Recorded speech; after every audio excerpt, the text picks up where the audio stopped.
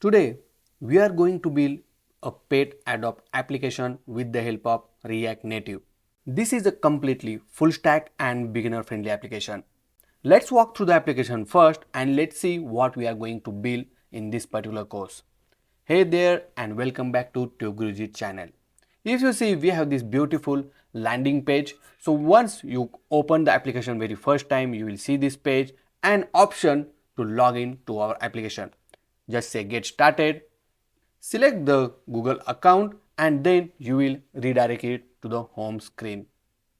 And boom, you will land on this beautiful home screen of the application, where at the top you will see the user's name who log into this application, then the user profile. Along with that, you will see this beautiful slider, and everything in this application we are fetching it from the database. So if you want to change this slider anytime, you don't need to update your application. You can just add or update on the server side or in the database only. Then we have this beautiful category section. Depends on the category selection, you will see your pet getting filtered immediately, right? We are fetching this all the pets information from the server. Then we have this beautiful slider for the pets and you will see all the pet list under this home screen. Then you have the option to add a new pet as well.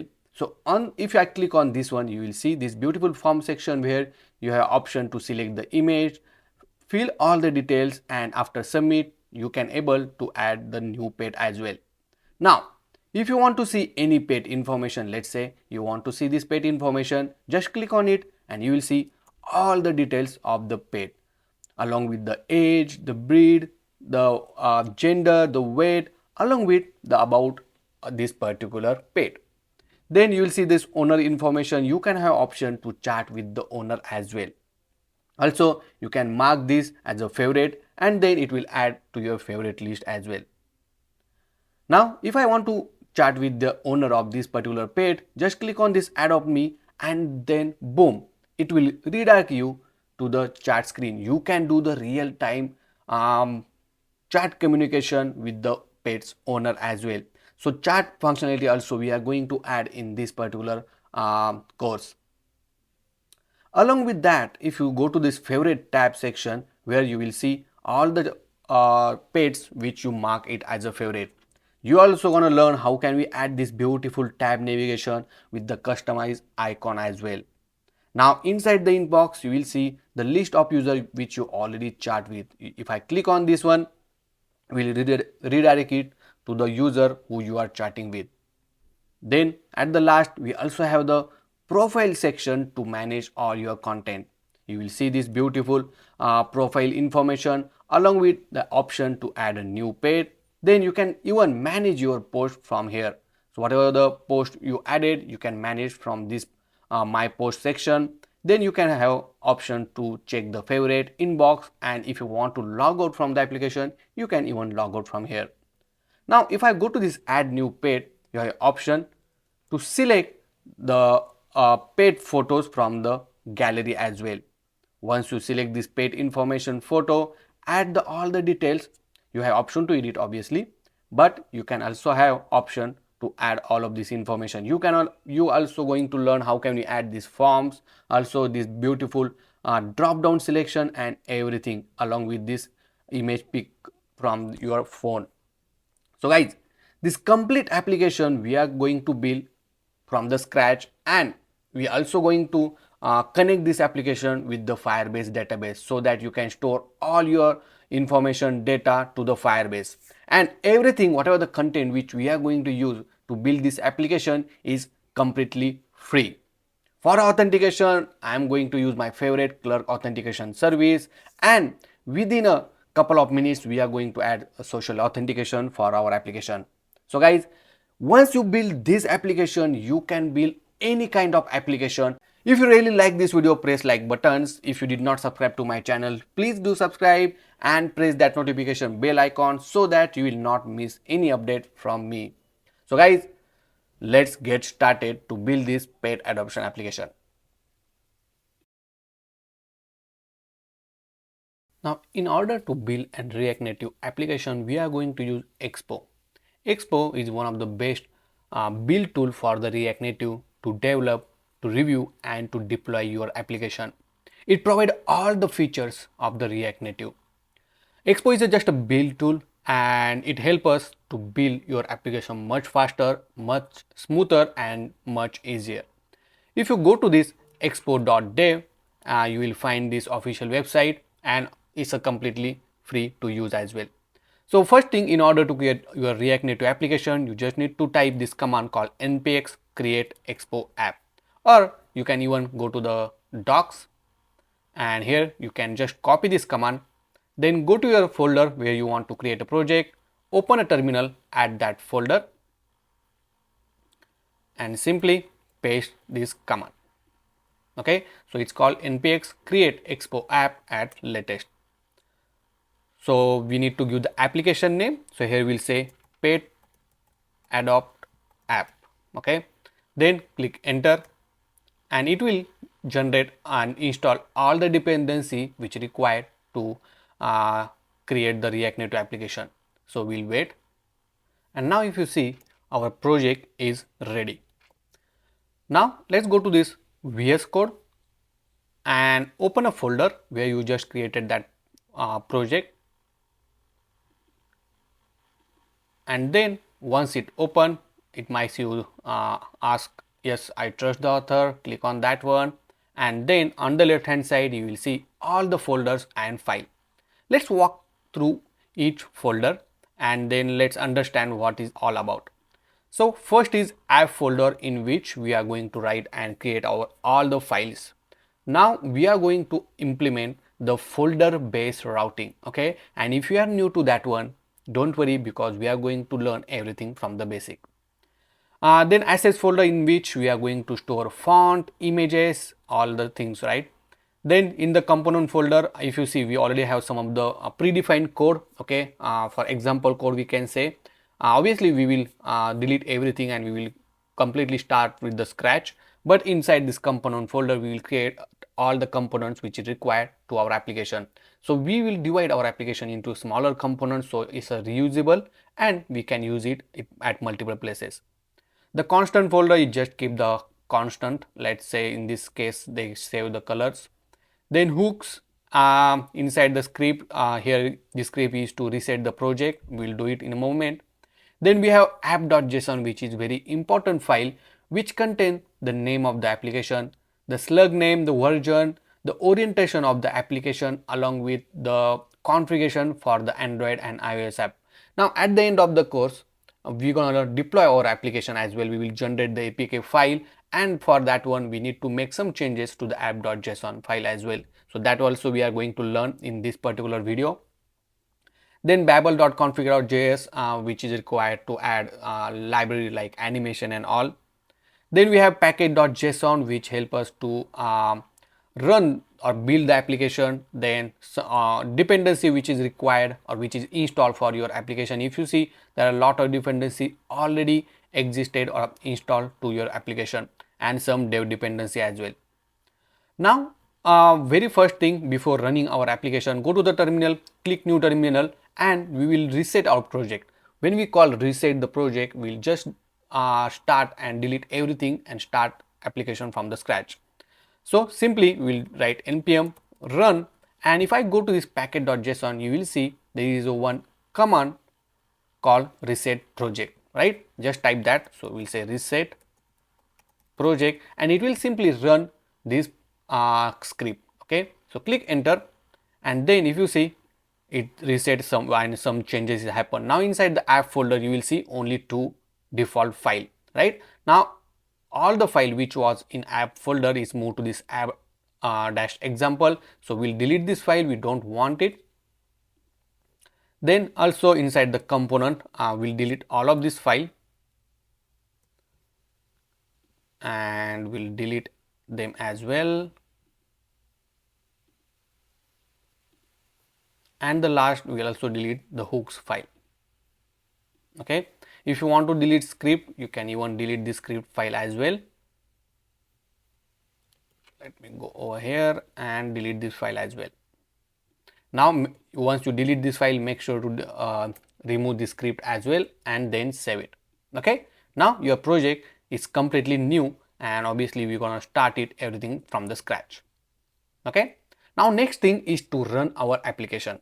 Now in order to run the application inside the terminal, you just need to type, let me clear this one, and you just need to type npm run start, which will start your Expo application.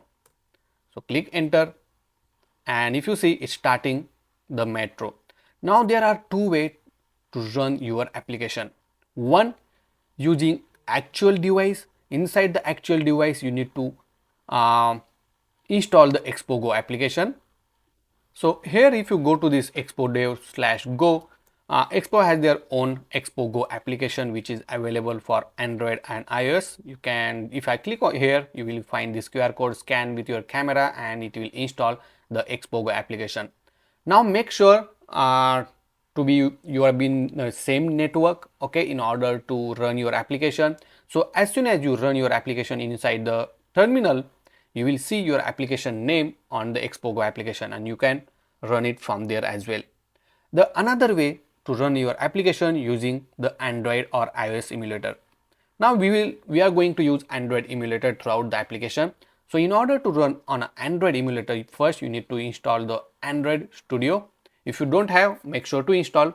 Once you open this Android Studio, it will look like this. Then go to these three dots and click on SDK Manager. Now inside this SDK Manager, so it's loading. So here make sure to install Android, at least one Android API. So in this case, if you see, I installed this Android API 34. Then inside the SDK tool, make sure to install the Android SDK build tool, the NDK. Also make sure to install Android emulator, which is very important, and then Android SDK platform tool. And the last you will see all are checked. Okay, now once it install, let's go back to again this three dot and then click on virtual device manager. Over here you will see the option called create device. So in my case, I already have some of the emulator already created, but if you don't have any, click on this create device. Select the phone type. Okay, make sure to select the phone type which has the Play Store option. Okay, so you can install the app from the Play Store as well. And once you select it, click next. Here you can select the any operating system and then again click next. Here you can select some of the advanced setting. So how much memory you want, how much internal storage you want, select everything and then click finish. It will create the emulator for you and then it will display over here. Next, once it's showing under this device manager, click on this plus icon. So it will actually launch your emulator and it will display you in a moment on your screen. So if you see, my emulator, the Android device is getting started, and this is my previous app which I built. But let me close this out, and if you see, and now I deleted all the apps and it actually act like a complete Android phone. Okay, now if you see, I already have the Expo Go application, but if you don't have, don't worry, you can once you run your application, it automatically install your Expo Go application. Now once you have the application emulator ready, just click here to open on Android. Just so click A, so it will open the application on an Android device. So I will just make sure to bring this side by side, something like this.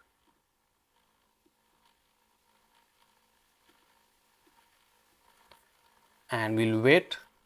And now if you see, our application is getting built and is getting started. So boom, if you see on the screen, we are getting one page and it's saying edit app/index.tsx to edit this screen.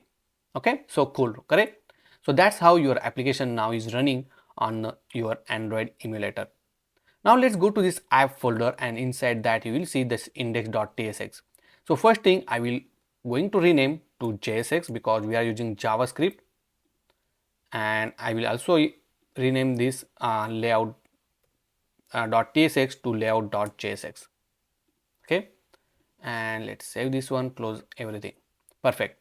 Now whatever if I update this text actually, okay, you will see the update on the screen as well. For example, let's say subscribe to Tube Guruji. Okay, and if I save this one, immediately you will see the change on your screen as well. So Expo build also has a hot reload option, so which help us to refresh your application without reloading your complete application. It refresh it within a second, so it's called a hot reload. Okay, and that's how it will look like. Now right now if you see, your content is showing in the middle, because inside this view we have the style applied and it's saying flex 1, justify content center, align item center. If I remove this one and save it, now it's coming at the top left corner. That's what we want. The underscore layout.jsx file which contain the layout of your application. Okay, and through this layout, if you see, they provide a stack screen. So it's a kind of navigation type. Okay, so we have a different navigation type like stack, tab, drawer, and etc. Okay, obviously we are going to learn also tab navigation, how to implement in our application, but the most important thing is to set up this application and to run your application on your actual device as well as on your emulator as well. Okay, so if you have any question, any doubt until this point, let me know in the comment section. Let's update the application font of our application, and for that one we are going to use our own custom font. So let's go to this Google Fonts. Okay, and here select the one which you like it. You can select any of them. So let's say I will like to use this outfit font, and click on this one. Make sure to add that font family, and simply from the cart you can download this font. Okay, so let's say I downloaded this font and it is in the zip format. So just extract that zip, and inside from that outfit folder, so in this case the name of the font is outfit, go to the static and here select the font which you want to add it. So I will select the outfit regular, then outfit bold and outfit medium. Copy these three fonts and go back to our application. Over here under this assets folder we have this font folder, and just simply paste this all of these three fonts, see, like this. Okay, now it's time to use that one. So let's go to this app folder, and under that we have this underscore layout.jsx file, which is the root layout of our application. Over here I am going to define the font. Let's define like use fonts. Okay, which is importing from the Expo font, and inside this one you have to define the font. So let's say the font name will give outfit, then you have to write require, and inside this one you need to give the complete path. So let's say it is in the assets folder. Under the font we have the outfit dash regular. Okay, make sure you will give the font name similar like this file name, and .ttf. Okay, like this, and we call it as a outfit. Okay, next let's add another one. So I will just copy this and paste it here, and here we'll call outfit medium, and we'll say outfit bold. Make sure to add the or update this file name. So here we'll say medium, here we'll say bold. Okay, and these three font now we added. Now in order to use this font, simply inside the style you can mention it. Let's say for this particular text you want to apply the font, let's add a style, and inside this we'll say font family and give the name of the font family. Okay, so in this case let's say outfit and save it, and as soon as I mention outfit you will see the change in the font. Okay, let's change the size little bit so it will be visible. So let's say this is your font, and if you want to change it to, let's say, outfit bold, let's save it and boom. Okay, so you don't need to give the font style as well, because we already have the outfit medium and outfit bold font. Okay, so that's how you can update the font for your text.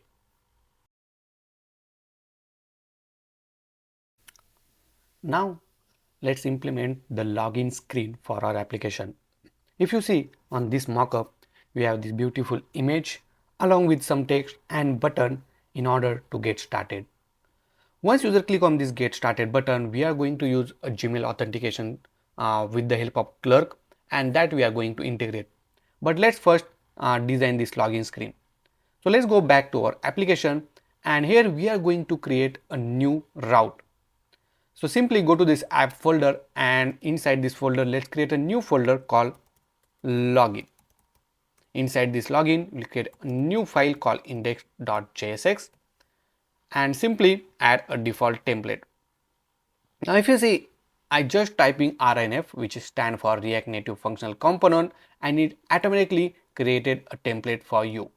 Now in order to add this VS Code extension, go to this VS Code extension option and just search for this ES7 plus React Redux snippet tool and make sure to install this one so that you can also able to install this one. Okay, perfect. And you can also able to add this template very easily. Now once you are here, okay, let's rename this one. So I will just change this to login screen and save it.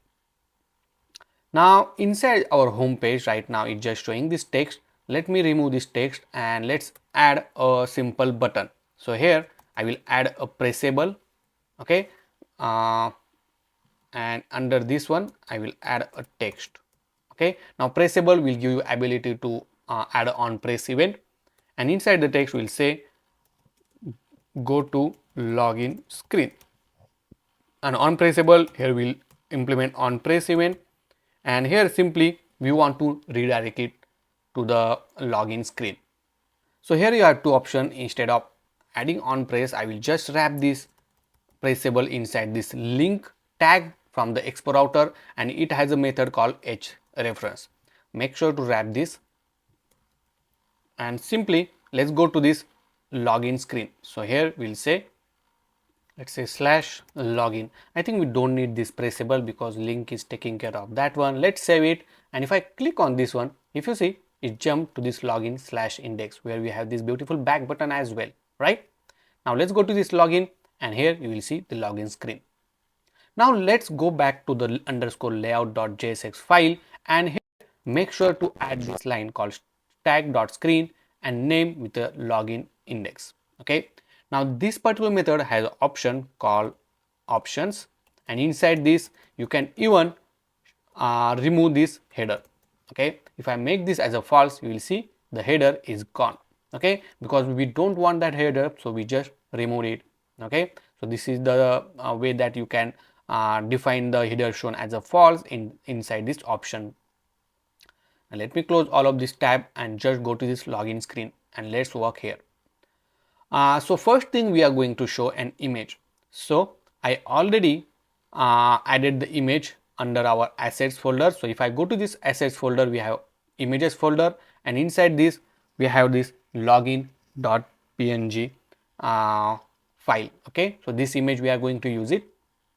So first let's add an image tag from the React Native, and here we have to provide the source. Let me close this. Now we are using the local image. Okay, so you have to add the required as option, and inside that you have to give the path of your image. So inside the assets we have images /login.png. okay, and save it. Now you will see the image is showing on the screen. Now let's add some style. Now here we are going to add an inline style. When we say inline, that we are going to add a style to this particular tag directly. Okay, but when we say external, we will define our style external. I will going to teach you both the way, but right now we'll apply the internal style, and here we'll simply add a width is of 100%. Okay, and then we'll add height, let's say 500, and save it, something like this. Okay, perfect. Let's add a view, and inside this view we are going to add a text. Okay, and it will say ready to make a new friend. Okay, and here let's add a inline styling again. We'll say font family as outfit bold. Okay, and here you will see that font family as well. Also we'll give a font size of, let's say, 30. Okay, perfect. Now for this particular view, it's kind of div tag inside the HTML CSS. Let's add a style, and inside this style will add a padding of 20. Also I will make display as a flex, and then we'll make align item to be in the center. Perfect. Now for this text, I also add the text align to be in the center and save it. Perfect. Okay. Now let's add one more text. So here we'll add a text tag, and I will just copy this content from my mockup and we'll simply paste it here. Now if I save this one, this is, oh sorry, if I save it, this is how the text will look like. Let's apply some style. So here we'll say font size of, let's say, font family as outfit, font size is of 18,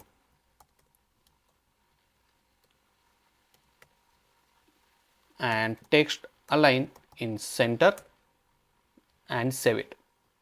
Perfect. Now you can even change the color of this particular text, right? And for that one, let's go back to the constant folder which we already have, and inside that we have this color.ts, which is already our existing, right? So I will remove this color, all the colors, and we'll add our own color. So here we'll say export default. Now first thing, I will add a primary color of our application, and we'll add the hex code. So E8 B20E. So this is the primary color, and we'll also add a gray color which is a hash 8F8E8D, and save it. Now for this text we are going to add the gray color. So here we'll say color as colors. Make sure to import this one first. So here we'll import colors from and give the path from the constant colors so that you can use it here. And if you see, you got a two color option called gray and primary. So select the one which you want to apply and save it. Perfect. After this we want to add a button as well. So inside the view only we'll add a button, and for this button need to be pressable. So we'll add a pressable, and inside this one we'll add a text. We'll call get started. Now let's add some style to this button. So here we'll add a padding of 14. Then I will add a margin top. So let's say 100. Then we'll add a background color as colors dot primary, and we'll add a width is of 100%, and we'll also add a border radius is of 40, and this is how it will look like. Now for this text, let's add a style. We'll add a font family as outfit medium. Let's add a font size is of 20, and we'll make text align to be in the center. Perfect, right? And this is how our get started button is ready. Okay, so this is how you can add the login screen. For this view, let's add the, which is a parent view. We'll add a background color as a white. So for to add a white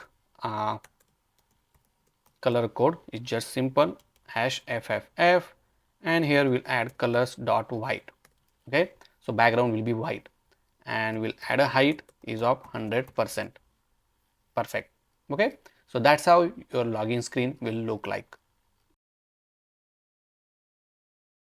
Now once user click on this get started button, we are going to add a Google authentication with the help of Clerk Authentication service provider. So if you never use this clerk.com, then in this particular course I'm going to explain everything in detail. So Clerk is an authentication service provider, and it provides a different authentication service provider features as well. In this authentication service provider, they also have their own UI kit if you are going for the web application development. But in this particular example, we are going to use a React Native Expo based Clerk authentication. So, and the most important thing about the Clerk is free to use. So, up to 10,000 monthly active user you can log in with. Simply just create an account and go to the dashboard. Here you will see I already have a lot of different application created, but you here you can just create a new application, give the application name. I will add pet adopt. Now on the web application, this is how it will look like. You have option to enable different features. So currently I'm enabling Google email, but if you see, you have different option as well, and simply click create application. Now once you create the application, you will see the different framework to select it. Now we are going to use this Expo, so I will select the Expo and then we'll go to this Expo guide.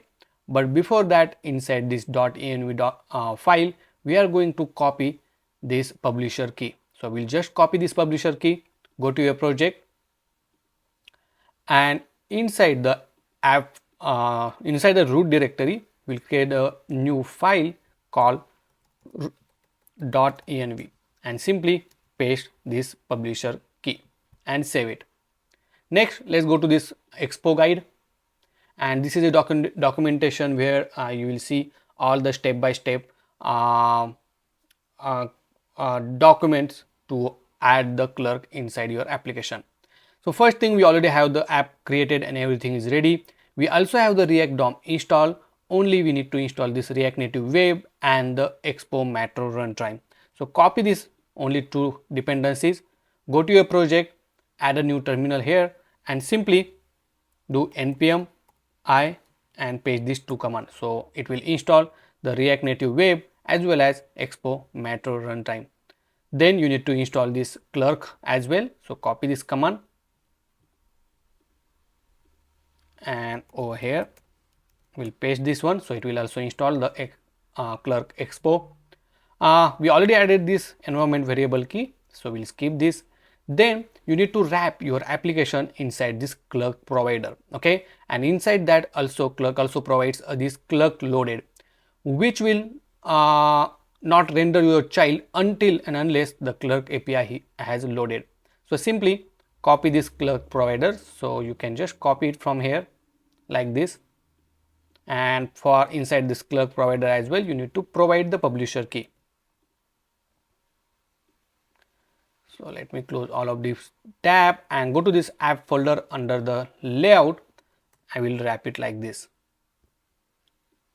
So make sure to import the Clerk provider, okay. So if you see, this is the import statement, copy this and simply paste it here, okay. And also you need to get the publisher key, so you can just get it like this.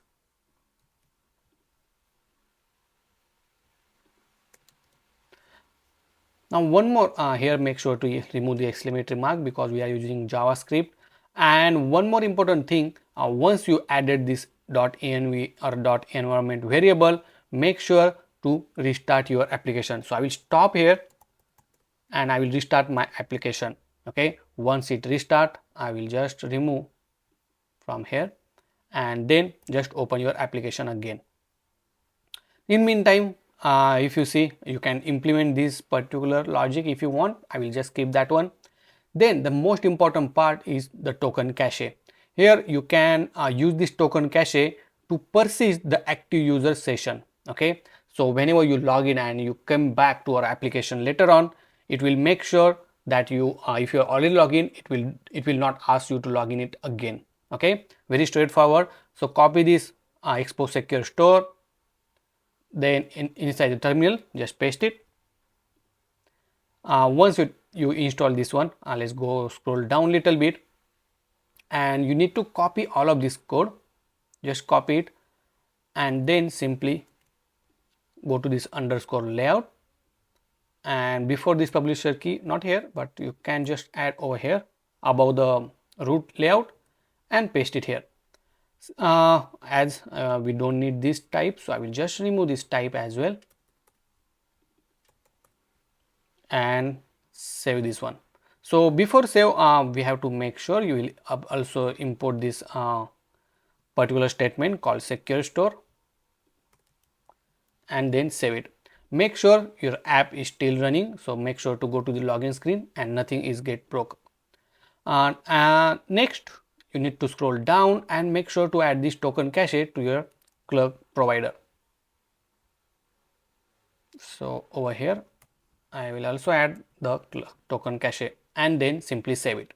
Okay, now we want to add a Google authentication, but if you want to try your own sign in and sign out page or sign up page, you can just follow the step number 6, okay, which will help you how to do the add the sign in and sign up page as well. Also they also have the predefined Clerk component to display where if it is sign in then display this content, if it is sign out then display the login page like this. Okay, but we will do in little bit in different way.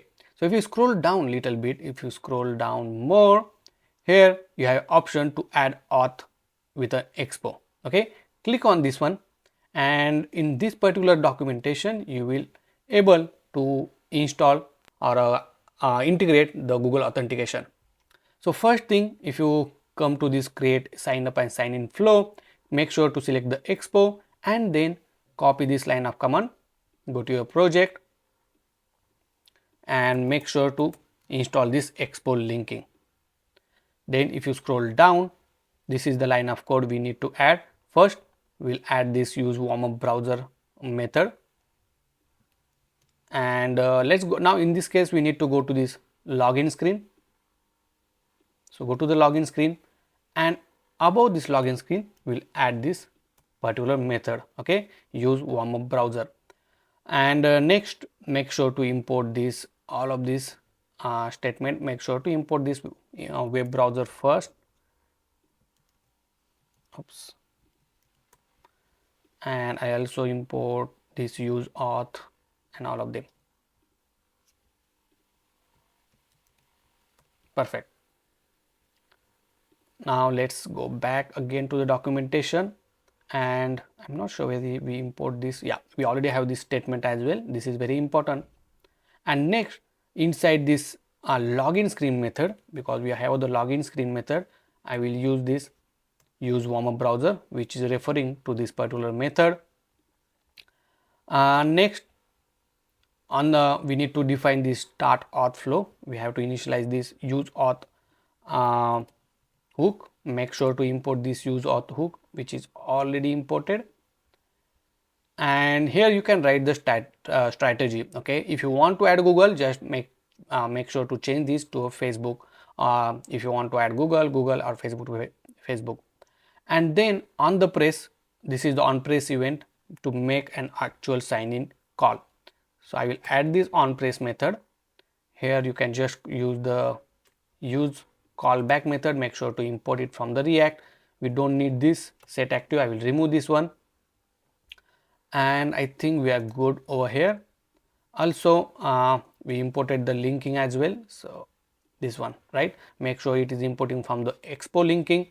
And then once the linking is completed, user need to navigate to some page, right? Right now we don't have any page, so let's create a new page.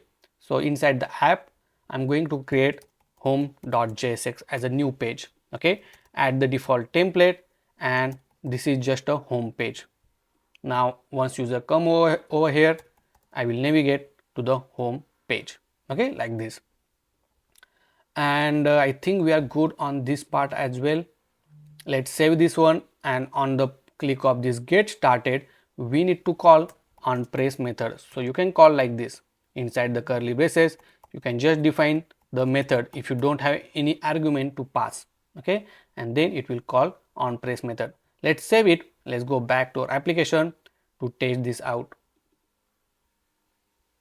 Now here let's click on get started just to make sure it's getting redirect to Google sign in page. And if you see, it's redirecting to sign in with a Google page, where now you can add your email and password. And if you see, once you sign in, you enter the email and password for Google, and then click continue. And once you say continue, it will redirect it to the home screen. Okay, and boom, if you see, it's redirect back to the home screen, okay, which is a new screen, and that's where we return this redirect URL. Okay, perfect. So guys, that's how you can able to sign in or authenticate with the help of Clerk. Clerk recently updated their documentation, so whoever facing issue related to the Expo Clerk integration, now it is solved, and now seamlessly you can integrate the Clerk authentication. If you face any issue while integrating the Clerk into the Expo React Native application, I will also put the Clerk Discord link or Clerk developers Discord link in the description. You can always reach out to them as well if you face any issue. Now there will be a one quick fix that I wanted to tell you. When on your actual device, when you refresh your screen or reload your application, you might see this error that's saying attempted to navigate before mounting the root layout component. Ensure the root layout component is rendering a slot or other navigation on the first render. And when this error comes, that's because you are trying to navigate before mounting the routing or navigation. So in order to fix this issue, let's go to this index.js file. Okay, make sure you are on the home, and over here, if you remember, we are redirecting immediately as soon as we have the result, right? Now in order to fix this issue, first let's define one state. Here we'll say uh, let's say use or root navigation state is equal to use root navigation state.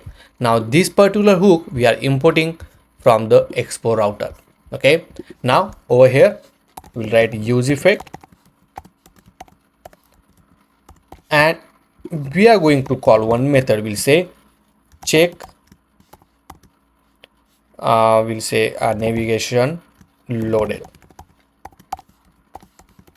and inside here we'll just simply check if root navigation state is not ready. So here we'll say not, it has a method called ready is ready. So okay, so it only have the option called key is not ready, then we'll simply return null. Okay, like this. And this particular method we are going to call inside the use effect. We cannot call this return, otherwise you will get another error. That's the reason we create a method and then we call it inside the use effect. Now let's save it, and now even though on your actual device, when you refresh your screen, it will redirect it to the login screen if you are not logged in, otherwise it redirect you to the home screen. Currently, after login or sign up, we are redirected to the home screen. But we want to show a tab screen. One user is redirected after successful authentication. So the question is, how can we add the tab navigation? Also, whenever user comes to our screen, we have to make sure if user is already authenticated, then we should redirect it to the home screen, which contain a tab navigation as well. So let's first implement the tab navigation. So let me close all of this tab, and inside this app folder we are going to create a new folder called tabs, like this. Okay, now we are adding the name with this circular bracket because we are telling Expo that don't consider this as a route. Inside this one, this is for just for the organizing our folder structure. Inside this, I'm going to add a one file called underscore layout dot jsx. Now this file, let's add default template, and we can call this file as a tab layout. Okay, which will hold the tab layout for our application. Now inside these tabs, I'm going to add four more file. One is home.jsx, or we can just drag this home.jsx over here. And once we have home, we will add the inbox.jsx, add the default template. Here I will just rename to inbox. Then we'll add favorite.jsx, add the default template, and the last is the profile. So all of this page is for our tab. Okay, so each screen or each page or file will consider as a one single tab. Now let's go to this underscore layout.jsx file, and inside here I will just remove this one, and we will add a tabs tag from the Expo router. Inside these tabs we will add a screen, the first screen, which will be the, sorry, this need to be a tabs dot screen, and this screen will be the home screen, so I will add as a home. Okay, now here you have to make sure the file name will match with this name which you are giving to this screen. Let's add a couple of more, so like this, and here I will add home, then we have the favorite, inbox, and then profile. Okay, and save it. So right now if you see, we are not seeing any tab on the screen because currently our application is on the page index.jsx. Okay, so here we need to write a condition: if user is login, then navigate to the tab screen. So simply let's go to this index.jsx, and inside this index.jsx I'm going to define the user's information. So first we'll say constant user is equal to use user. Now this use user hook we are importing from the clerk. Okay, inside here you will get all the user information who is login. Next I will just remove this all of this line, and simply we'll add a condition. So here we'll say if user is already present, then we'll redirect it. So we have the component called redirect from the Expo router, and it will take the h reference. Then we'll simply say slash tabs slash home. Okay, otherwise redirect to the login screen, and then close this curly braces. I will remove this extra. Oh, we don't have link, remove this one. We go h reference slash login. Okay, and then save this one. Now also one more important thing, inside your underscore layout. Okay, so right now if you see, we have index, we have login. Also make sure to add, so here I will add tabs. Okay, so this is also a new route that we are going to add. Let's save this one, and lastly inside this login, after successful login, right, it should redirect it to the tabs home screen. So now here we'll change this to tabs slash home. Okay, and now save this one. Now just restart your application. So I will restart my application because we made some changes, right?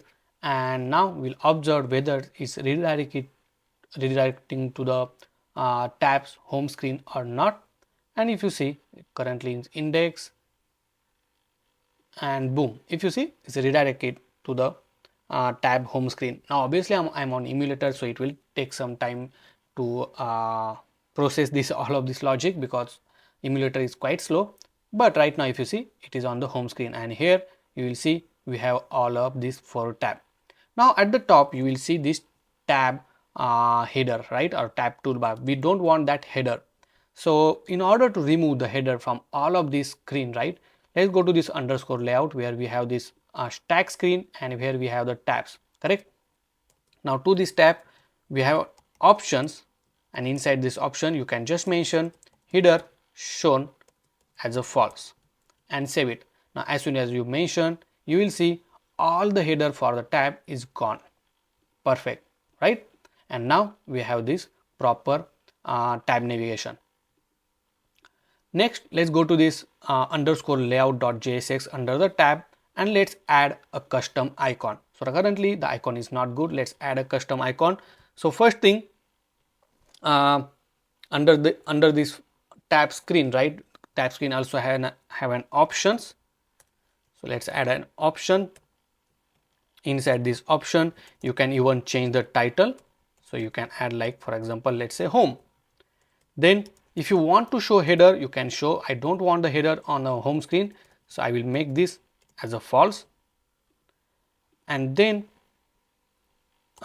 you can add a tab bar icon. See, now to this icon it will take a color, and then so this need to be a colon over here, and then you need to provide the icon component. Now in order to get icon, you just type icons expo.afii. So here you will find a different bunch of icon. If you go to this filter, you will find a different filter option. I preferably like this INI icon, so I will select this one and then search the icon. Let's say home. Now for home, you will see different icon type. Let's select this one. So first thing, very first time, because you are using this INI icon in that particular component, you have to add this import statement. So paste it here and then copy this component and simply paste over here. Now for this color, I will use the system color. Okay, whatever the color is added to this particular tab bar. And now if you see, the blue color is added, that's why it's showing blue. And here we have this icon as well, right? Let's add all icon. So let's say for favorite, I will add the heart icon. So let's select this one, copy this, or we need over here, right? So simply I will copy everything and only the name is I will add a heart. Okay, if I save it, you will see the heart icon. Also we'll change this name to favorite.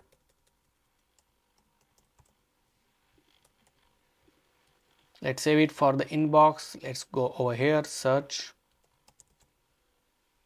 So let's select this chat bubble. I will select copy the name only because everything is same, right? Just need to change the name. So here as well we need to add for the inbox and for the profile.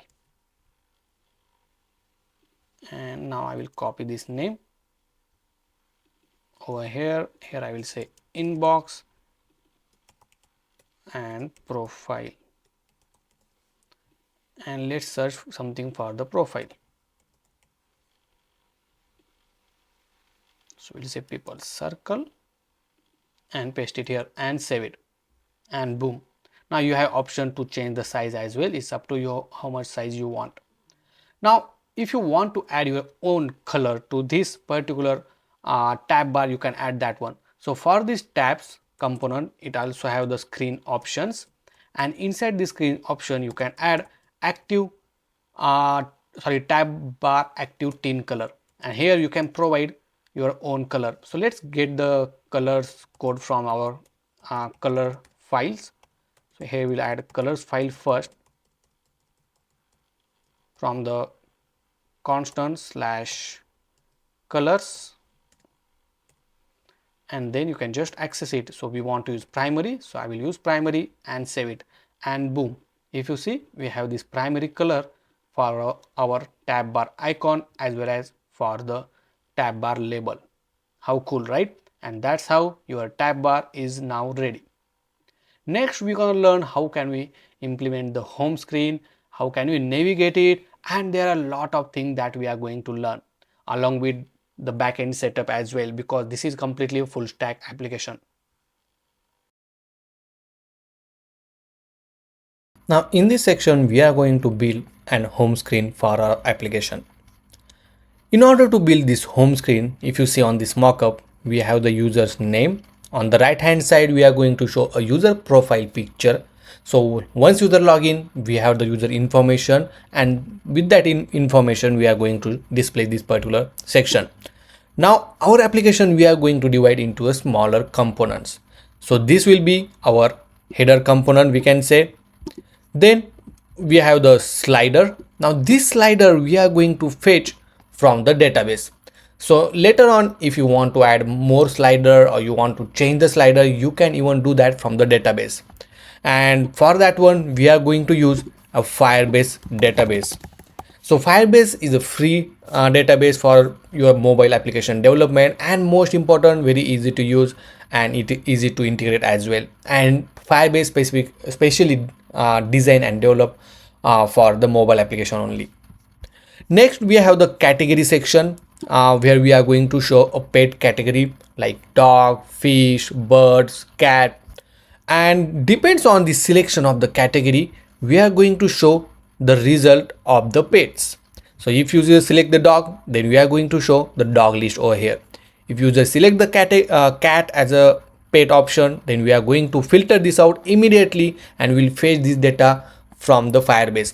Now obviously category as well we are going to fetch from the Firebase, and this information as well, which is the pets information. Okay, and the lastly we are going to add an option to add a new pet.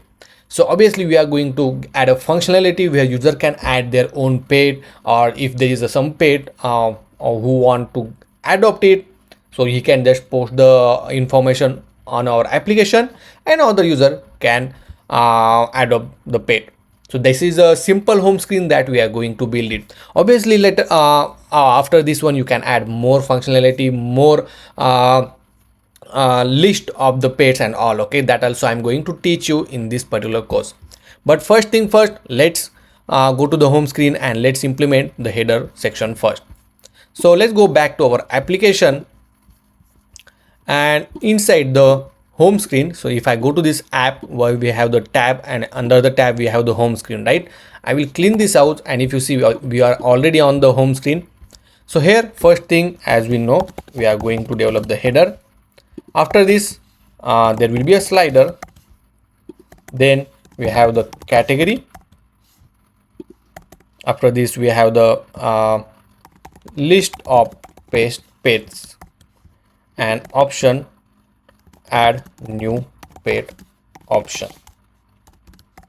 Perfect. Okay, so in order to create each of the component, we are going to create a inside this component folder we are going to create a new file, and we will put the home as our new file, folder name.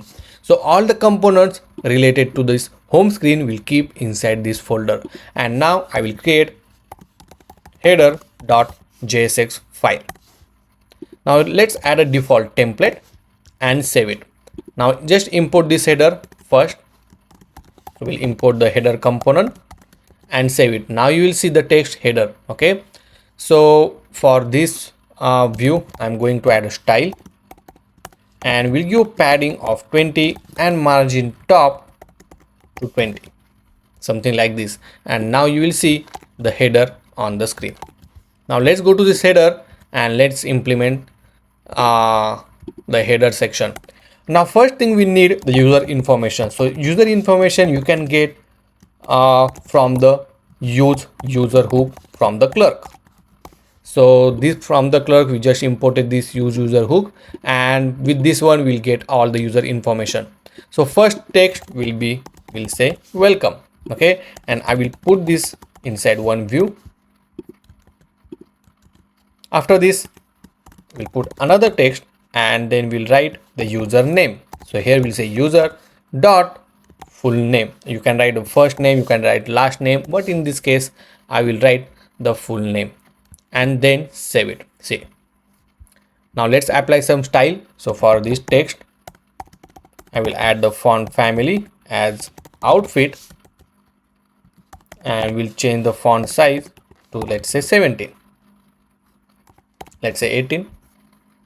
And then for this username we'll add the font family as outfit medium, and then we'll add the font size of, let's say 25. Perfect. Okay, and on the right hand side, as I say, we are going to show the user profile pic. So after this view we'll add the image tag from the React Native, the source, and we are fetching we are showing the image from the URL. So we put the URI and then the user dot image URL in order to get user profile image, and simply save it. Now obviously we are fetching this from the URL, so you need to provide the width and height. So here we'll provide the width, let's say 40, and we'll put the height of 40, and you will see the user profile pic. Now we also add the border radius 99 in order to make it round, and let's bring everything in one line. So for this particular view, I'm going to mark it as a display as a flex. Then we'll make flex direction as a row and save it. Now in order to put this image on the right hand side, we'll make justify content space between. Okay, and make sure it is vertically centered. So we make align item to be in the center and save it, and boom, if you see, we have this beautiful profile pic showing on the right hand side. And that's how our header is ready. Now you can put the notification bell icon over here. Okay, so depends on your requirement, you can add more field. If you want it, we can add it later on as well. Now we are going to display a slider for our application, and in order to display the slider we need to set up a backend for our application, and for that one we are going to use a Firebase as our backend. Now before moving and explain about the Firebase, let me talk about this tubegurji.com, where you will get an all the exclusive source code as well as exclusive courses. Not only that, but you can even track the courses chapter by chapter. Here you have option to uh, get the source code for free. You have the application demo where you can test the application, how it works and all, or you can even watch on YouTube as well. Now, in order to get access of this particular tubegurji.com, you can get it just for the $9. So you will be the member of the tubegurji family, and all your course you can track over here on your own dashboard.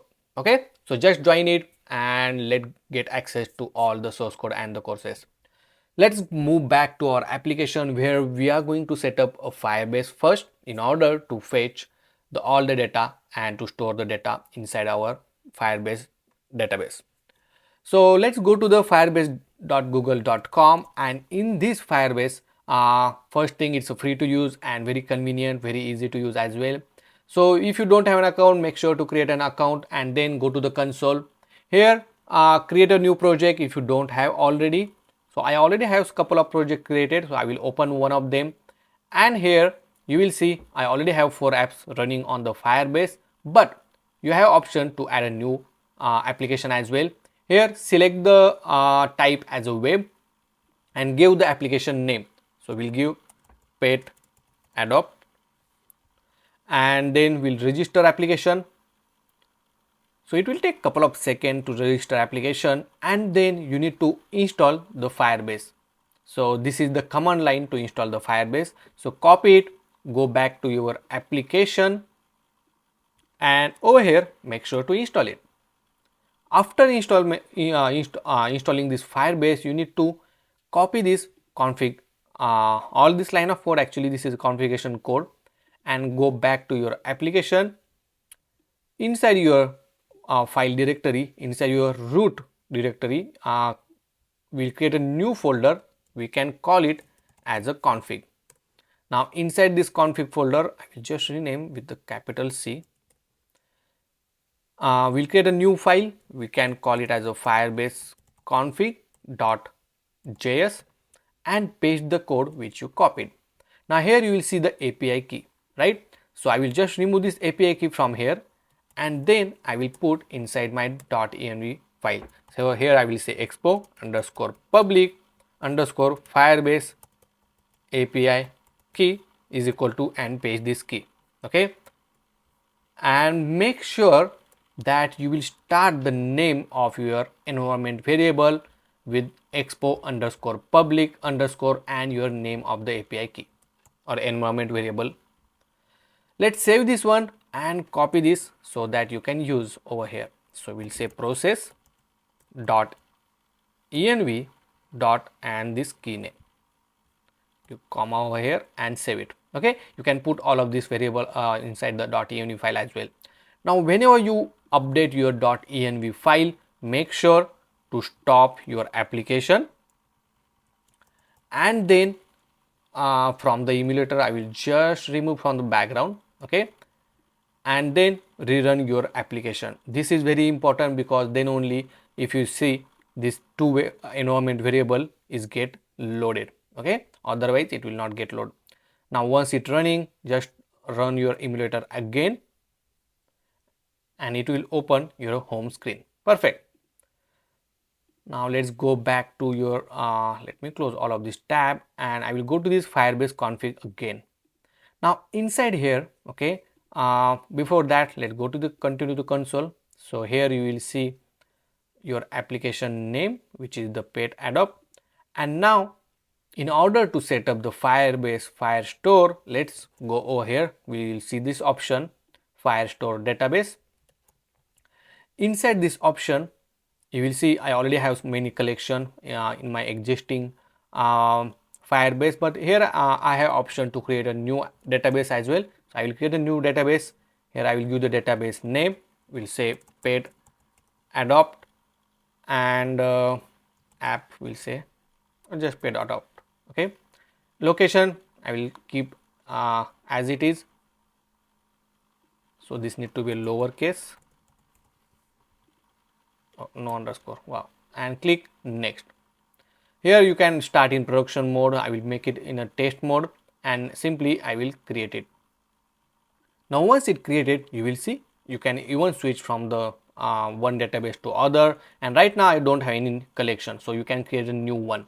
Also go to this rules tab and inside the rule tab make sure your timestamp is in the future. Okay, so I will just change this to maybe next year and make sure to publish this one, so you will get access to the all the collection and the documents. Okay, perfect. Now let's go back to our application and inside here I will just comment this analytics because we don't want. Also I will add export constant and we'll say database called db is equal to get Firestore and make sure to import this from the Firebase Firestore and then provide the app reference. So this app reference we provided, but here make sure to you are importing this get Firestore as well and simply save it. Now this db reference you can refer or use throughout the application because we exported from here. Okay, now that's all. You are ready to use and make a Firebase API client side call as well. Okay, but before that let's create a collection under this Cloud Firestore for the slider and then we'll fetch that slider images in our application. Now here we are going to create a slider collection. So click on this start collection. Here you can add the collection ID. So we'll say sliders. Then click next and you can add the any document ID. So you can even generate the auto ID. Then you can give the slider name if you want. We'll say just slider1 and then you can add the image URL. Okay, so here you can get the image URL from anywhere. If you have your own slider image, you can upload somewhere and get the image or URL. So here I will just copy this image address and then I will simply paste it here. Okay, and simply click save. Now here you will see the new document created with this to field.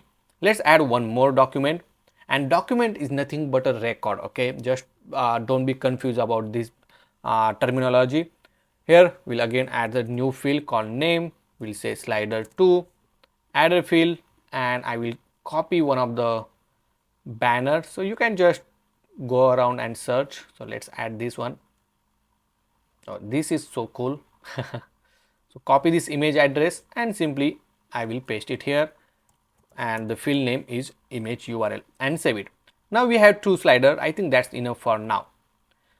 So let's go back to our application and here the next thing inside this home.jsx is to add a slider.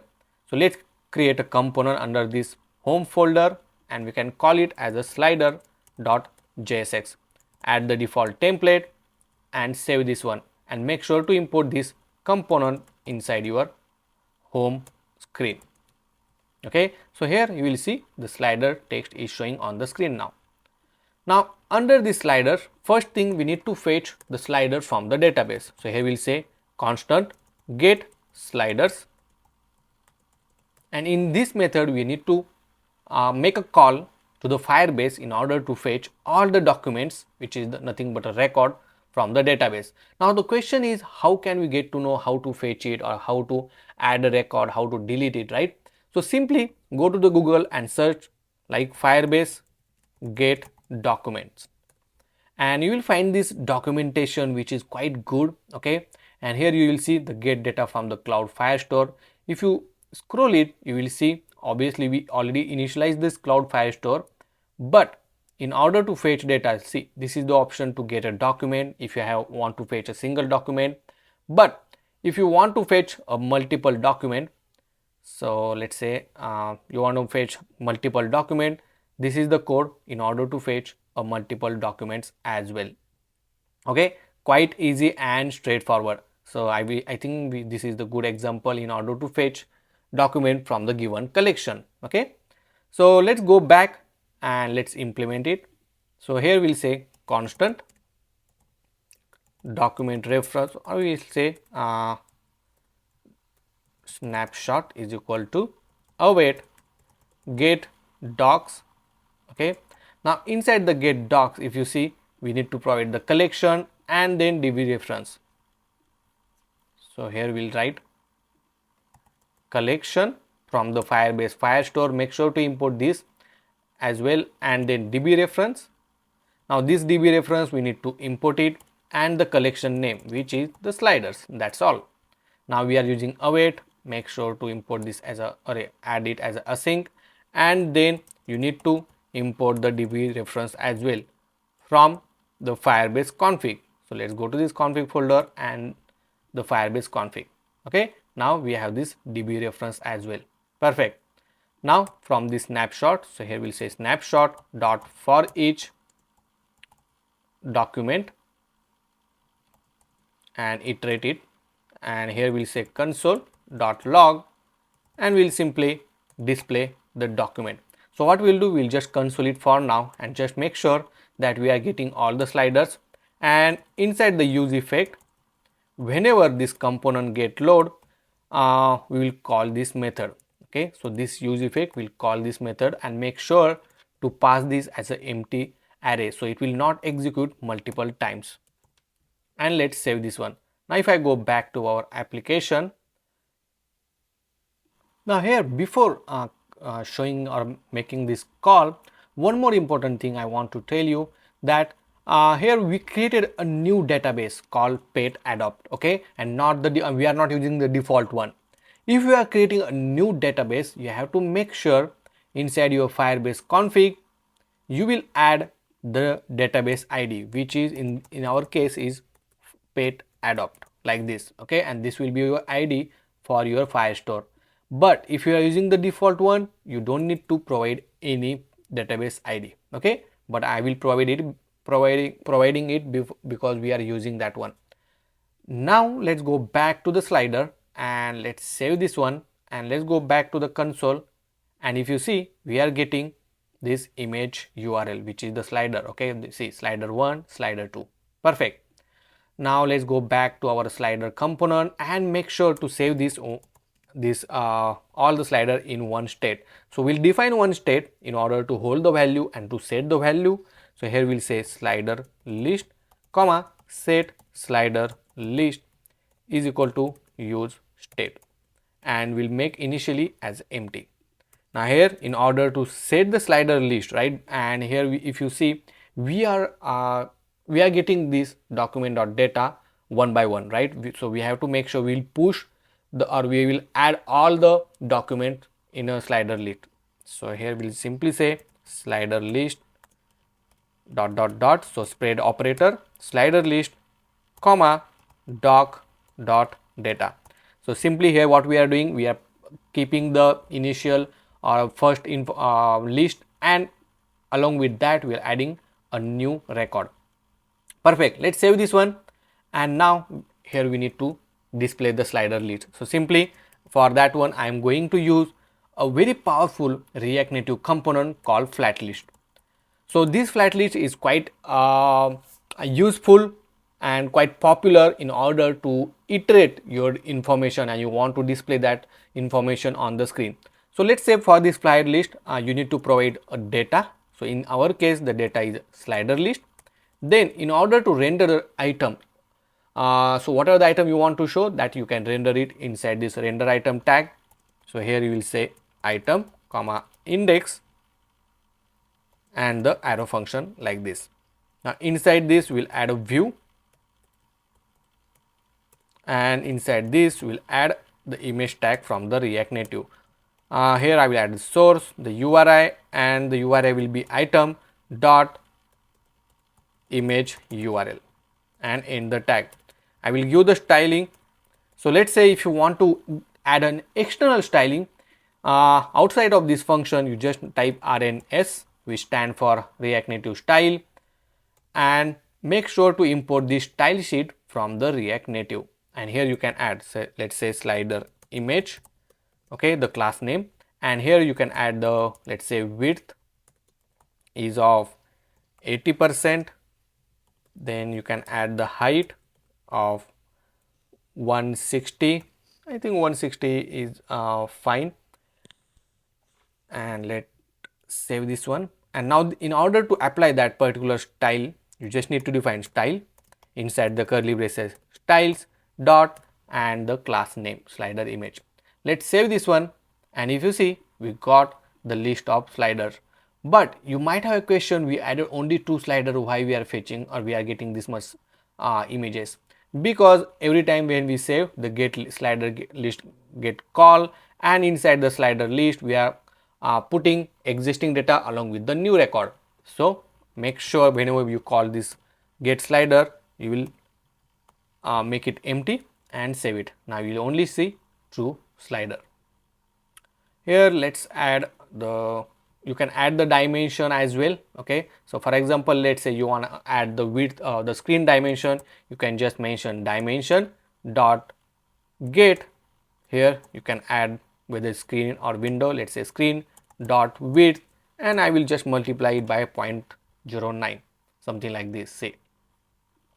Also for this image I will make a border radius to be 15, okay, and then we put in one line. In order to bring everything in one line, just for this flat list, provide this property called horizontal as a true and save it. Now if you see, you can even scroll horizontally, okay, perfect. We'll give some gap. So for this image we'll say margin right to 15, okay. So we'll have beautiful gap, see, perfect, right? If you don't want this bottom sidebar, right, you can even remove that one as well. So just say show horizontal scroll indicator and just simply make it false and save it. Now you don't have that ugly sidebar or that bar, scroll bar anymore, okay, and your slider is now ready. Let's give some styling to this width. So here we'll say margin top to 15. I think that's enough, and your slider is ready to go.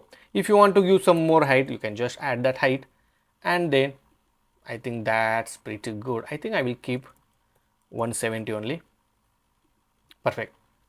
So guys, if you have any question in order to fetch the data and get the information from the Firebase Firestore, let me know in the comment section.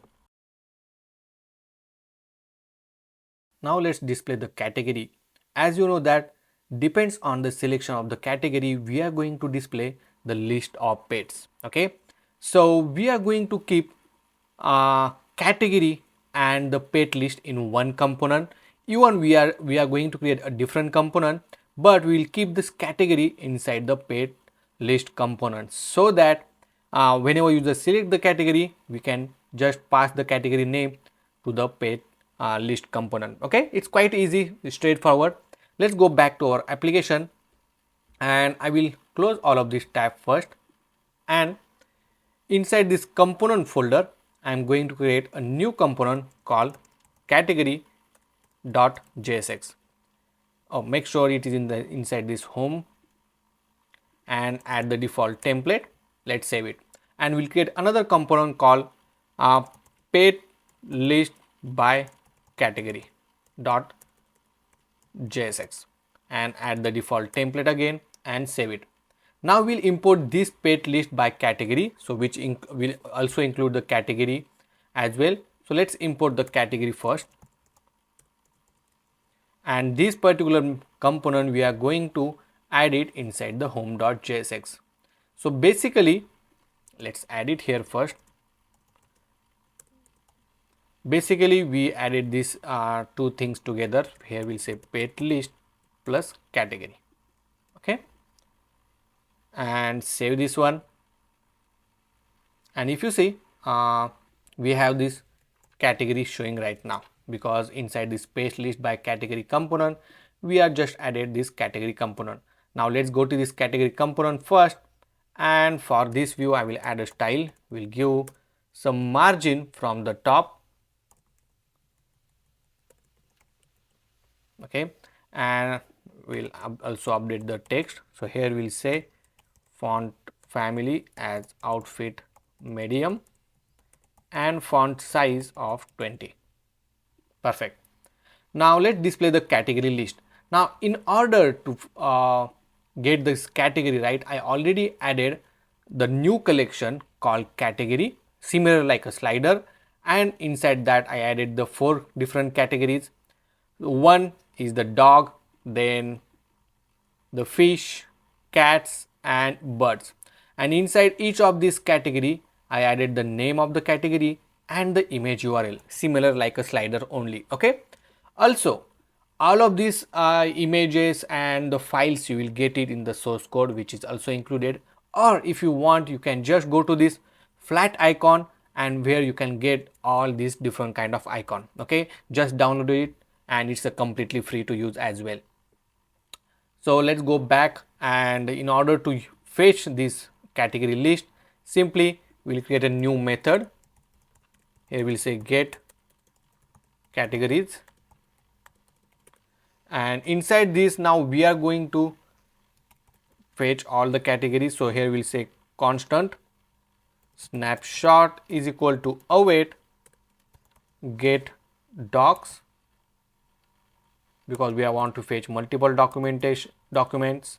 Then the collection, make sure to import this as well. Then DB reference we need to import, and the collection name. So here we'll say just category. So the collection name should match with this collection name. Let's make this as a async, and then okay, so we forgot to import the DB.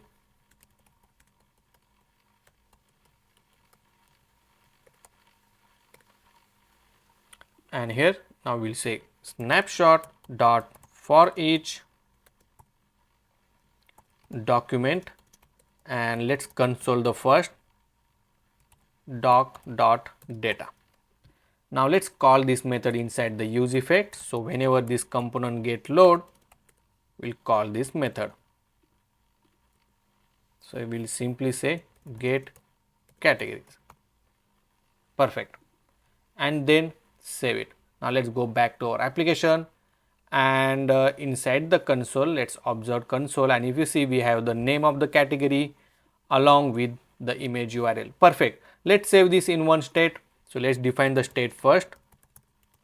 So we'll say category list comma set category list is equal to use state, and then let's save this data. So set category list, we'll say category list dot dot dot category list, which is the previous information or previous records plus new record doc dot data. We'll remove this console and save it. Here we'll say used to get category list from database. Now over here we are going to use a flat list again. Okay, so here we'll simply say flat list. To this flat list we are going to use a data. Now for this data we are going to provide a category list, then we are going to render the item,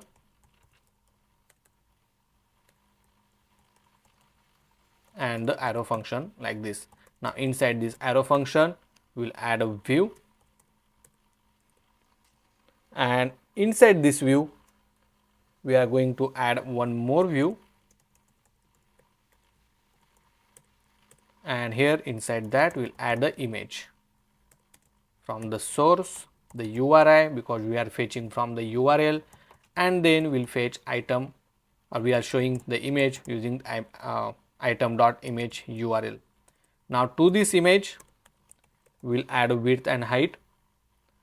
So we'll say width is of 40 and height is of 40.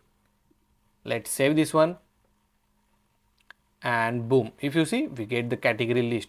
Obviously we have to make sure whenever we fetch the category list, you will set the category list is empty before adding a new record. Now you will see only 4, because that's only 4 record is in our database, right? Perfect.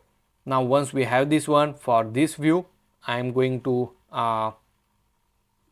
add the styling here, which is the external styling.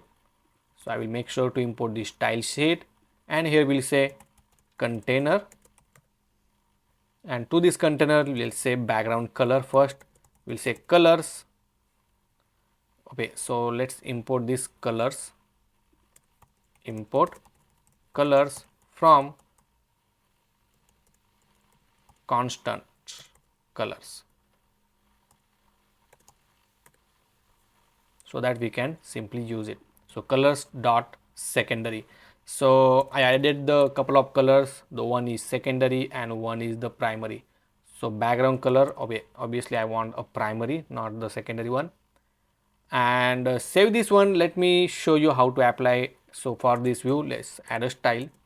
Inside the style we'd add style dot container, and you will see the background color.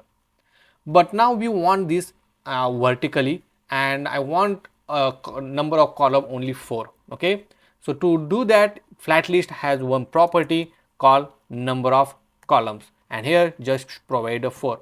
Now as soon as you provide the number of column and save it, you will see the error on the screen, and it's saying changing the number of column on the fly is not supported.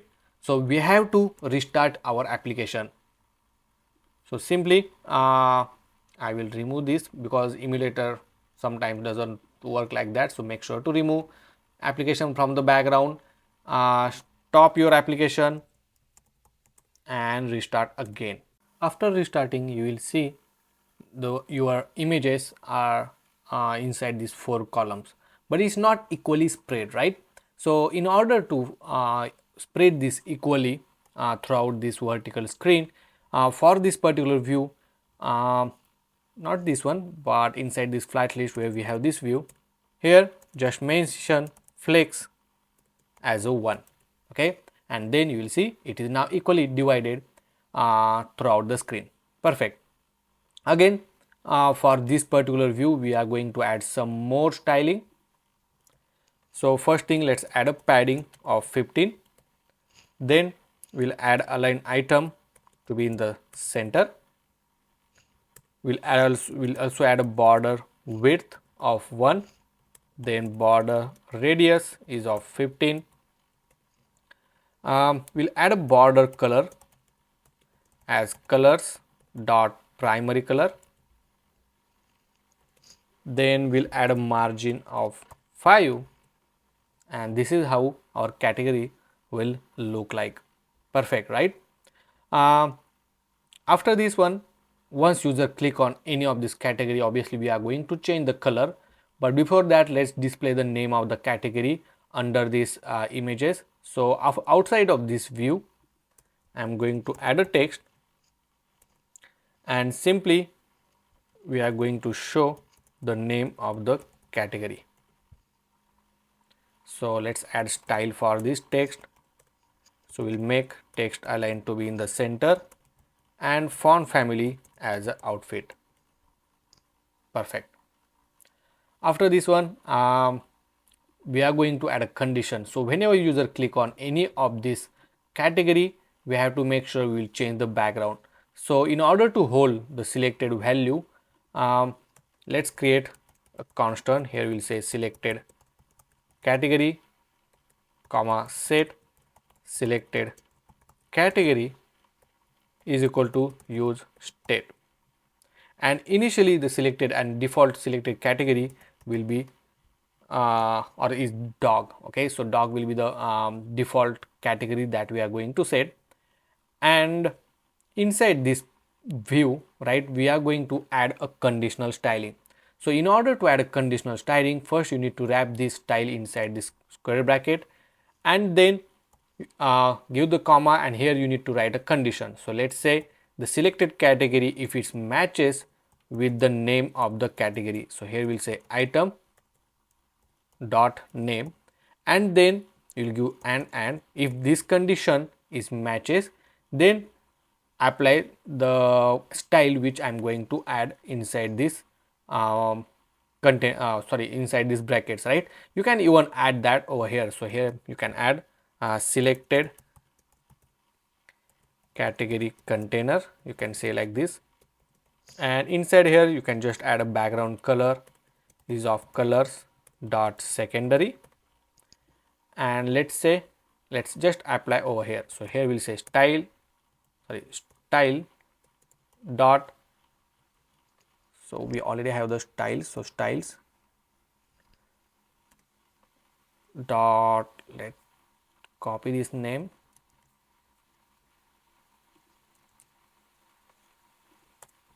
so maybe we need to apply like this only because we already inside this conditional statement, right? So let's save this one, and now if you see the dog is now active one, right? Let's also update some styling over here. So also I am going to change the border color to colors dot secondary. Perfect. Afterwards, after this one, I'm going to add on press event. So whenever I press any of this category, I will make sure the background color will also get changed. So for that one, we are going to convert this view to the touchable opacity.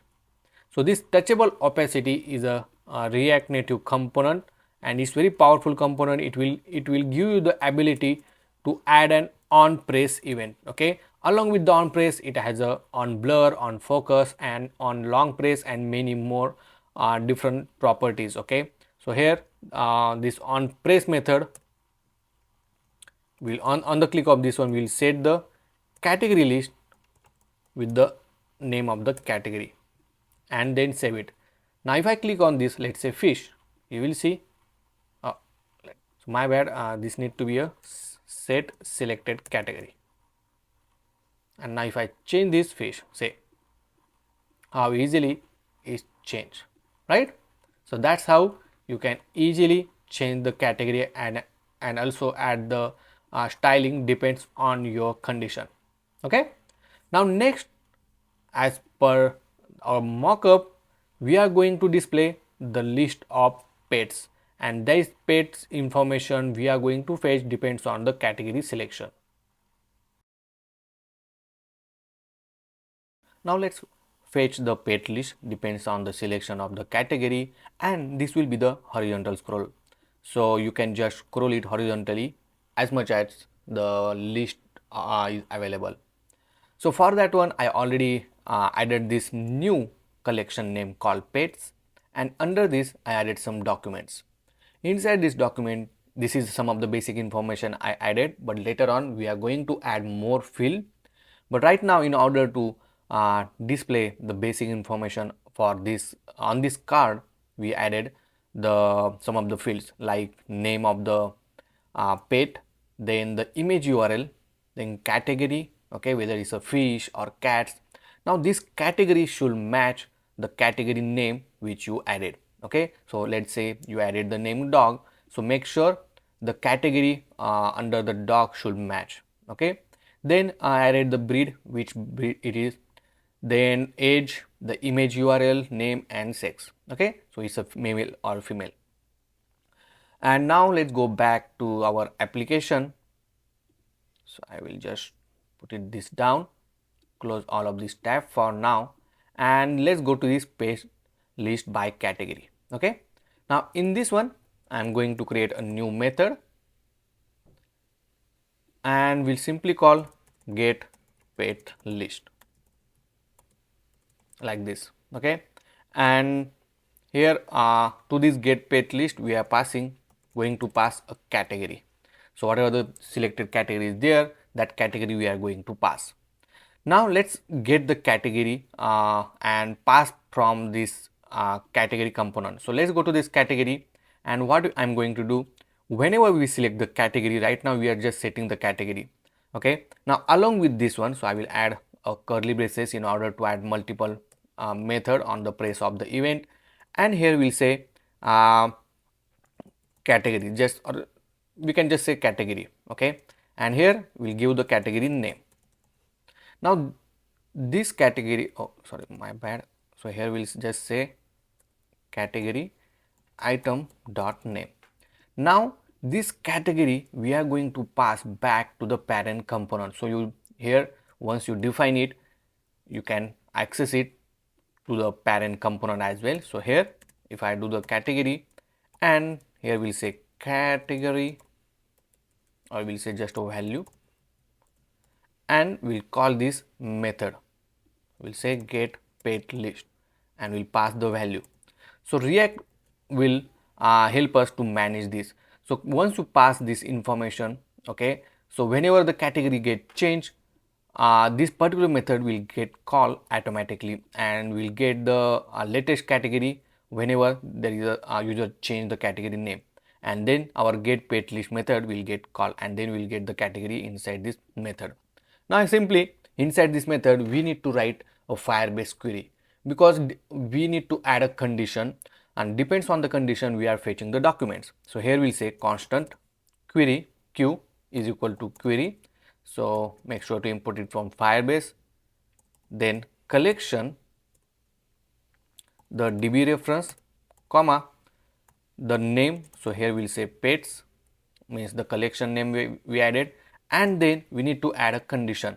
So we will write where clause, and inside this where clause we are going to provide the name of the field on which you want to put the condition. So in this case the category. Now we'll say if category is equal to and the name of the category, which is the category, if it matches, right, and this query reference is ready to use. Now we'll say constant query snapshot is equal to await get docs. Okay, and this reference we are going to pass, we'll say q. So query reference we pass and make this as a async, and simply we'll use for each loop, say document like this, and right now we'll just console it document.data like this. Okay, and let's save it and let's test this out.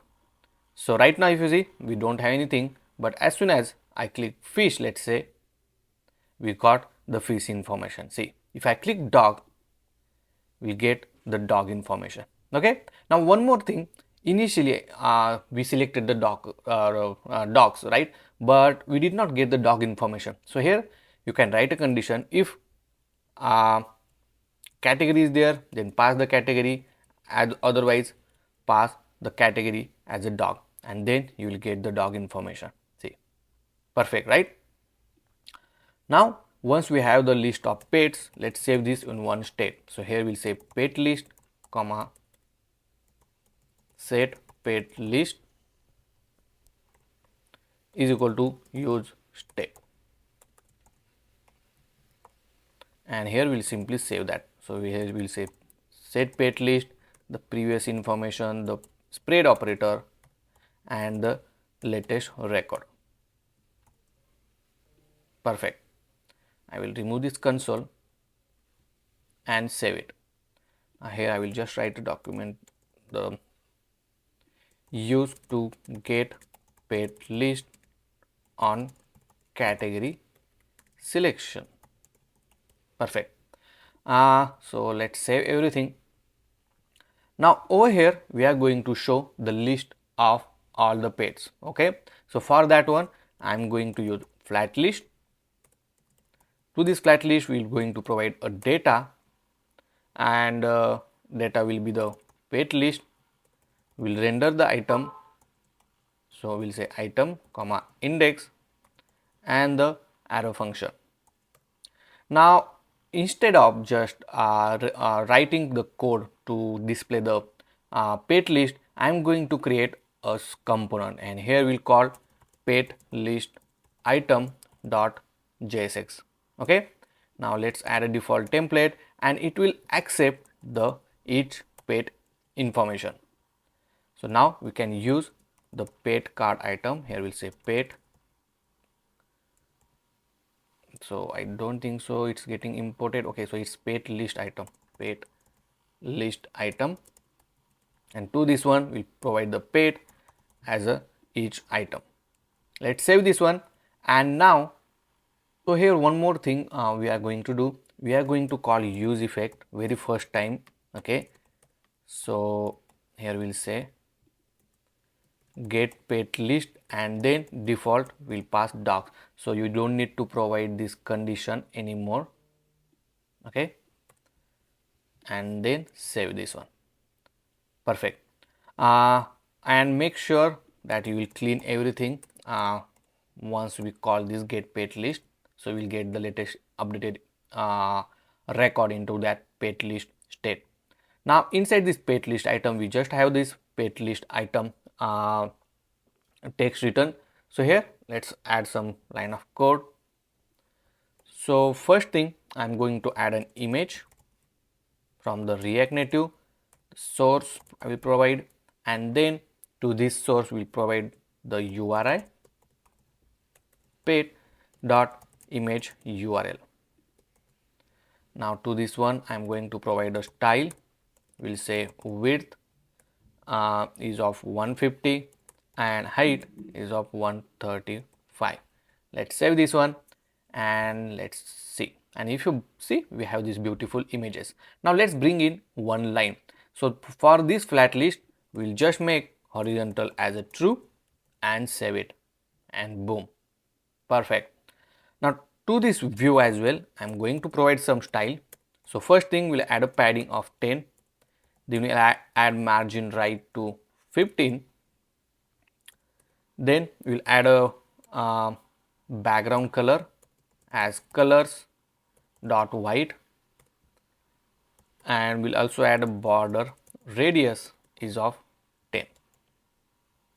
Perfect.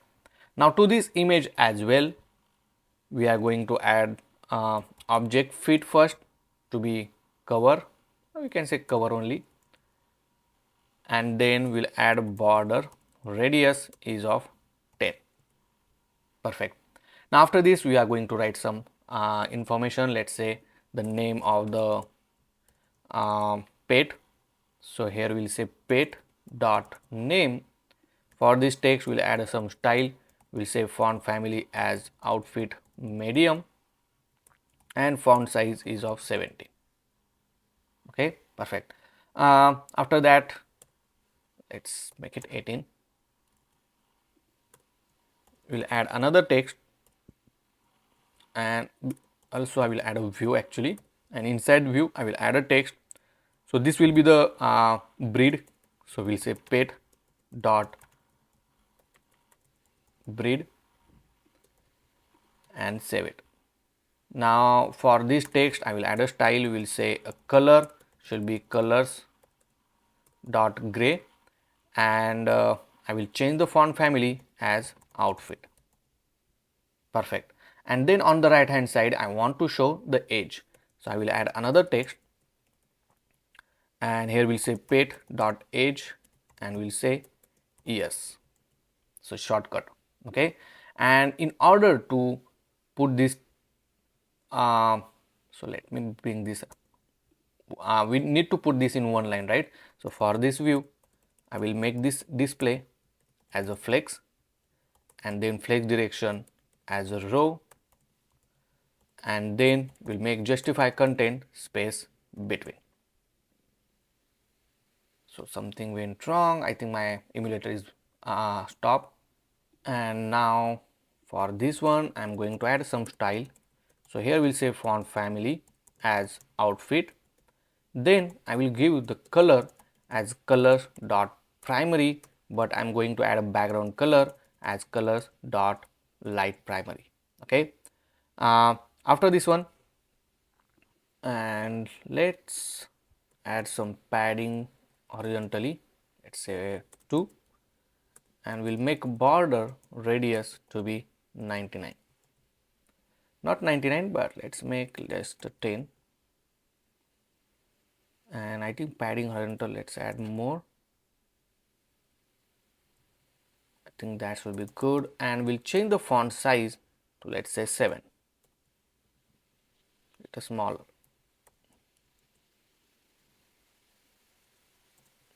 Let's say 30. 30 is too much, let's make it 11. And we'll, for this view, we'll make align item to be in the center. Perfect. Okay, and that's how our horizontal slider is ready. I think there is one text I added. Okay, I will remove this one.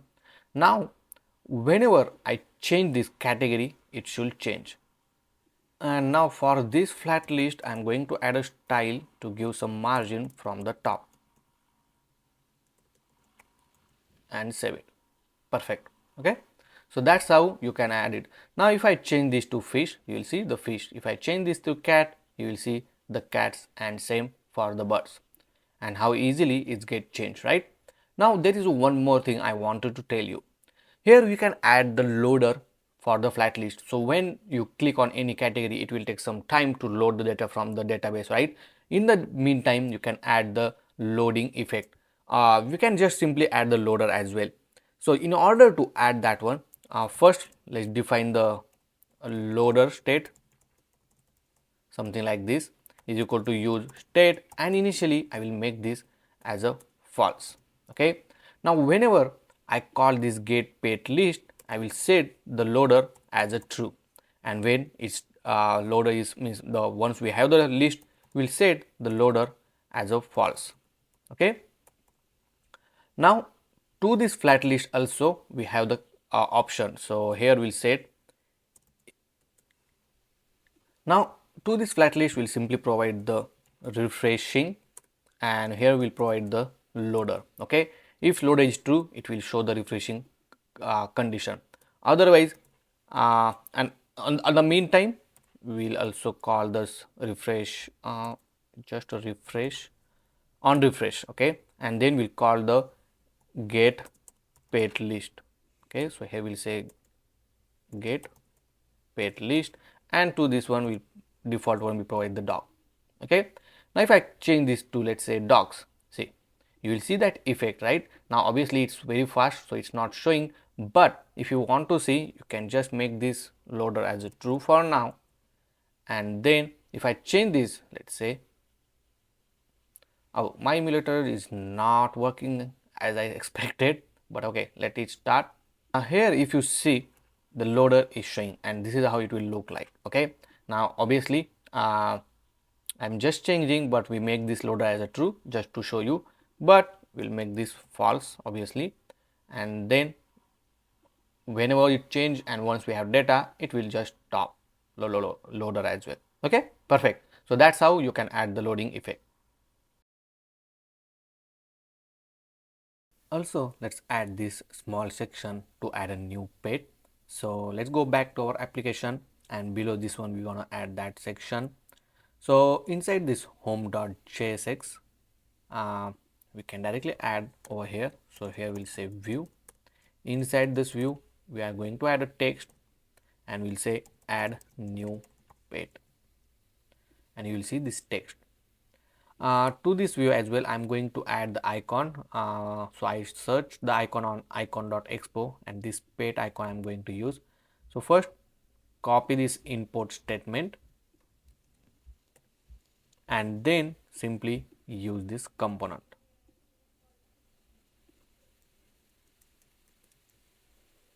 Oops, sorry, and save it.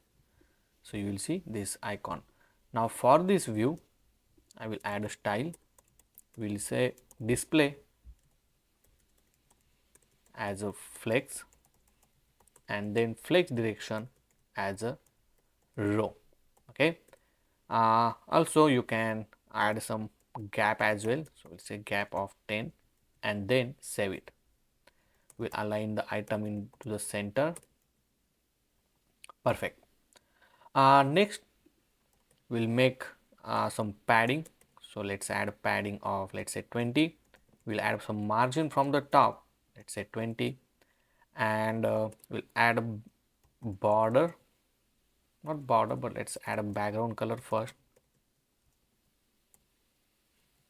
as colors dot light primary.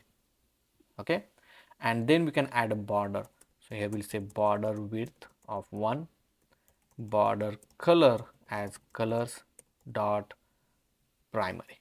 Okay, and we'll give some border radius as well, let's say 15, but we can give a border style as a dash, or you also have the dot. So I will use dash, so you will see the dash border.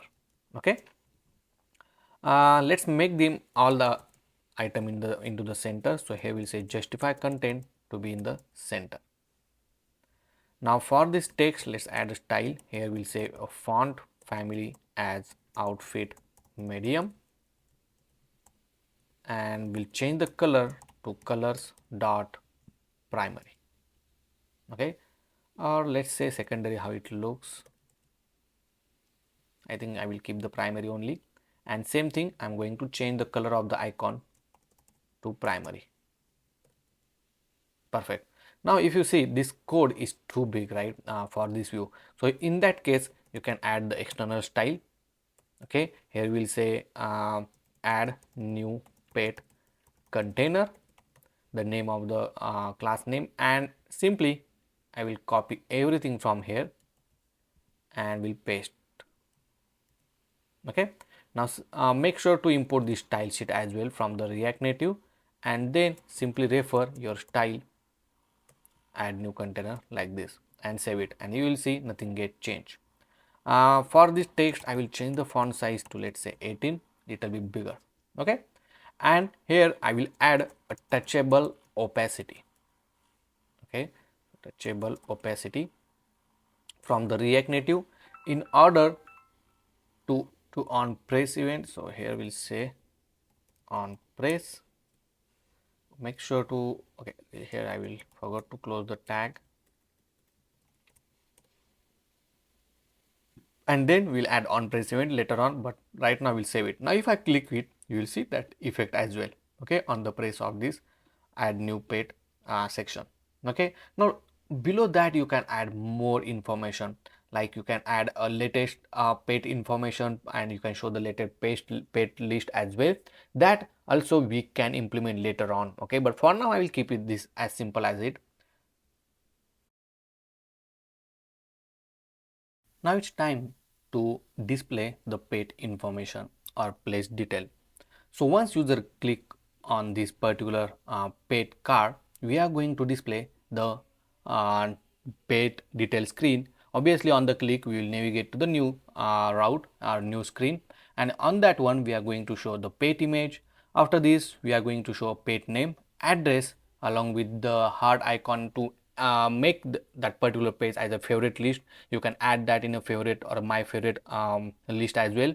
Then at this particular section, we are going to show the property like age, breed, sex, weight. Okay, then we will write something about the pet information along with the pet owner name and his profile image and option to send an message, and the last at the bottom we are going to add this adopt pet button. Now once user click on this adopt pet, he can enable the chart with that owner, so they can do text chart as well, and from there they can adopt the pet. So this is the how our pet details page will look like. It's quite straightforward. Also inside this Firebase, for each record for now you need to add this about section as well along with the user information. So I created this user of type map, and inside this you can add the multiple field. Okay, so obviously once we implement the add new pet section, then also you will get to know. Okay, so you don't need to add it here manually, but as we are just showing and we are not at that place where we are going to add the pet, right? Just for the display purpose we are adding some dummy data. Now let's go back to our application, And inside here, first thing we need to navigate it to the new screen. So we need to create a new screen. So outside of this tab folder, under this app folder, I'm going to create a new folder called page details. And under this page detail, we'll create index.jsx file. Okay. Now even you can also create the directly the page detail.jsx file. Okay, that also work. Now let's add the default template, and here I will rename this to page details and save it. Okay. Next, let's go back to the tab screen, and that's where we have the page list. Right now, under this component folder where we have this page list item, here we are going to navigate it on the click of this particular card. So there are two ways that you can navigate it using the link tag, or you can even navigate through the use router hook. Okay, so here we'll define the use router hook. So we are programmatically navigating, and after importing this use router, so for this particular view we are going to convert it into a pressable event, or let's say touchable opacity from the React Native, so we can able to add the on press event. Okay, so it will act like a button, and once we add the on press event, here we'll say router dot push, and here we want to navigate to the new screen, but along with that we also need to send the page information from this screen to the new screen. So we don't need to fetch it from the server. So in that case we will just write curly braces, that we need to provide the path name. So in this case we'll say page details, and then we'll give the parameters information, and we will pass the page information as it is through this one. Okay, now let's save this one and let's test this out. So now if I click on this dog image, and boom, if you see, it's navigate to the news page detail screen. Perfect. Now let's go to this page detail screen. So that's where we have, and inside here we don't want this top section. Okay, also along with that one we need to fetch the page information which user passed from the previous section, this one, right? So in order to get that one, it's quite easy and straightforward as well. Simply you need to write, let me bring this down first. Here we'll say constant page is equal to use local search param. So this particular hook we are importing from the Expo router, and with this hook you will get the information. Now if you want to print this JSON object, let's print it here. So what I will do, I will first convert this into a stringify, because in order to display you have to be in the string format, and then pass this page information and save it, and boom, if you see, we got the page information within all the details. Perfect, right? Also I want to remove this top or I want to make it transparent basically. So I will define the one hook called navigation is equal to use navigation from the Expo router, and inside the use effect, whenever this component get load, we are going to make this header transparent. So here we'll say navigation dot set option, because for each of the screen you can add the navigation option as well, like this. Okay, and inside here we'll just simply say header transparent and make it true, and boom, if you see, now header is no longer there. Also if you don't want the header, you can remove the header.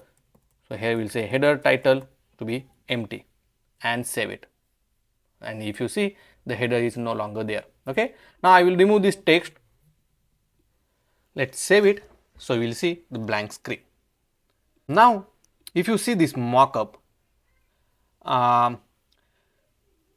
first thing is a page image. Okay, so we'll divide our screen into different section. Okay, simply the page image, then we'll keep the this particular information, name and all, in one, then this property in another, the about section, and then owner section. Okay, so that's how we are going to divide into a different components. Now let's implement this page information component first, then this one, and so on. So here I will write page info Then we have the pet properties, we can say. I don't know what we should say to this one. Then about owners owner detail, and at the bottom we'll add adopt me button. Okay, as simple as that. Let's save it, and now let's make a component. Under the component folder, we create a new folder called pet details, and all the component related to the pet details will keep inside this folder. So now we will call pet info.jsx. Add the default template. Let's save this one, and now let's add this pet info component over here. Now to this pet info component, we need to send the pet information. So we already have the pet information that we are going to send, so that we'll accept it here and we can show the image first.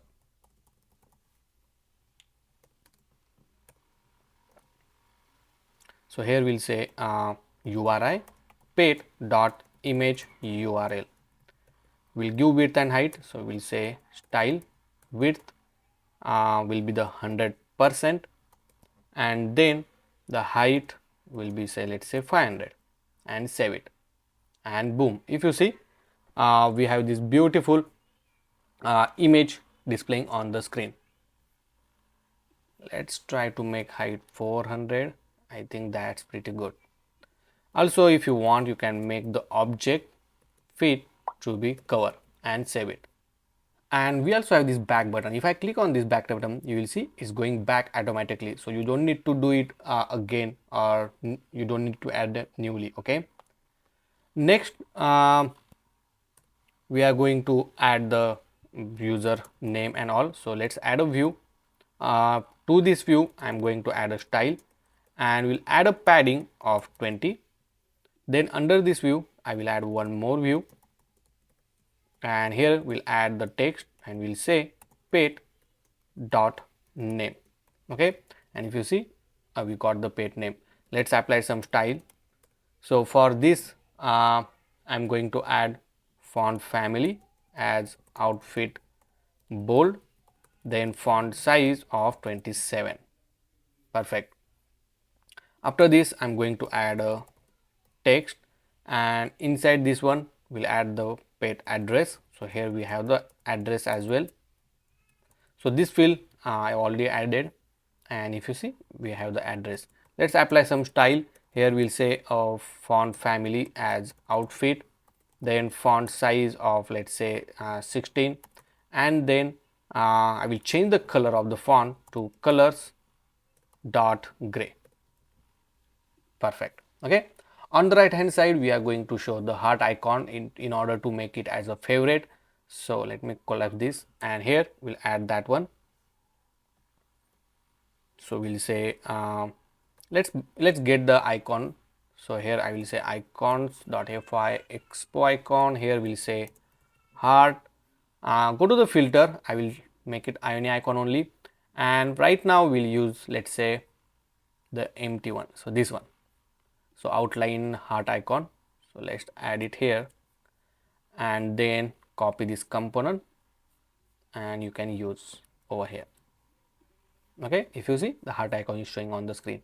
Let's change this size. Let's make it 30, and you can keep this color as it is, but once user click on this one, the color will we want to change it to red as well. Okay, that functionality we will add it later on. Now let's bring everything in one line. So here we'll say display as a flex, then we'll make flex direction as a row. Okay, and then we'll make justify content space between. Okay, also we'll make align item to be in the center, so it will be in the center of the these two lines. And now we have this beautiful option to make it favorite as well. Now let's display this sub information related to the pet. So for that one I already added some of the icons. Okay, so this icon also I will put it in my assets folder. The link is in the description, so you can access that for free. Now let's create a component for that one. So under this Okay, let me go to this component folder first. Under this page details, we are going to create a component and we will call it as a page subinfo.jsx. Add the default template and then make sure to add that under this page properties, or we can just rename to subinfo, page subinfo, like this. For this one as well, we are going to set the page information. So here we'll say page as a page and then save it. Now let's go to this page subinfo. Okay, so this need to be React Native function. Okay, and make sure that you are getting that page subinfo text over here. Perfect. Now first thing, for this view, let's add a style. Here we'll give a padding of 20, and over here I will put one view. Now inside view I will put another view. Okay, and inside here we'll add an image. So let's add in React Native the source, and in this case we are using the local image. So we will use the required, and we need to give the path, so which is in the assets folder /images/calendar.png. Okay, now if I save this one, you will see this calendar image. Let's give some width and height, and here we'll say width is of 40, height is of 40. Perfect, like this. Okay, then we'll add one more view, and to this view we'll put a text. Okay, let's say age, and another view or another text for the actual value, so which is we'll get it from page.age. Okay, so we have error. Okay, so obviously we need to accept the page params like this, and now if you see we have age and the actual value. Perfect. Now for this view I will add some style. We'll make not width, but we'll make display as a flex and flex direction as a row. Okay, so it will be in a one line. Then we'll make align item to be in the center. The background color will add, so we'll add a colors dot white. Then border, not border, but let's add padding first. So padding is of 10, and then we'll also add little margin. Then border radius of 15. Let's add 8 for now. I think that's pretty good, and let's give gap of 10. Okay, now for this text as well, we'll add some style. So here we'll say a font family as outfit. So this need to be outfit, and we'll change this size little bit, font size to 16, and we'll keep the color like this for now. Let's see how it looks. And for this one we'll change the font family as outfit medium and font size to 20. Okay, perfect. I think this is much better. If you want to change the color of this one, let's put the gray color, something like this. Okay, perfect. Now in one line we are going to add two columns similar like this mockup. So let's do that as well. So for this particular view, if I copy this view 2 times, right, and for this view you can add a style. Here you can say display as a flex, and then flex direction as a row, and then you will see in both these cards in one line. But for each of this view, if you mark it as a flex 1, okay, so for both this view, so it equally divide and it will fill the screen as well. See, perfect, right? But the thing over here, if you observe, right, means again we need to show 2 more, but every time we need to write this code. So better we can create a component for this particular line of codes. So here we'll say pet sub info card dot jsx, add the default template, and carefully we need to copy this thing. So first I will copy this view, okay, and I will paste it here. So I will replace this code and we paste it here. Make sure to import the image first, then we need to import the colors as well, okay, and save it. Now over here we don't need this one, and if you try to put this pet sub info 2 times, okay, still if you see nothing get changed. Simply we remove all the boilerplate code and we will keep in one page, and this page this component now we are just using it to render it multiple times. Now obviously we don't want the same icon everywhere, right? So better we can send this information. So first information we can set is the, let's say, image. So we will say icon. Then we also want to replace the age, this particular text. So we will say title, and here we will say value to display the actual value, okay, over here. So let's do that as well. So first thing, I will remove this required completely and I will put the icon in place of that one. For the age, I will replace it with the title, and for this one we will replace it with the value, okay. Now these three information parameter we need to pass from our parent component. So first is icon. Oh sorry, my bad. So this need to be a paid sub info card, not the paid sub info card, okay, like this. And to this paid info sub card we need to provide the icon. Now in order to provide the icon, right, we need to also provide the required tag and everything, something like this. So required, and inside this one we'll give the path images slash calendar dot png, okay. Let's save this one, and once it's saved you look like this, okay.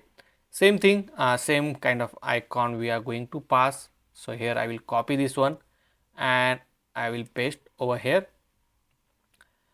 And second thing we're gonna pass is breed icon. So here we'll say bone.png and save it. And if you see, the icon is printing on the screen. Perfect. Now along with this icon, I will just bring this down. We need to also pass the title. So title will be, here we'll say age.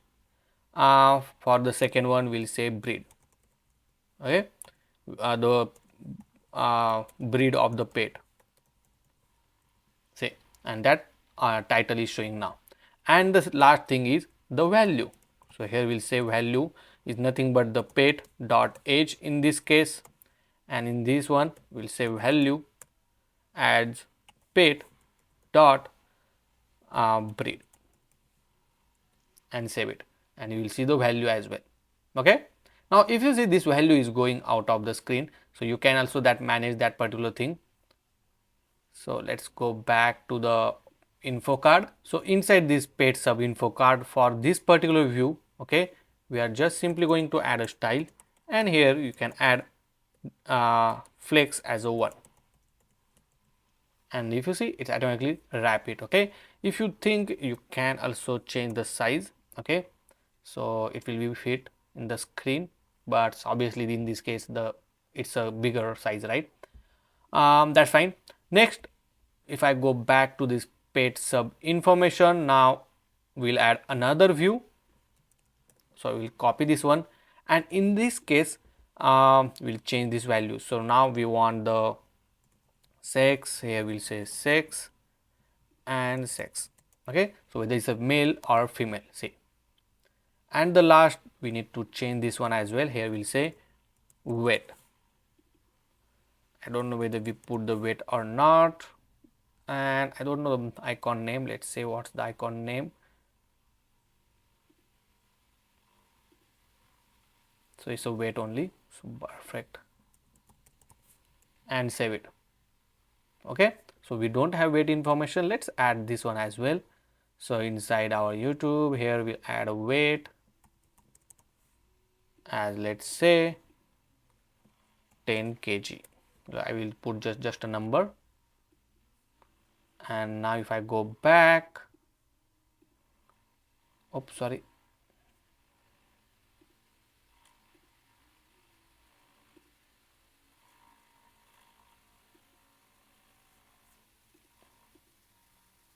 let's come again. I think I need to refresh this. And if you see, now weight is showing. Here you can change this to, let's say, along with the weight you can add kg. Okay, and same thing you can do for this years as well. So here you can add years. Perfect. Okay, and this particular section is now almost ready. So that's how you can add your information. You can add the padding horizontal to 20, and that's the only thing that I think we are good now. Perfect. Okay, so until this point, if you have any question, let me know in the comment section. The next section is we are going to show the owner's information now, or maybe we can show the about information first and then owner's information. So I will close this particular tab and then go to the component folder. Under the page details, we are going to create a new component called about pet.jsx, add the default template, and then let's import it here. So here we'll say about pet. Okay, let's say send the pet information, save this one, and over here again I will give the style. We'll add a padding of 20. Okay, and here we'll say about, and we'll simply give the name of the given pet. So here we'll say let's accept the pet first, and here we'll simply say pet dot name. See, okay, something like this. Let's give some, add some style. So here we'll say font size, or let's add font family, outfit medium, then font size of 20, and that's good. Now it's quite easy. Let's add the text, and here we need to add pet dot about section. See, we'll give style. Let's add a font family as outfit and font size of 18. Let's make it 16, and font, I don't know whether we should change the color to gray. So let's see how it looks. So let's say color dot gray. I think we'll keep just like this. Okay, I think this is much better. Here we'll change to 14. Perfect. Now here I don't want to show all of this text at once. Here we can add the read more option as well, so that it just expand and it will show only all the lines. Otherwise it will show only a little bit. Okay, so for that one, let's say you just want to show 3 lines. So for this particular text, it has a property, say it's saying number of lines, and you can just add the numbers, let's say 3. And if I save this one, you will see it's just showing 3 lines. If you say 20, it will show all the lines. Obviously we don't have 20 lines, but yeah, it will show all the lines. Okay, but now after this one, we are going to add a one read more option or read more text. Okay, so what we can do, we can add over here only, and let's say let's do one thing. First we'll define one constant which hold read more comma set read more is equal to use state, and we'll make it false. Okay, now whenever read more is true, okay, then we'll set the value as a read more. Okay, and we'll put and operation as well and save it. Now right now it's false, but okay, let's make initially is true, and I don't think so this is working. So it's better to keep it in different text. Let's add it here. Okay, and we can add the condition now. We'll say read more is true, then show the text called read more, otherwise don't show anything. Okay, so right now it's true, and if you see the read more text is showing. Now for this text I'm going to add a style. We'll add the font family as outfit medium. We'll add the font size of 20, not 20, it's too much, let's make it 14. And main important, we'll change the color to colors dot secondary. Okay, so once user click on this one, we have to make sure that we wanna update this read more to false. Okay, so it means that we will not show read more and then we will show the whole text.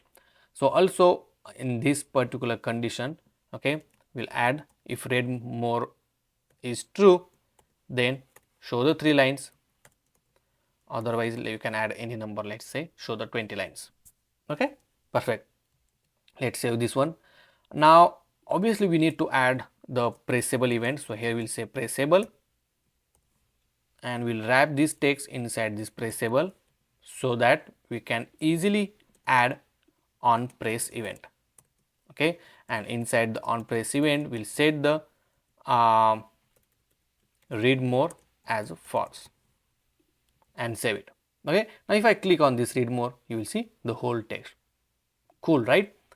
Perfect. And one more thing, if you want a show less, you can also make it show less as well, some text, but it's up to you whether you want to display or not. I will keep as it is for now. Okay, next thing,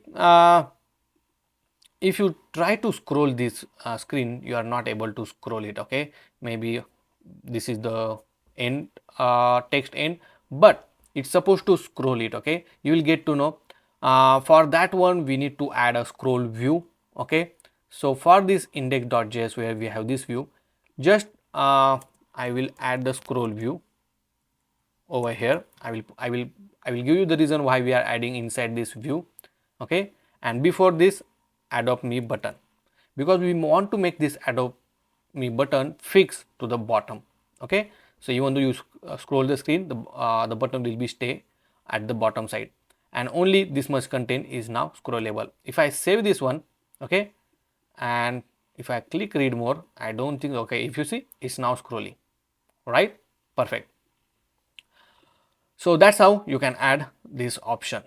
Next thing we need to add is the owner's details. Okay, and for that one, if you observe, we are going to show the user profile image, owner name, this is the pet owner, the tag we are going to show, and the message button icon, okay, or button icon. So let's add that one.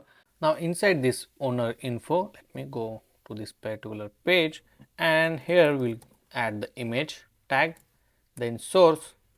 Here we'll define the URI and pet dot user image. To this one we are going to add a width and height. So let's add a style. We'll add a width of 40 and height of 40. Perfect. And if you see, this dummy user image is showing on the screen. Let's make this to 60, little bigger in size. Perfect. I will just make it 50. I will make the border radius of 50 or 99 maybe. And also for this view, I will add a style. We'll make a padding horizontal to 20. Next, we are going to show the user name. So inside the view, we'll add the text and we'll show user, sorry, pet dot user name. And below that, if you see, actually it's very bottom, and below that we'll just add a text pet owner. Okay, now for this text I will add a style. We'll add a font family as outfit medium, and we'll also change the font size to 20, make it say 17 only. So this need to be outfit. And for this one we'll add a style. We'll say a font family with outfit, and then font size of, we'll keep the font size as it is, just we'll change the color to colors dot gray and save it. Okay, perfect. Now let's bring everything in one line. So to this view I'm going to add a style, sorry, make it display as a flex. Or let's do one thing, instead of putting over here we'll add the external styling. So over here we'll add React Native style and we'll add container as a class name,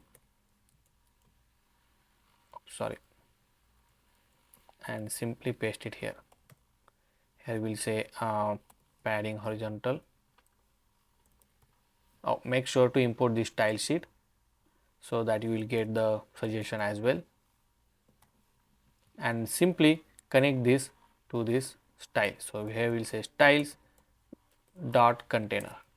Okay, now whatever the style which we want to return for this view, we will just keep it inside this style. And next we'll make it display as a flex and flex direction as a row. Perfect. Also make align item to be in the center.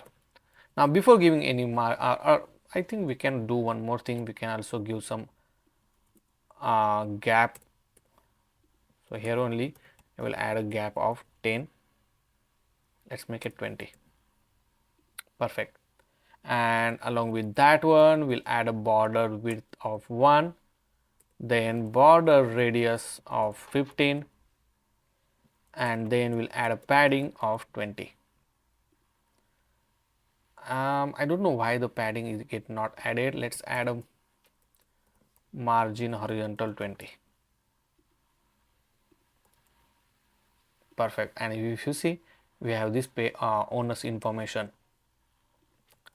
Also I will make the background color as colors dot white. Perfect. Now at the right hand side, as I say, right, if you see this mockup, we want to show this particular information, right, the button. So let's get that button as well from the icons. So if I go to this icon, here we'll say send. We have this icon. Let's copy this one and copy this image as well. And after this we'll add. Now what I will do, I will wrap this in one view again, the image and the text. Okay, because we want this icon, the button icon. Okay, if I save this one, you will see this icon on the right hand side. Okay, so simply now to this view we'll add a style and we'll make display as a flex and flex direction as a row, and then we'll make justify content space between, and also make align item to be in the center. Okay, we'll make width, I'm not sure whether it will work or not. Here we'll give gap of 20. Actually just remove this one. Okay, and here just add a gap of 20, because if you want this on the right hand side, here we need to mention that one. So here now we will define justify content, and then we'll just simply say space between. So this button will be on the right hand side. Now if you see, if I am on the end of this particular screen, okay, in the bottom, and I'm not able to see the line, right? Now to fix this issue, there is a one way that you can do it. Let's go to this index.jsx, and after this owner info, I will just simply add one view. Okay, so let's add this view, and for this view I will just add a height, let's say height of, let's say 70. Okay, so that you can even scroll little further. See, okay, so this is very important. Perfect. Now we have the owner's information. I think that's the only thing that we wanted. You can change this color of the icon to our primary color. So here I will just change this to colors dot primary. Okay, and the border color also I'm going to change. So here I will add border color as colors dot primary. Perfect. The next thing we want to do is to add the fix button for the at the bottom side. Okay, so let's do that as well. So if you remember, right, we added the scroll view only to this section, and outside of this one we are gonna add that button. So simply this need to be a touchable opacity, so that it has a press event as well, and inside this we'll add a text, and here we'll say adopt me. Okay, now to this button I will put the styling React Native style.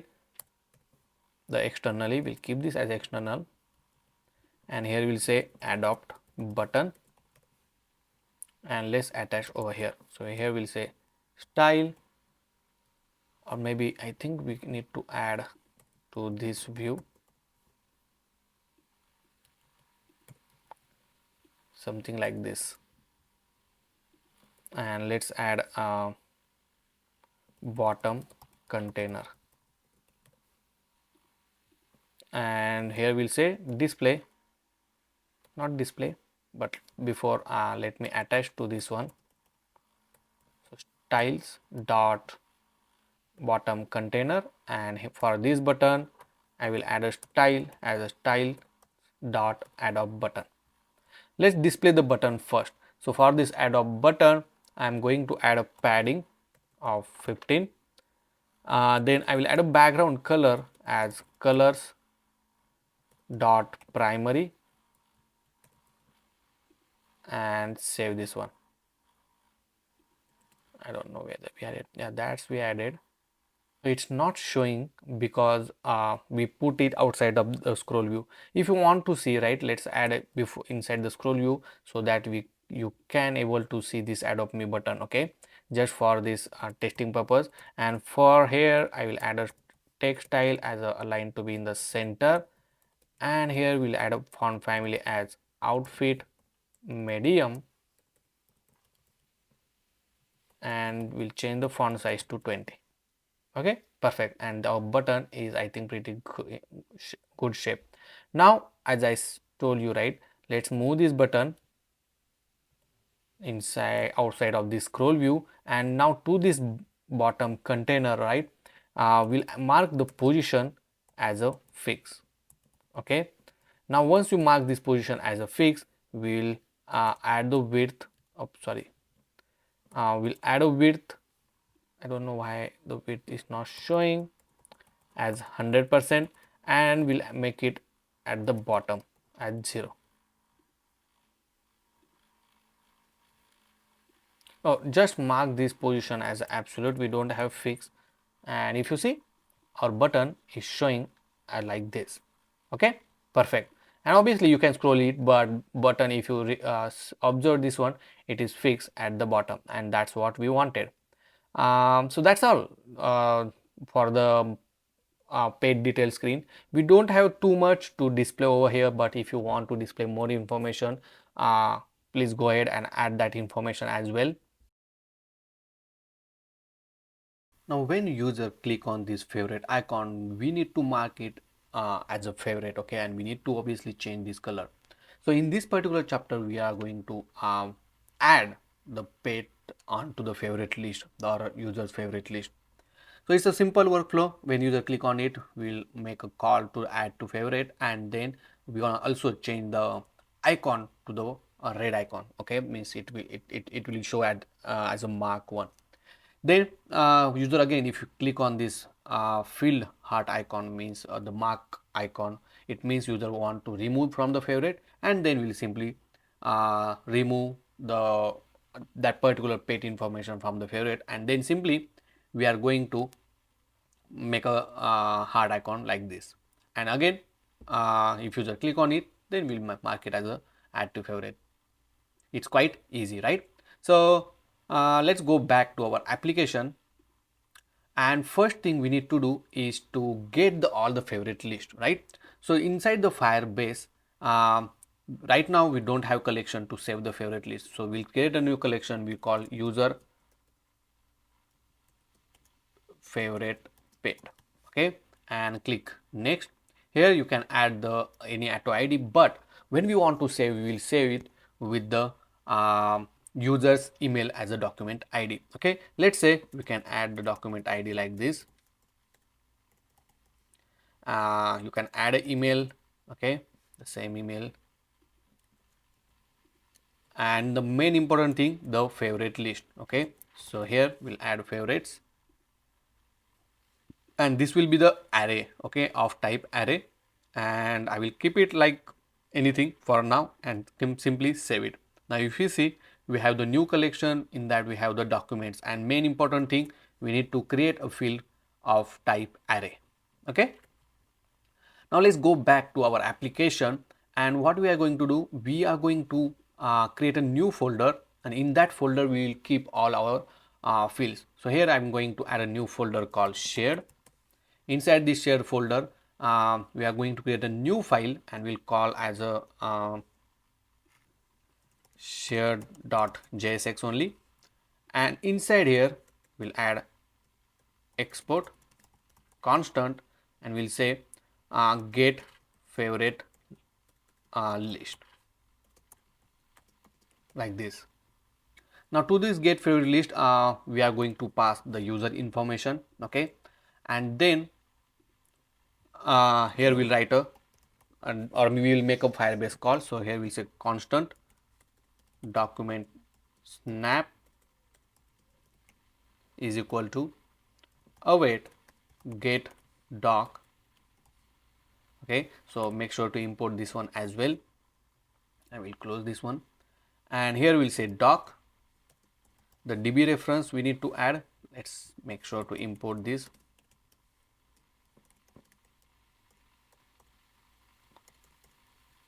From the config, Firebase config. Then the collection name, so user favorite pet, and the document ID. So in this case, as I say, the document ID will be the user's primary email or user email ID. Okay, here we'll say email address. Perfect. And then make sure to mark this as a async. And once if user has the data, so here we'll say docsnap.exist,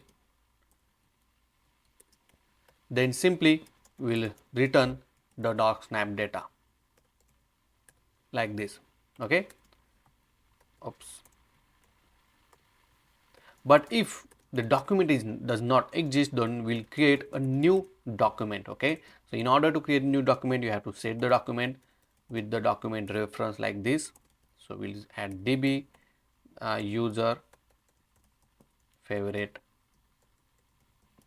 pet, and then we'll say user dot primary email address dot email address, and then we need to add the values. So let's say you want to add the email ID as a value.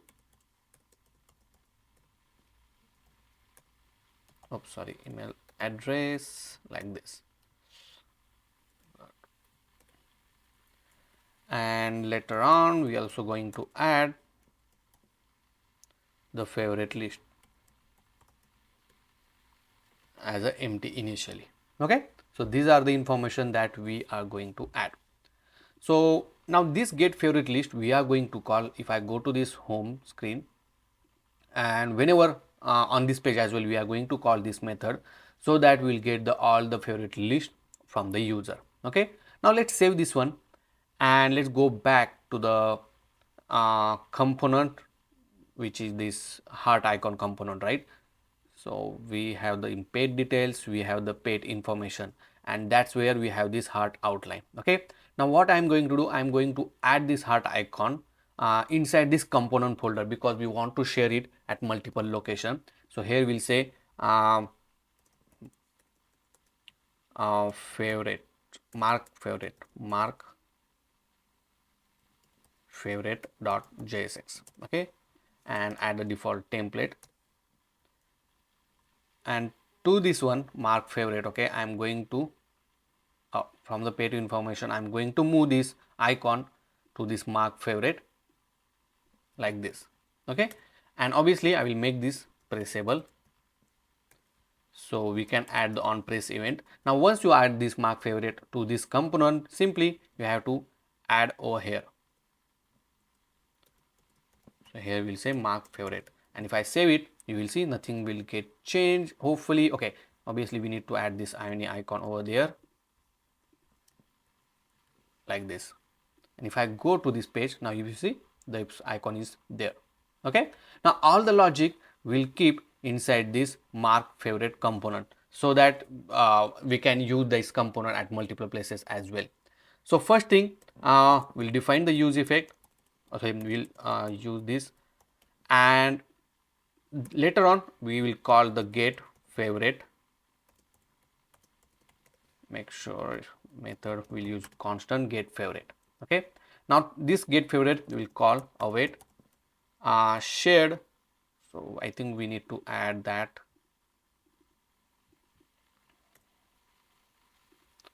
So first let's await, let's again try it. Okay, so maybe we need to define over here. So we'll say import, then shared from, and then we'll write, oops, sorry, inside this shared like this /shared. Okay, so we can access the information. I think it's better to just export at one location. So here we'll say export default inside this shared. Okay, and instead of showing this export over here, and then we'll add this method get favorite list.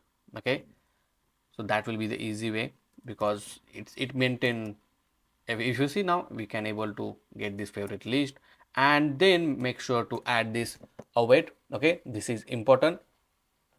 And once you done with this one, make sure to mark this as a async as well, and here you need to pass the user information. Obviously you need to get the user information like this, and let's pass over here. Also we are going to save this information in one state. So here we'll say favorite list comma set favorite list is equal to use state. Okay, now whatever the result we'll get from this one, we'll just return this result, and we'll console this like this. Okay, now this get favorite we are going to call inside the use effect, and simply whenever the user information available, then only we are going to call this method. Okay, let's save this one and let's test this out. So inside the console right now we are getting undefined. Okay, so one more important thing we'll do over here, but right now we'll keep as it is. And now if you see, we got the empty value because new value get added, right? And that's the reason we got this one. Perfect. Now simply we'll set the favorite list as a result. If result is there, we'll keep the result, otherwise we need to put the empty value. But inside the result, if you remember, we have this favorites array, right? So this information we need to add it. Okay, so if you see over here we have these favorites, and that's why we added result dot favorites. If available, then add the result dot favorites, otherwise mark it as a empty. Okay, and that's what we save it inside this favorite list. I will just format this document. Perfect. Okay, now save this one, and whatever the favorite list which we are returning, right, we also need to send back to our parent component. Okay, so into this page information we need to send this. Actually we don't need really, because from this one we are going to show whether it's already marked as a favorite or not. So simply now once we have the favorite list, right, we are going to change this icon depends on the selection. So here I will write favorite dot includes the pet dot id. Obviously we need to get the pet information, so to this mark favorite we'll pass the pet information. Okay, and once we have the, if the favorite contains the pet id, okay, then I think let's do one thing. Let's wrap this in one view, because we need two different buttons, one with the filled heart icon and one with the outline. Okay, let's add that first. Okay, so let me see how it looks. So if you see we have two icon. Now I will make this as a red. Okay, Now simply here we can write a condition. So we'll say if favorite dot includes pet dot id, okay, then we want to show the red. Okay, I will just replace this red and black, not black but the outline one.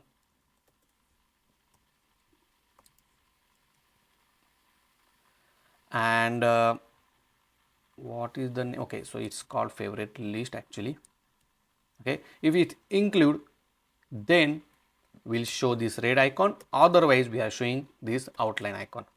Okay, so right now if I go over here, if you see, it's showing the outline icon because we inside favorite list we did not mark this as a favorite. Okay, so this is a one step, quick and easy. Next thing, once user click on this one, we have to make sure we will add that into our favorite list, right? So on the outline button we are going to add on press event, and here we'll say add to favorite, and we'll call this method. So here we'll say constant add to favorite, and here we need to call the method. So inside the shed only we are going to create a new component called export update favorite, and inside this update favorite we are going to just update the document. Okay, so first we'll define the document reference is equal to doc, then db reference, user favorite pet, the collection name which we define, and the user email id. Okay, means document id. Okay, so this is document reference, and then inside the try catch block we'll use await update document. Inside the update document we pass the document reference, and simply we will set the favorite list as the favorite list. Okay, now this favorite list we are going to pass from the previous component like this, and here we'll write catch block, and let's mark this as a async. Perfect.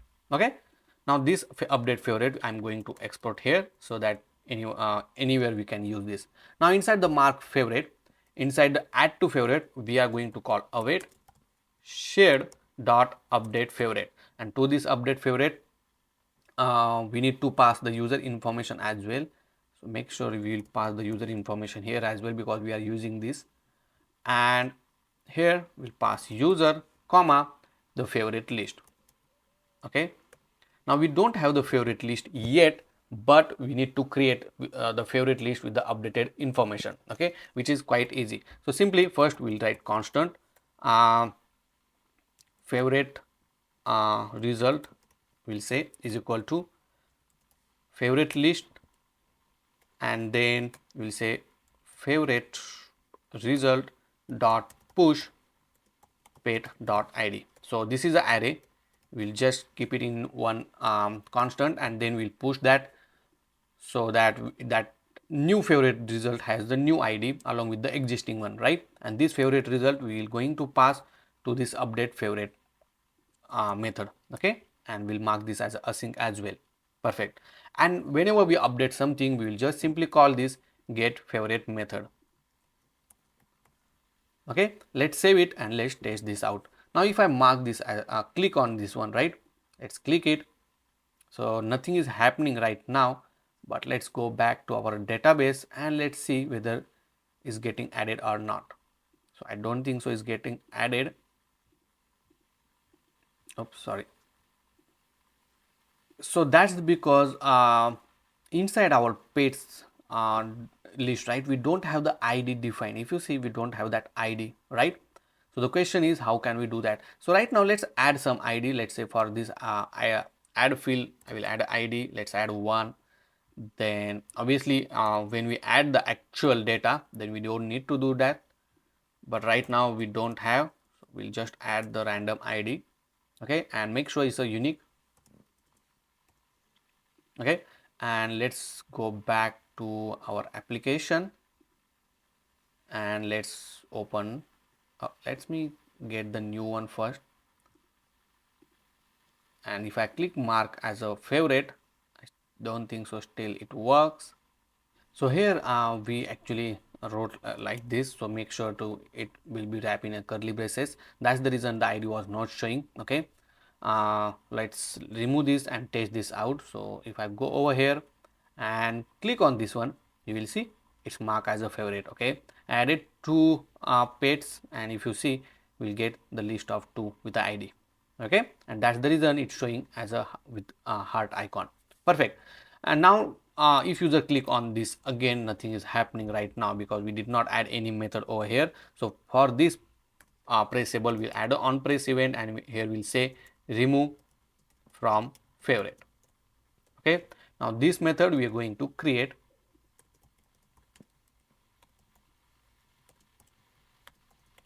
and in this method now we'll just write this, but to the favorite list we'll just filter the result.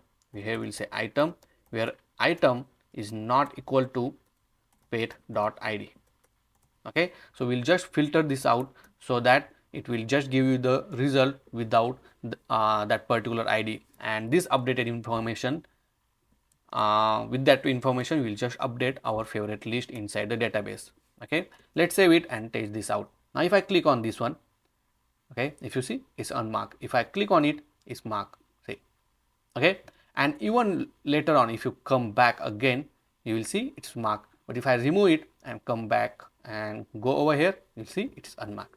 Okay, so that's how guys you can mark favorite and unfavorite. Now at this particular card we are going to add the heart icon as well. Okay, so we already have that component. First let's go to this pet list item, and before the image I am going to add one view, and inside this we'll use our component called mark favorite. Okay, so let's add it, mark favorite. Make sure to import this, so we'll import mark favorite from, and then give the complete path. So it is inside the component slash mark favorite. Okay, and if I save this one, you will see this heart icon, but it's saying the property ID as undefined because we need to pass the pet information. So each pet information will pass it, and then you will see the to both the icon. Now both the icons is workable. If I click on this one, right, and I don't know, let's click it again, and if you see it's marked as a favorite. Okay, perfect. Next let's add some style, and we want this heart icon on the top of this image. So here we'll add the position as a absolute, and also we'll give the Z index, so it will be on the top of this image, something like this. And we want that on the right hand side, so simply we can mark it as a right to 10. Okay, and we also give some top to 10, so we'll say top to 10. Okay, and will be on the image now.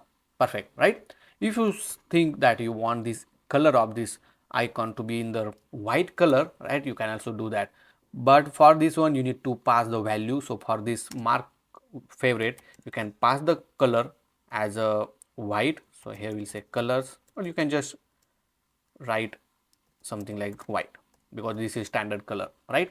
And now if I go to this mark favorite, you can add the new props called color, but you can also define the default value. Okay, let's say default value is black if it is does not define, right? And simply over here I will replace it with the color and save this one. Now in this case, if you see, it's showing white, but if I go inside, it will still show black. With the same component, we'll just modify a little bit and it works very smoothly, correct?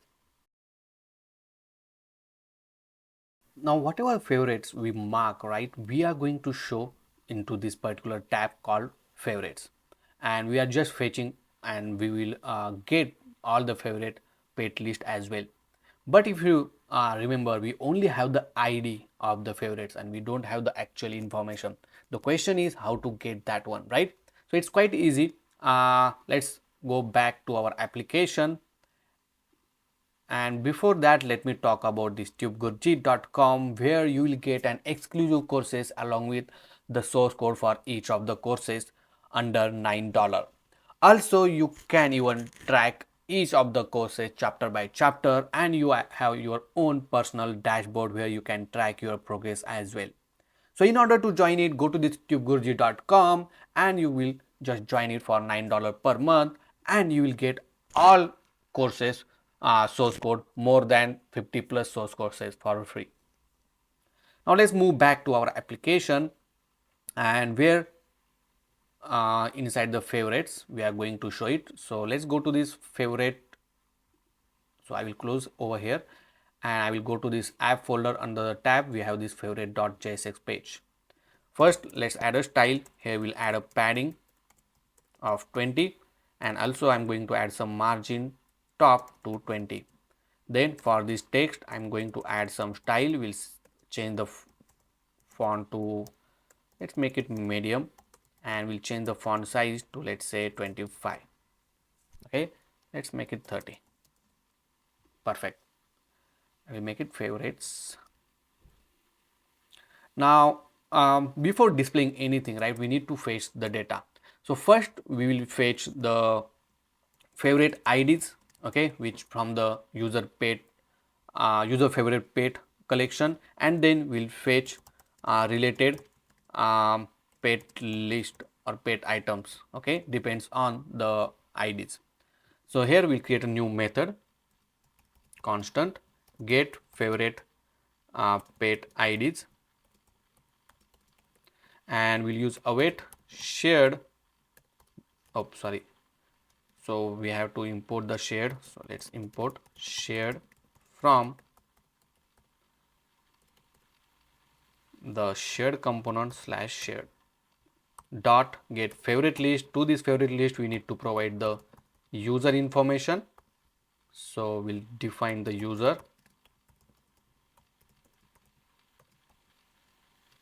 like this and mark this as async, okay, and we'll just console the result here.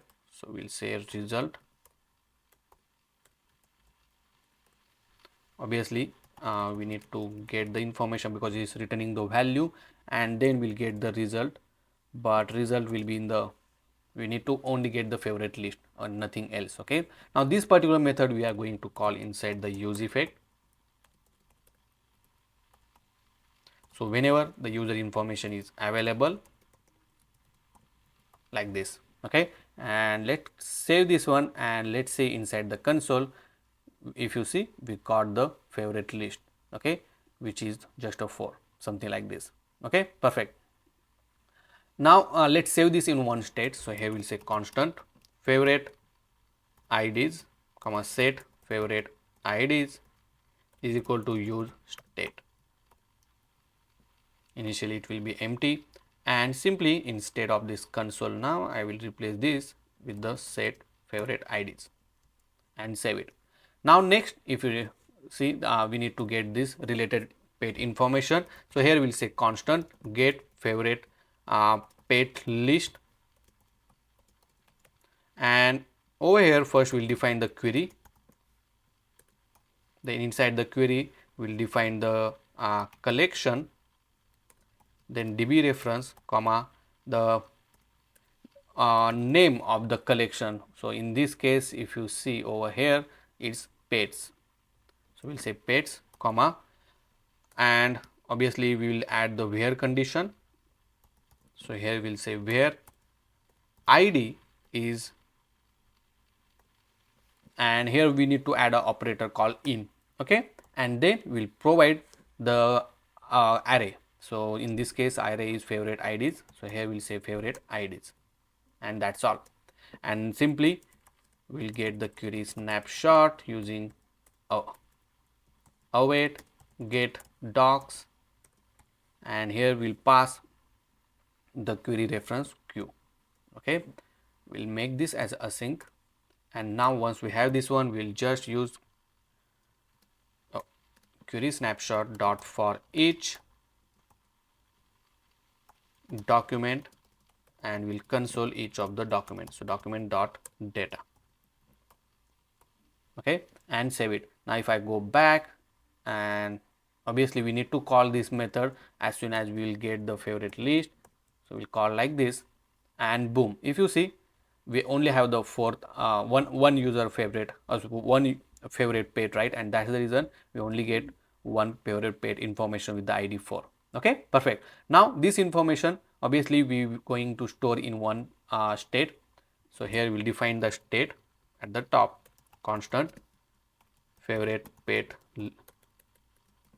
list comma set favorite pet list is equal to use state. Make sure it's empty initially, and simply over here we'll set the favorite pet list with the previous data dot dot dot means the spread operator and then the new record. Okay, perfect, and save it. That's all. Next we are going to use a flat list. So here we'll say a flat list from the React Native, and to this flat list we provide the data as our favorite pet list. Okay, then we'll render the item.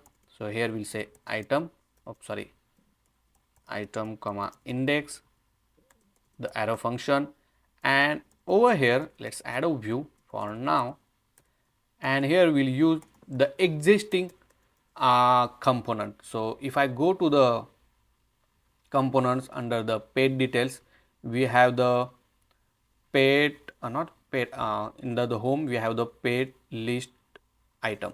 So we'll use this one. So we'll say pet list item. So obviously I need to import this one manually because it's not giving suggestion. So here we'll say import pet list, it's capital P, pet list item from, and then give the path of that component. So we'll say components under the home we have the pet list item. Now to this pet list item, if you see, if I do the control space, okay, or let's go to this, inside this you will see the pet information we are sending, right? So same thing, we are going to send the pet information, which is the item obviously, and then save this one, and if you see we will get the pet information. How cool, right? But here we are going to show two results in one row. So for this flat list we'll make number of column as a 2 and then save this one. So obviously we make this number of column, or we change the number of columns, so we need to restart our application. So I will just from the emulator just remove from the background and restart your application.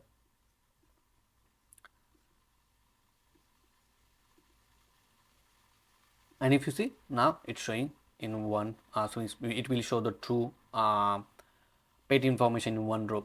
Also you might face an issue because sometimes what will happen, the state will not update immediately and you are still trying to access this favorite ID. So another way you can pass this information like this, and here we'll say favorite ID. I will change this one and I will pass it over here. Okay, so there is another way, nothing will get changed. Obviously it's showing the duplicate data, that's because I'm not clearing over here. So here make sure to clear the set favorite pet list as an empty initially, and now it will show only one. Okay, so that's how guys you can show the favorite list. And most important thing, you can even update from here. If I unmark this one, right, it will remove it from here, but later on you can also update it. So if I go over here, let's mark this as a favorite. Let's go, I don't think so this is favorite one, but if I go to this favorite now, and if you see it's not able to refresh it, right, because we still have the existing data.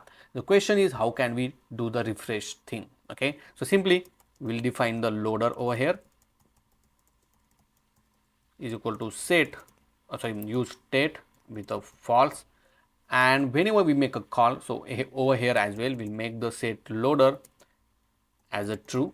Okay, then we'll make the set loader false over here, not actually, but we'll make false over here, and again in get favorite list we'll make the set loader as a true.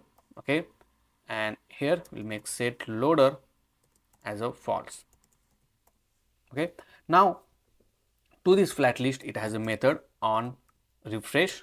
Okay, the on refresh we are going to call the get favorite pet ID list. and is refreshing method is also there, or let's say refreshing only. Then we'll pass the loader. Oops, not like this, loader. Okay, and then save this one. Now if I pull this down, and if you see, I'm able to refresh it. See how cool, right? Now even though if I mark something like this, okay, if I change this fish and mark this fish as a favorite, but this fish I don't think so have an ID, so it will not mark as a favorite. But if I go to this favorite and unmark this one, right, and refresh it, you will see it gone. Okay, so that's also the one way that you can update it. So obviously here you can also update like this. It's not real time obviously, so it's not updating immediately, but the like and unlike is obviously working as expected. Okay, so guys, until this point, if you have any question, any doubt, let me know in the comment section. Now it's time to create a new form to add a new page. On this one, if you see on the mockup, we have option to add an image, the pet image, then some input like pet name, the category of the pet, the breed, age, about us, and all of this information. And then once user fill all of this information, on the click of submit, we will just saving it into our Firebase Firestore collection called pets. Okay, and we also need to store the image inside the Firebase Firestore. That also we are going to cover in this particular chapter. Let's go back to our application, and if you see, we have this add new page section. Okay, obviously we are going to give one more option inside the profile page as well to add a new page, but from the home screen as well we already have this option. So let me close all of this tab and let's go to the home.jsx file where we have this add new page option. Okay, we already have touchable opacity connected, so we can add the on press event as well, or you can just replace this with the link tag. Okay, so you can add the Expo router link tag like this, and then you need to connect, means we need to provide the H reference. Okay, now we don't have the new screen for the add new page, so let's create a new screen. So either you can just create the file name or with the name of the route plus .jsx, or you can create a new folder. So here let's create a new folder called add new page. So this need to be a folder. It's need to be outside or inside this app folder, outside of this tab folder, add new page. And inside this add new page, we are going to create index.jsx file. Add the default template, and here we'll just rename to add new page. Save this one, and from this home.jsx just redirect it to add new page like this. Okay, and save it. Now if I click on this one, and if you see, it's redirecting to the new screen. Right now if you see, the layout get changed little bit here for this add new page container. Just make sure to add text align center, and now it will be in the center. Okay, perfect. Now once user click on this one, it's going to the new screen. That's where we need to add our code. So let's go to this add new page, and inside here first thing, we can change this header name. So for that one, let's add a navigation is equal to use navigation hook, and then inside the use effect, whenever this component get load, as you know that this use effect will get execute only once, because we are passing this empty array. And here you can pass navigation dot set option, and here we'll just change the header title and we'll say add new page. Okay, let's save this one, and now if you see, it changed. For this view, I'm going to add a style, and we'll just simply add padding of 20. Okay, now I already have the placeholder image I added to this assets folder like this. You can also get it from the link, all the assets for free. And over here, first thing, I'm going to style this text, and we'll simply say add new page for, but here we'll say font family as outfit medium and font size of 20, and here we'll say add new page. for adoption. Perfect. Next, we need to add an image from the React Native. The source, obviously we'll fetch the placeholder for now, so we'll fetch it from the local, from the images, and we have placeholder.png file. Now let's give the style for this one. So here we'll say style, width is of 100, height of 100, and we'll add a border radius to give 50 and save it. And if you see, we have that one. You can add little bit border width, okay, like this. And I don't know why it's not get added, interesting. But let's add a border color as colors. So I think we need to add a colors. So let's say import colors from constant/colors, and from here we can just simply add the colors dot gray. Okay, perfect.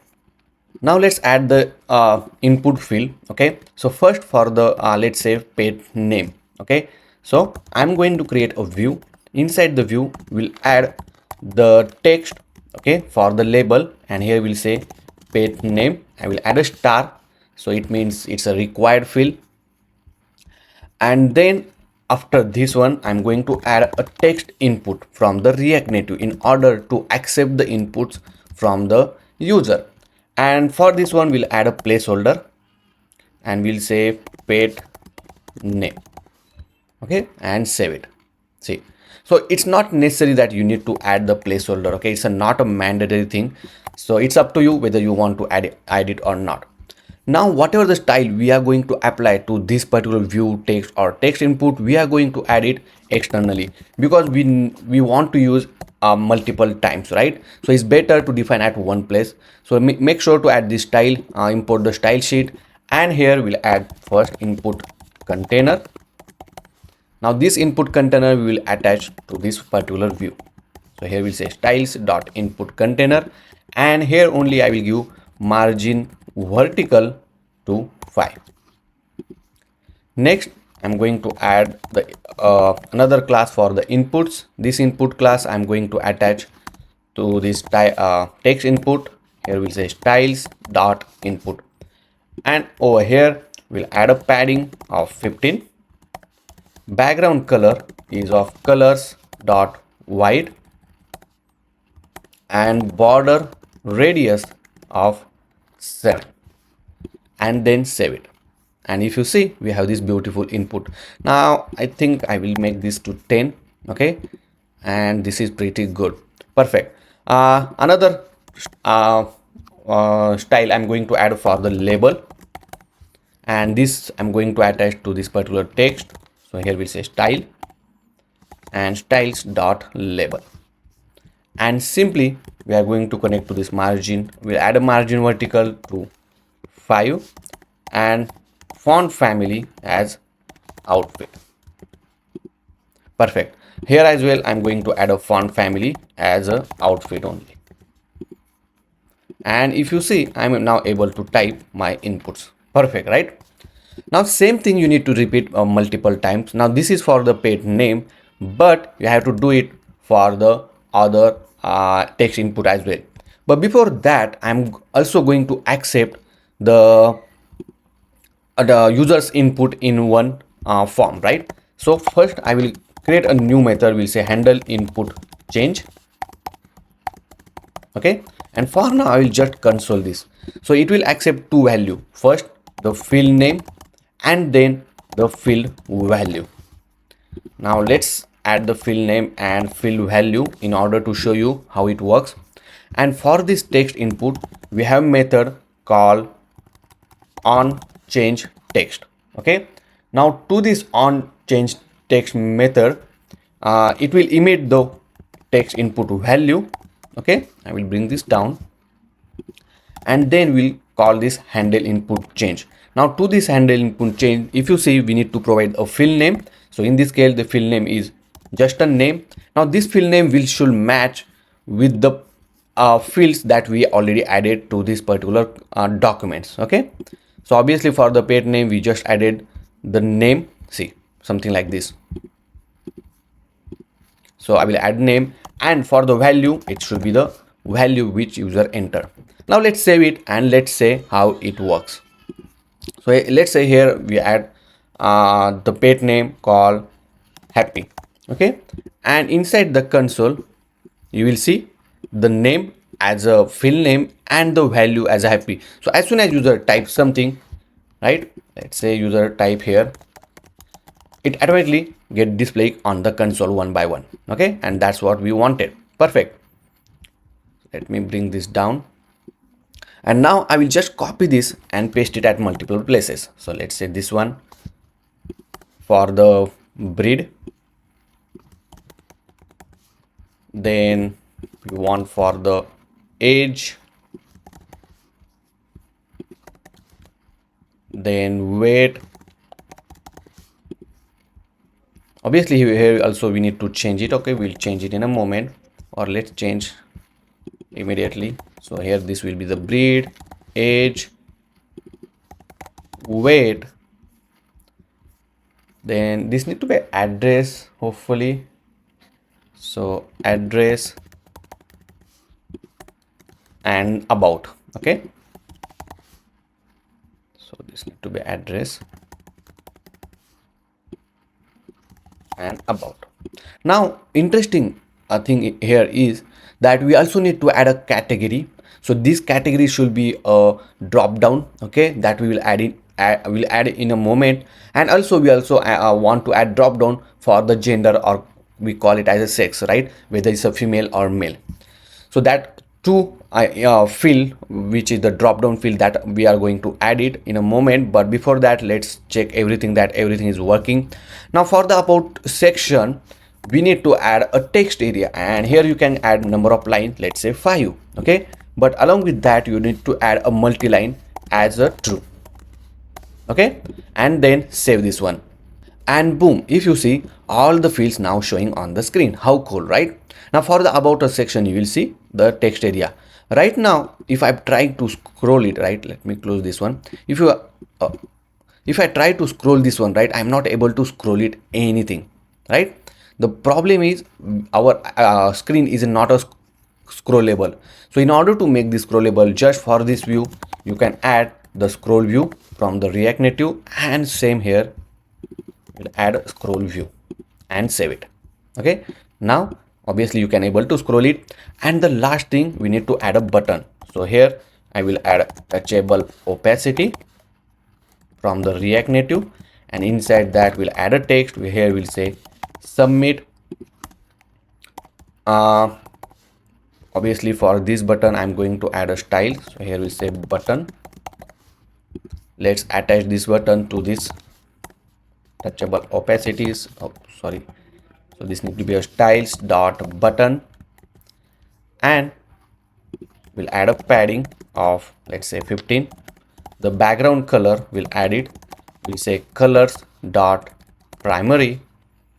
Then the border radius will add to 15. Text align, we'll make it not here, but obviously we need to go to the text only. So border radius we can add, I think we already added the border radius. Let's save this one. Here just make it 7.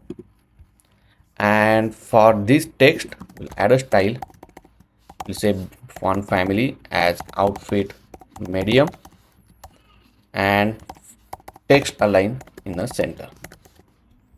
I think this is pretty good. Here I will add a margin vertical to 10. Perfect. Okay, and now if you see, I don't know because it's a complete screen, but once we add the field, obviously you can able to scroll this one as well. Okay, now all the information we added. Now we'll define one state. Okay, over here we'll say constant, and we'll simply say form data comma set form data is equal to use state. Okay, Now to this form data, we are need to save each field and their respective value. Okay, so right now we will just consoling it one. Now I will remove it and I will just add this same form data. Now here what we need to do, we need to add previous fields. Okay, whatever fields user added, and along with that one, so here we'll say previous field. Along with that one, we need to add a new field and their field value, something like this, and that's all. You are good to save all the information from this form data. Okay, now all of this information which user enter will set it inside this form data. Okay, now it's time to add the picker. Now go to this Google and just type Expo picker. Okay, and you will find this documentation. Now over here, this is the simple way that you can install the picker, and in order to see the use case, just click on this GitHub icon. So it will redirect you to this particular library with a documentation. Okay, and this is some example that how it actually works. So first thing, you need to install this Expo picker. Okay, so you can copy from here only, because this is compatible with the Expo, and make sure it is get installed. Okay, this is very important. And once it install from this GitHub, you will see how it actually use it. Okay, so if you see, we have this picker and that's all. So copy this picker, then let's scroll down, and we need to add for the sex. So I will add after the age. I will put it here. Then make sure to import this picker. Okay, and so let's save it, and then on the screen let it refresh. So we got error that property selected language does not exist. Okay, so here obviously we're gonna change this one, and for the here we'll say male, the value will be the male, the label will be female, and here will be a female. Now obviously selected value we're gonna change to some other state. So simply I will define the state. We'll say sex comma, I will say gender comma set gender is equal to use state. Okay, and here instead of set selected language, here we'll say set gender, and this will be the gender.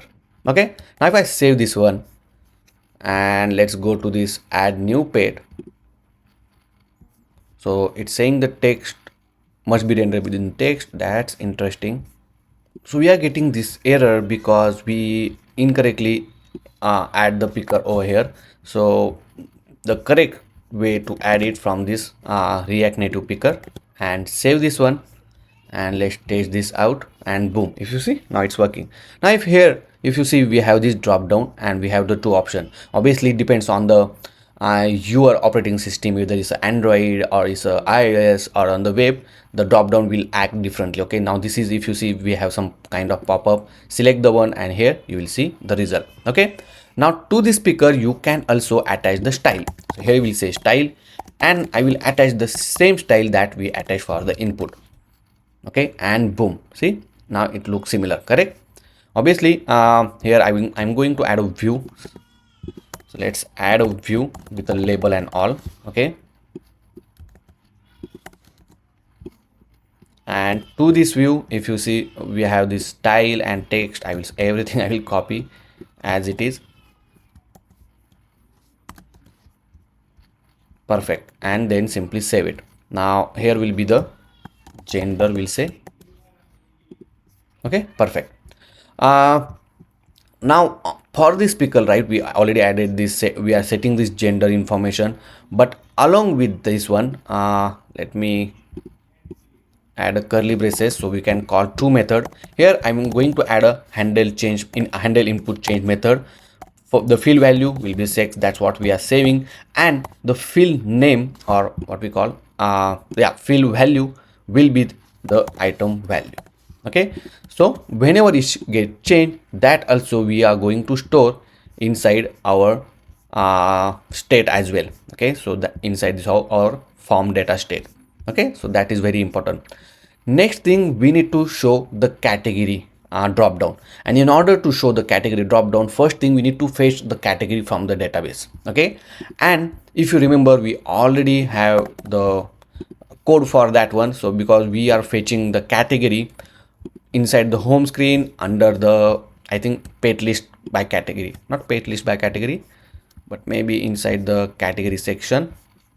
Yeah, inside the page list by category, and inside the category we are fetching it, right? So I will just copy this line of code, okay, and I will just paste it. Let me close this one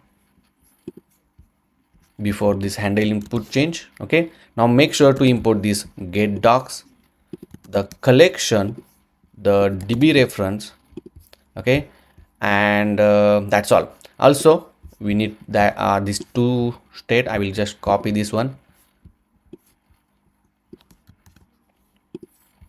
and we'll use this one as well. Okay, so you don't need to add it again. The default one you can just remove it if you don't need this default one as well. And most important thing, we'll call this get categories inside the use effect and save it.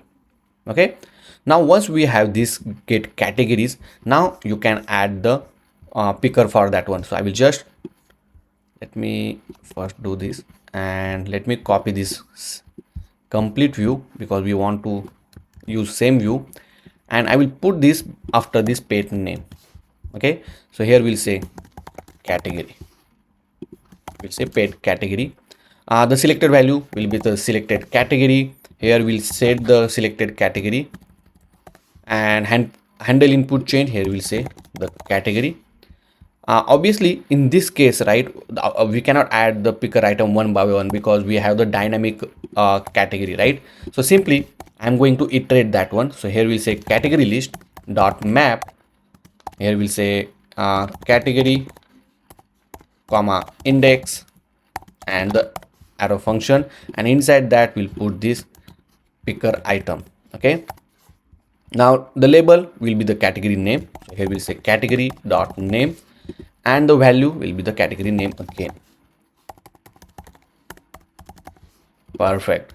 And let's save this one, and boom, if you see, now we have the category name. Obviously we are getting this warning saying each child in the list should be the unique. So for this picker dot item, we'll provide the key as a index, because this index which we are getting is a unique number, which is 0 1 2 3 kind of thing. And if you save it, now we don't have that anymore warning. And now if I click on this pet category, you will see the category list.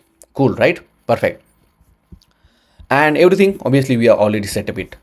Okay, now on the click of this submit, if I scroll down, we have this submit button. Okay, I don't know why. Okay, now on the click of this one, we have this submit button. Let's give some gaps. So maybe I will, for this button, I will add margin bottom, let's say 50. So I think I can scroll a little bit more, something like this. See, and here on for this button, we'll add on press event, and we'll call on submit method. Now we'll create this on submit method, we don't have yet. So here we'll say constant on submit, and right now I will just console the form data. Okay, and we'll see what we are getting inside the form data. Now obviously right now none of the field are required field because we need to write a condition for that one. But let's say pet name, let's say happy, then whether it's a dog or what, then you can select the breed. So here we'll take golden shepherd, something like that. The age, the gender, you can select the whatever gender you like. Okay, or he has. Then weight, how much weight, then address, and about us. Okay, now as soon as I click submit, okay, so inside the console you will see all the information. Perfect, right? And now this information simply we are going to store inside our database. Now next we are going to add the image picker. Right now our image is not getting selected, right, because we did not added the code for that one. So let's implement that. So just search on Expo, call Expo image picker on Google. You will see the first documentation from the Expo, which is the Expo image picker, and you will see this example. Most important thing, this is compatible to Android, iOS and web as well. So copy this command and make sure to install it So inside the VS code, just paste it here. So it will install the image picker for you. Then we will create a new method, maybe after this get category, and we will say constant image picker like this. Okay, and inside this image picker we are going to add this line of code, but before that let's add this Expo image picker plugin. Okay, so copy this one inside this app.json. Let's go to this app.json file, and under this plugin section inside this array you can add this Expo image picker. You can update this text as well if you want. Okay, and now let's go back to this documentation again, and if you scroll a little bit you will see this line of code. Copy everything as it is and then simply paste inside this image picker. Okay, as this is await, let's make this as a async. Now this image picker we need to import it, so let's copy this import statement as well over here. Okay, and save. Now inside this image picker, if you see, it's launched the image picker library which is asynchronized, and then it will open the media type. Now here you can have option to pick an image, video, or all. So in this case we just want images, so we'll say images. You can also allow editing, and you can have the aspect ratio as well, and whether you want to change quality or what, you can also add that one. We just console the result, and if the result is successful, we'll set the image with this image URI. So obviously for that one we need to set the state called image comma set image is equal to use state. Okay, perfect. And then we'll call this one and we'll set this URI. Here I will write the documentation use to pick image from gallery. Okay, and then we'll set this, or we'll call this image picker on the click of this image placeholder. Okay, so we need to wrap this inside this pressable, and it has an on press event. We'll simply call this image picker and just wrap your image in between this pressable. Okay, so on the click of this one it will call the image picker. Now if I click on this image picker, because we already attached to this image, if I click it, you will see it's open only the photos. Okay, now select the one and boom, and obviously here you have option to edit it. Okay, so depends on your choice. You can even crop this one, and once it crop, we should able to display that image over here. Because currently if I go to this console, because we already returning the result. Okay, so if I go to this console, you will see this assets information, okay, with this image URI, but we need to show it on the screen. Okay, so what we can do, we can write a condition. If image is not there, then show this placeholder. Okay, you can add the condition. Otherwise we'll add the image tag with the source, and then the URI will be the image. Okay, so for this one obviously I'm going to add all of this style as it is and then save it. Okay, let's make sure to close the tag, and now if you see, it's showing the image. If you want to add border, I don't want border width, so I will just remove this one. Perfect. Now obviously again if you click it, right, make sure, yeah, if I click on this one, see, you can even replace the with the other dog image as well. Okay, so it's up to you how you want to or which image you want to add. Perfect, right? So that's how guys you can add the image picker to your application. Now next, on the click of this on submit, we have to store the image inside our Firebase storage, and then we need to save that data as well. But before that, we have to make sure all the fields are filled successfully. If none of the fields does not submit, then we have to show some kind of error message or toast message that, okay, please fill all the details. Okay, but before that one, one more important thing I wanted to tell you, that inside this form data, initially where we define this, right, it's empty. But if you see, as soon as we open this particular page, the category is auto selected and gender as well, right? And if you open this category and again select it, it will not get selected because a default selected one. But if I select the fish and then again come back to dog, then it will select the dog. Now in order, if user did not select this dog, we have to make sure the default one is a dog one. So for this form data, I will add the category, or we can just add like this category. The default category will be the dogs, and along with that one also will set the sex as a male. Okay, if user did not select anything. Okay, so that's the only change that I wanted to tell you. Now on the click of on submit, so I will remove this now from the console. Here we are going to write one condition. So here we say if form data, obviously form data will not be defined. Here we'll say object dot keys, and inside this will add form data dot length is not equal to 8, because we have 8 fields, right? And we don't want to check one by one. We will just check all the fields is filled or not. And obviously once we have all the fields are filled out, obviously the length of this form fields will be the 8. So right now if you see 1 2 3 4 5 6 7 and about will be the 8 one, correct? So if it's not 8, then we'll return nothing, and we'll simply show the toast Android. Okay, so it will be the toast message. So here we'll say enter all details, and again here you can add toast message. Maybe you can add on the top, bottom, or something like this. Let's say bottom, or not bottom, but I will make it short only, and then save it.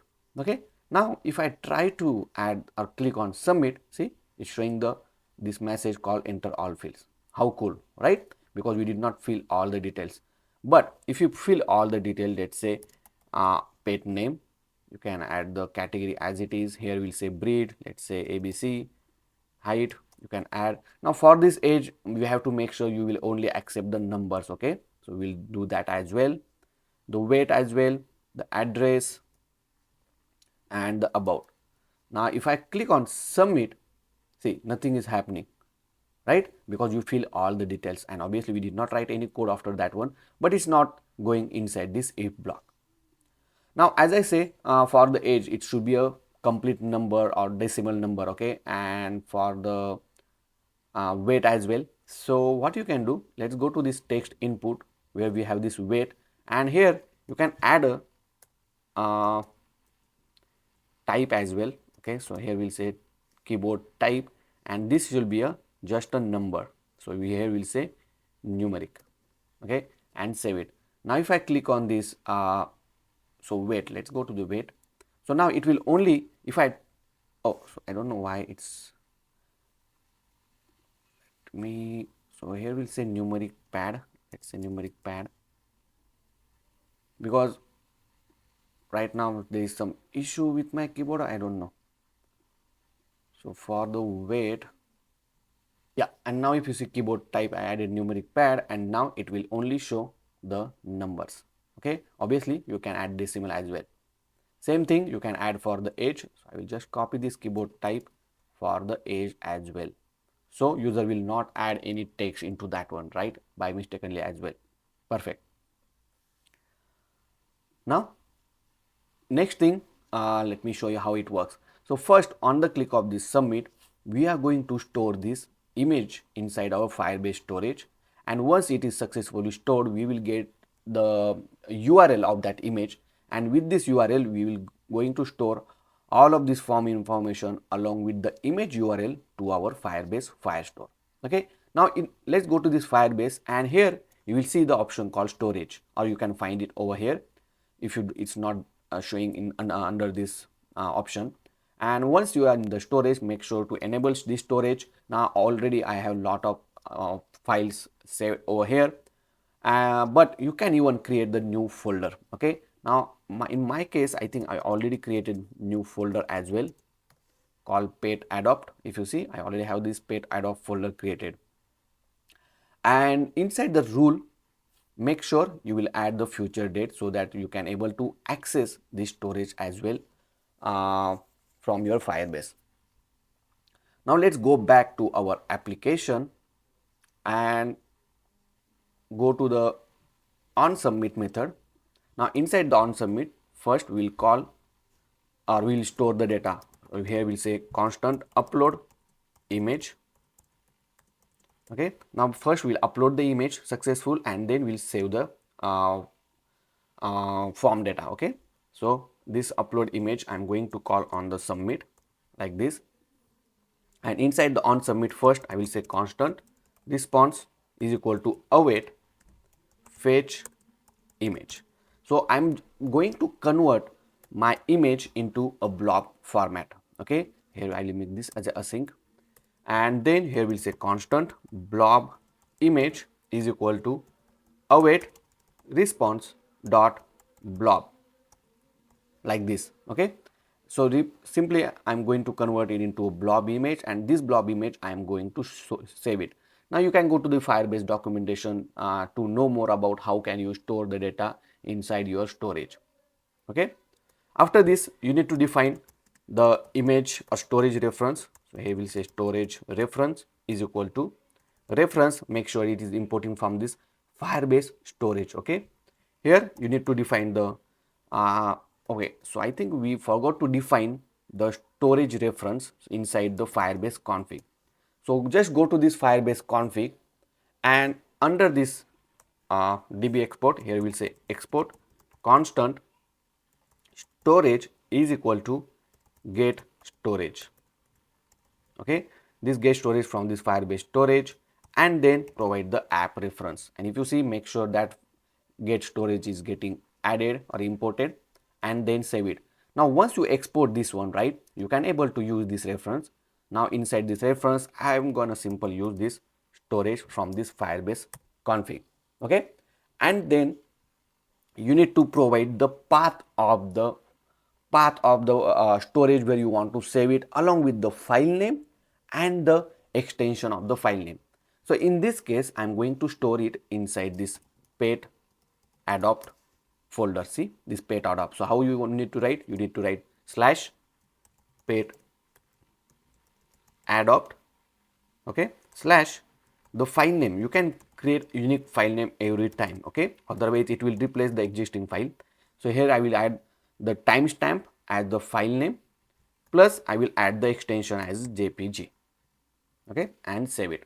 Now once you have this storage reference, you just need to upload it. So here we'll say upload bytes from the Firebase storage, make sure to import it. Then you need to add the storage reference, you need to add the blob file which you want to upload, and this is a promise, so it will return the result, like let's say snapshot and the arrow function. Now here we'll inside the console we'll just simply say file uploaded. Okay, now once the file is uploaded, we need to get the download URL. So here we'll say again then the response, and after this one we'll say get download URL from the Firebase storage. Now inside the download URL you need to provide the storage reference dot then, and then we'll say async download URL. It will return the download URL, and you can just console this download URL. Okay, perfect. So right now this particular method only used to upload pet image to Firebase storage server, we can say. Okay, perfect. Now let's test this out. So this need to be a blob image. We don't have, here we'll say blob image. Okay, and save it. Now let's go back to our application, select the image. Okay, we'll select this image. Let's say let's crop this one. Right now I'm just putting the dummy information. Okay, and simply click submit. Okay, obviously nothing will happen, nothing will display on the screen, but under the console we are just consoling this download URL, and boom, if you see, the first console is file uploaded, and this will be our URL. Now if I open this URL, do the control click on this one, or just copy this one, I don't know, yeah, just copy right now and open it in your browser, you will see the uploaded image. How cool, right? Perfect. It means our image get uploaded. And over here as well, you will see your image. I don't know where it is. Let me refresh it. Let's go to this pet adopt folder and let's find the image. Yeah, if you see, this is the image just now we uploaded. Okay, perfect. So now once we have the image uploaded on the storage, now we need to call new method to store our data. So here we'll say constant save from data, and this save from data we need to call inside this get download URL as soon as we get the download URL, and to this one we are going to pass download URL, which is our image URL. Okay, next inside this one we'll simply set the document. So first we'll get the document ID, means we'll generate the document ID using the timestamp. Make sure this timestamp in the string format. After this we'll say await set doc from the Firebase Firestore, then make sure to import this all of this statement. Okay, set doc document, then the DB reference, then the collection name and the document ID. Okay, and here inside this curly braces we need to set the value. Here I will make this async. Now we already have all the value inside the form data, so we'll just separate out all of this form data with this spread operator, and then along with that we need to add the image URL of that page. So this is nothing but the image URL which we are passing from this download URL, and then the user information. Okay, so I just added this dummy data for our to save it, okay, properly. Then username will add as a user. Okay, so we don't have user information. Let's get the user information with the clerk hook. So here we say constant user is equal to use user from the clerk Expo, and simply we can use this one. So here we say user dot full name. I will make this optional so it will not get failed. Then we'll say email of the user's email. So here we say user dot primary email address dot email address. Then we need to add the document ID. So here we'll say ID as a doc ID. Also user image as user dot image URL. I think let me make sure it's a correct, yeah, image. So for the user is a user image only. Perfect. And then document ID. I think that's all we need. Okay, perfect. Now let's save this, and obviously we need to fill all of this information again. We will do that, no worry. But also I will define one state which hold the loading state. So here we'll say constant loader comma set loader is equal to use state. Okay, initially it will be false. Now as soon as user click on this image, not image picker, but as soon as user click on this on submit, over here on the upload image we'll set the loader as a true. Maybe we can set it inside this upload image. Okay, then once the save form data is completed, we can set the loader as a false. Okay, and whenever the loader is true, right, we need to just disable the button, this submit button. Okay, so on this touchable opacity, it has a property as well called disable when the loader is true. Okay, also I'm going to show the loading indicator. So here we'll say if loader is true, okay, I can show this activity indicator from the React Native. Okay, otherwise I am going to add or show this particular text. Now this activity indicator is kind of a loading indicator. Now it has the size. Okay, you can define the size, it has a small or large size, and you can also define the color. I will keep the color as it is for now. Okay, and then save it. So right now nothing is happening, but let's pick a image. So we'll select this image, crop. Here we'll say I don't know, let's say Avenger. Then you can select the type dog, the breed, German Shepherd. Then age 2 years, uh, gender is same, weight I will say 12 13 kg. The address, you can put address.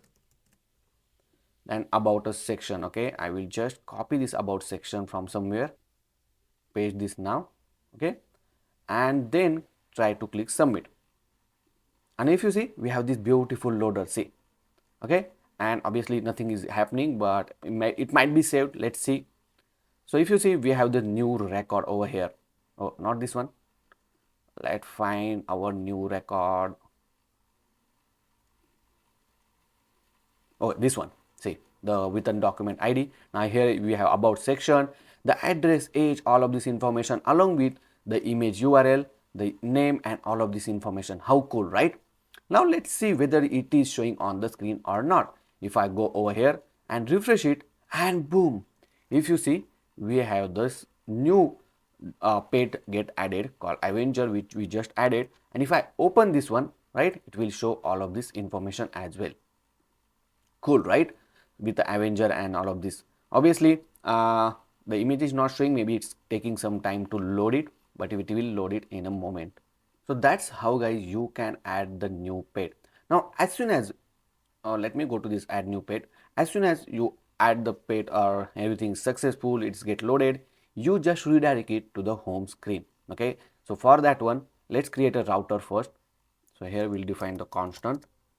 Router is equal to use router from the Expo router, and programmatically we will redirect it. So after this, maybe inside the save form data, we'll add the router dot replace. Make sure it's replaced so user will not go back to that this particular page, and then we'll go back to the home page.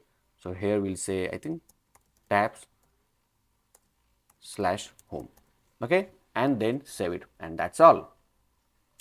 So guys, that's all for this particular section. I hope you understand everything, and the most important thing that in this one, that we also learn how to upload or store the files or images inside our Firebase storage, okay, and how can we add the form, because form is very important in any web or mobile application as well.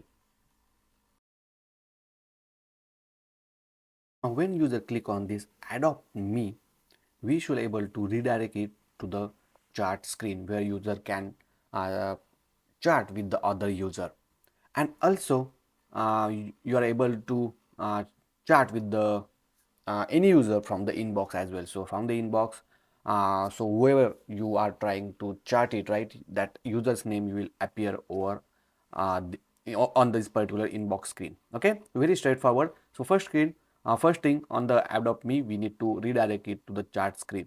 So let's create a new screen.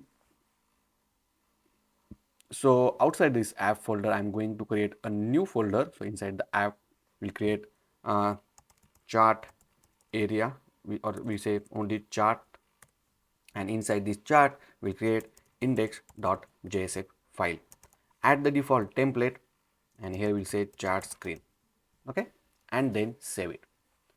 Now let's go back to the any of this particular record, and here on the click of this adopt me, we need to create a new record inside our Firebase database in order to initiate the chart.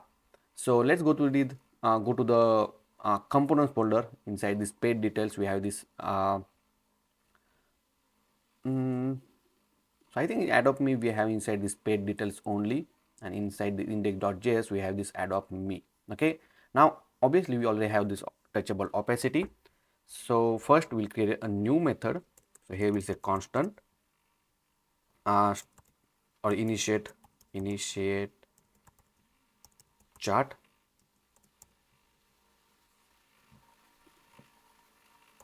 then arrow function,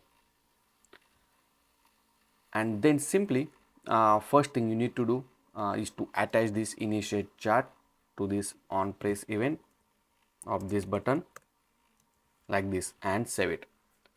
Now here we are going to create a two document, and depends on when user click on this adopt me, we are going to check whether this two document ID is present or not. Okay, so simply we'll say constant doc ID 1 is equal to users, so we need to get the current user, so here we'll say constant user is equal to use user, and simply here we'll say user dot primary email address underscore. So this is the way that we are going to create a document ID as well, and then the pet dot email. Okay, so I think that's the correct one, because we also need to get the information of the owner, pet's owner, right?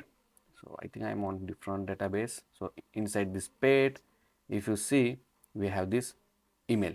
Okay, that's correct. So that is nothing but the pet email. Also we are going to get another document ID. Okay, this is just need to check whether the combination is present or not. And first, now in this case we'll get the pet email, then we'll add the this one. Okay, sorry, so copy this one here, this need to be underscore plus and this email ID. Okay, now we have document ID 1 and the document ID 2. Now next we'll check whether this document is already present or not. So here we'll say constant query q is equal to query, then the collection, the DB reference, and we are going to create a new collection called chart. So I don't think so we have this collection, so just create a new collection chart and get auto ID and just save it for now. Okay, this it's empty but doesn't matter, but we have this collection name called chart. After this we'll add a where condition, and inside this where condition we'll add the, if the document ID means ID, then in operator, and then we'll pass this document ID 1 comma document ID 2. So it's kind of or condition. If ID is equal to doc1 ID 1 or this one, then fetch the result. Okay, and then simply we'll use constant query snapshot is equal to await get docs, and then we'll pass the query reference q. Here obviously we'll need to make it as a async. And then once we're done with this one, right, we need to we'll write query snapshot dot for each, or yeah, for each, and then we'll simply get the document. So here we'll get the document and simply we'll route to the new. So here we need to add the router, we need to route to the new screen, right? So let's add the router first from the Expo router, and then simply here we'll route. So here we'll say router dot push, and then we'll route to the new path. Okay, so here I will provide the path name like chart, and also along with that one I'm going to add the parameter. So in this case the parameter I'm going to pass is the document ID. So here we'll say doc dot ID. See, okay, but before this routing I will just confirm that we are getting data through this console. So we'll say document data and then save this one. Now if I go back to our application, and let me go back over here, and if I click on this adopt me, right, so nothing is happening right now. The reason is we don't have this particular document present inside our database, and that's the reason it's not returning anything. See, okay, so if the document is not present, so here we can write a condition if the snapshot, so we can get the snapshot information we already have. So here we'll say query snapshot dot docs dot length. If it's equal to 0, it means we don't have any document, then we'll create a new one. So here we'll say await set doc from the Firestore, then document, the DB reference, then the chart, comma, the document ID 1. Okay, so we'll create with this document ID 1, and then the arrow function to add the all the fields. So first field I will add the ID as a document ID 1. Then we need to add the both the users information, the owners as well as the one who is trying to connect it, means the current user, login user. So simply here we'll add users, the and inside the array we'll add first user. So here we'll say email as user dot primary email address dot email address. Okay, then the image URL of that user, so user dot image URL, and the next the name of the user. So here will be user dot full name. Okay, perfect. Another user's information we're going to add, that is the owner's information, right? So this will be email as pet dot email, then image URL of that user will be the user, let's see what is the, so this will be the user image and user name. Okay, perfect. So user image and name will be user pet dot username, pet dot user name. So this need to be a pet. Okay, something like this. Perfect. So now we have the user information as well. Perfect. Let's save everything and then let's try it now. So if I try to create this adopt me, okay, so obviously nothing is happening because we are not doing anything, but we have to make sure once user create this particular document, right, we will navigate to the new screen. So here as well we'll say router dot push, and same thing we are going to pass. So this path name and parameter with this document ID. Okay, but in this case we already know the document ID, so we'll just use this document ID 1. Okay, and save it.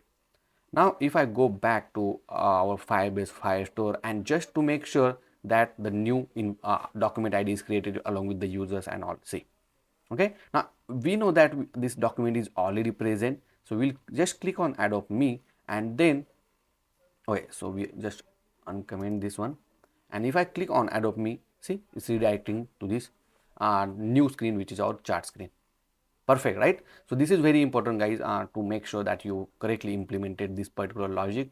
Here I'm going to add documentation. Here we'll say use to initiate share the chart between two users.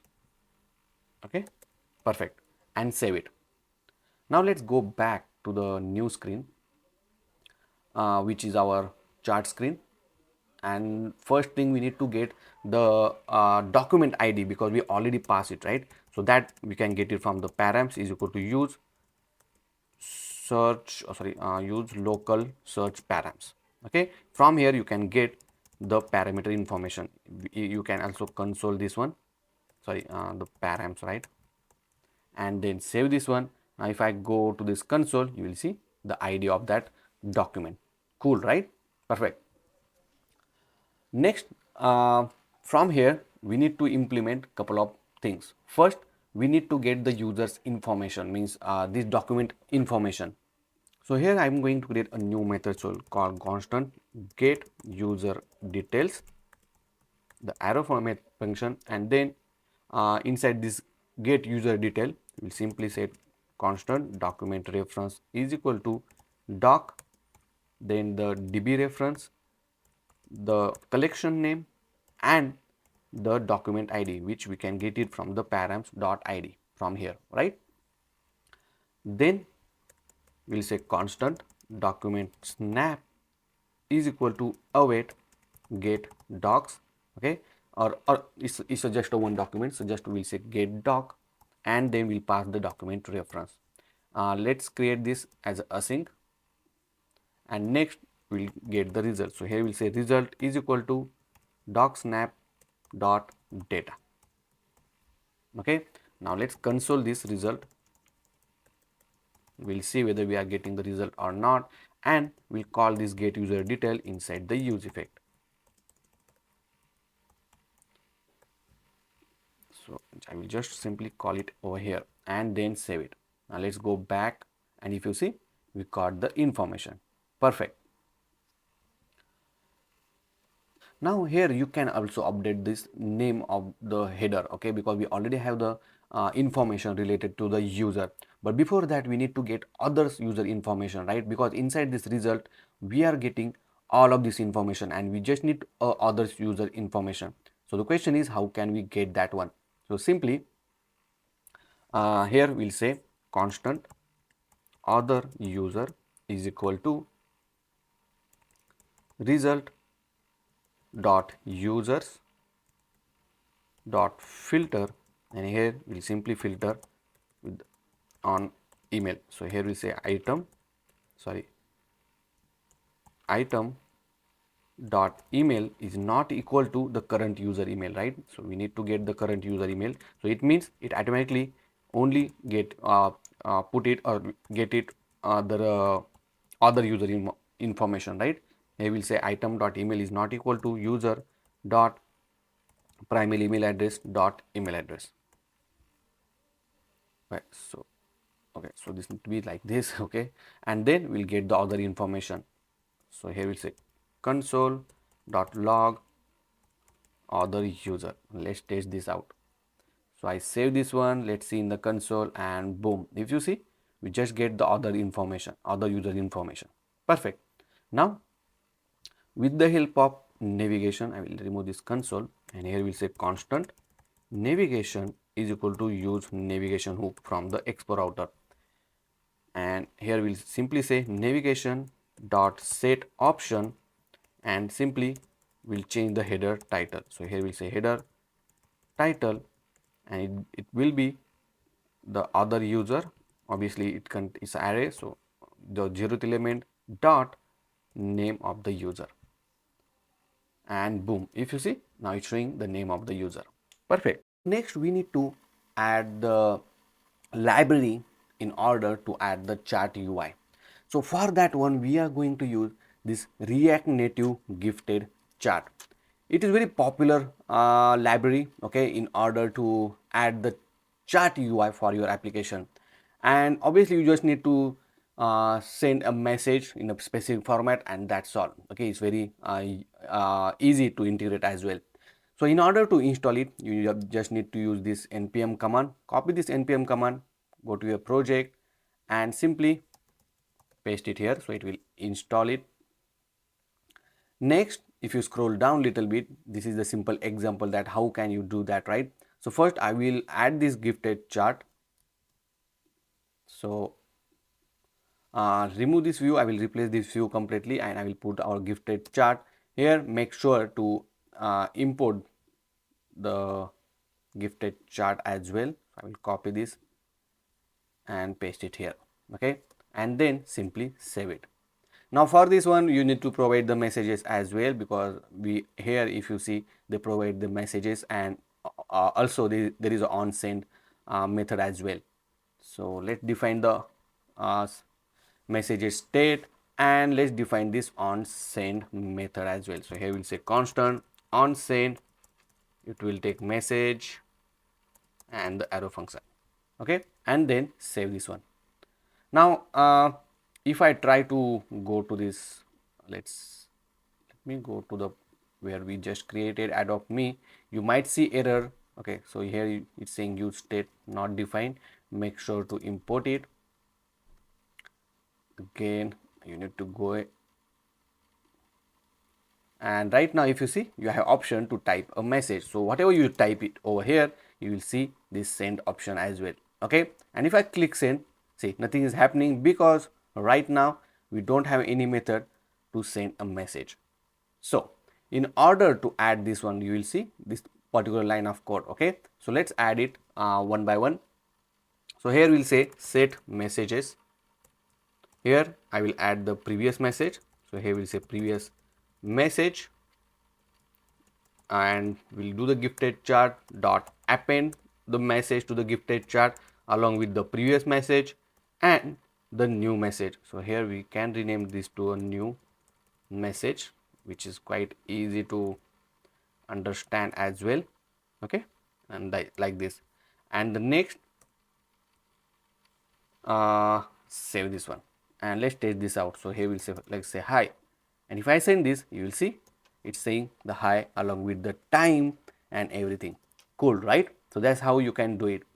And obviously, when you send this message, right, we just need to create a new document inside the documents. So that's a very interesting part. Now here you already have this chart collection. Inside that you have the documentation, and inside that you can again create a new collection, and inside that you can again add a document as well. So Firebase is provide you a nested collection and document functionality where you can create a collection inside collection as well. Okay, so let's do that. It's quite easy. So here we'll say await add doc. Okay, so from the Firebase Firestore. Then here we'll say collection. Then in this case, we provide DB reference. The first collection is a chart. The next is a we need to provide a document ID in which we want to create a new collection called messages. Oops, see. So DB chart, the ID messages, and then outside of this one, I'm going to add the new message with this new message and the 0th element. Okay, and I'm putting this await. I will make this as a async and save it. Okay, but one more important thing inside this gifted chat, if you see, we are passing the current user information. So here instead of this ID, I'm going to pass a user's email ID. So here we'll say email ID, and then also we are going to pass the name of the user. So here we'll say user dot full name, and we will pass the avatar. Okay, avatar means user profile pic. So here we'll say user dot image URL. Cool, right? And you can also enable show user avatar and make it as a true. So whenever you send a message, it will also show the user's image who sent the message. Now let's go back to our application and let's test this out. So here we'll say hello, let's send it, and boom, if you see, now it's showing the user profile icon along with this message. And let's see whether it's get added to our document. So it will supposed to create a new collection. If you see, now it's created a new collection called messages, and inside this we have new document with all the fields. Right now this field and this structure is generated by the gifted chat. Okay, so you don't need to worry about this one. Here you will see the user's information and the text, the message which you pass, and then the time and the unique ID which is again generated by the gifted chat library. Cool, right? Perfect. Now obviously if I refresh the screen, come back to this particular screen, we have to make sure we will fetch all the previous chart users chart, right? So question is, how can we do that? So for that one, we are going to fetch the list of messages but in real time. Okay, so even though if other user send a message to you, right, you will get it immediately without refreshing the screen. So let's implement that one. So here we'll say constant unsubscribe. So inside the use effect we have to do that, and here we'll say on snapshot. Then we need to pass the collection, the DB reference, then the collection name, then the document ID, which is we are getting from the params.id, and then from where you need to get the message, right, the collection name. And then here we'll say snapshot, arrow method, like arrow function like this, and then simply we'll say constant message data is equal to snapshot dot docs dot map, and we'll map it in specific format. So here we'll say doc and arrow method like this. Okay, so here we have the underscore id as a doc dot id. So this is nothing but the document id, and then the remaining data like this. But this is very important because every time we need to make sure that each message has a unique ID, and obviously whatever the document we are adding has a unique ID. Okay, perfect. And this unsubscribe we need to call it, but we have to make sure we will set this all the message data over here. okay, and then at the last we'll simply say return, and we'll just unsubscribe this method, okay. So it will not call every time. Perfect. Now let's save this one, and let's say now here I will put one more comment. Say let's say hi, send this one, and we have these two information. Now if I go back and again go to this adopt me, and boom, if you see our message came back. Right now if you again we have some error about this date, and it's saying invalid date, right, because we added this all of this information. So it's quite easy to solve. You just need to on the same method, right, you just need to update your message. So here we'll say new message, okay, and inside this new message the first element has the created at method, and here we will need to add a formatted date, a specific formatted date. So for that one I'm going to install one library called moment, which is very powerful library to format the date in any format of okay. So here we'll say moment, okay. So I think we need to import this moment. So let's import this moment library. So here we'll say import moment from moment, okay, and then simply use it. So over here we'll say the moment dot means it will automatically take the current date and will format it in specific format. You can, it's up to you how you want to format, but this is standard way that you can format it for the gifted chart, and then save it. Now here we'll say let's add new message, let's send it, and boom, if you see now we have this proper date along with the time as well. Obviously this is invalid date it's showing right now, so just make sure I will delete all of this document, or let's delete this collection only. Oops, so I will delete this collection, means we don't have any messages, but and if you see no messages right now, let's say hi and send it, and boom, now we have proper time and date. Cool, right? So that's how guys you can send a message to your or to the other person. Now you might have question, how can I get to know whether it's sending or not? So what I will do on my actual device, okay, I will chat with this particular user, and let's say whether it's working or not. So that one I think we can do it later on, because right now we don't have the inbox ready yet, okay. Once we have the inbox ready, so that other user can see your name on this inbox list, so that he can start chat with you.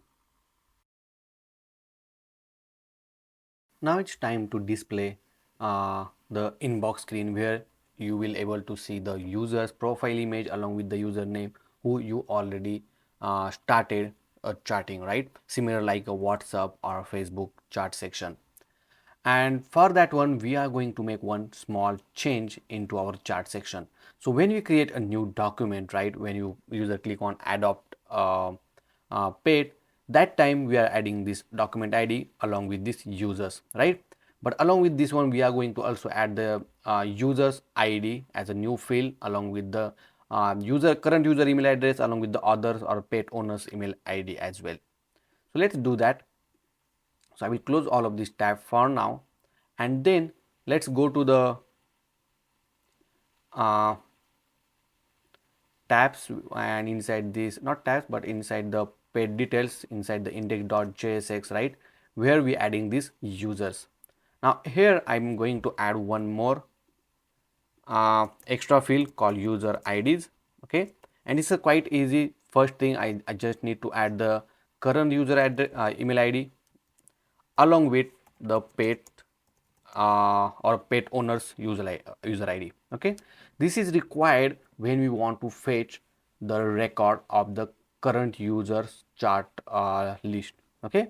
So now once you're done with this one, what I will do, I will just delete this particular document, so it will create a new one for us.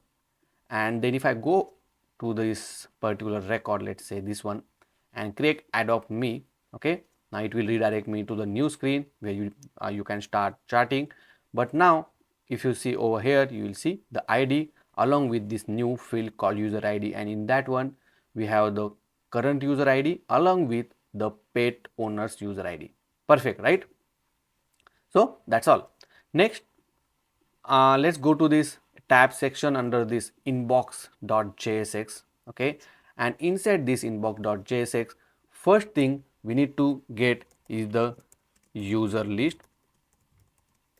Okay, so get user list depends on user emails.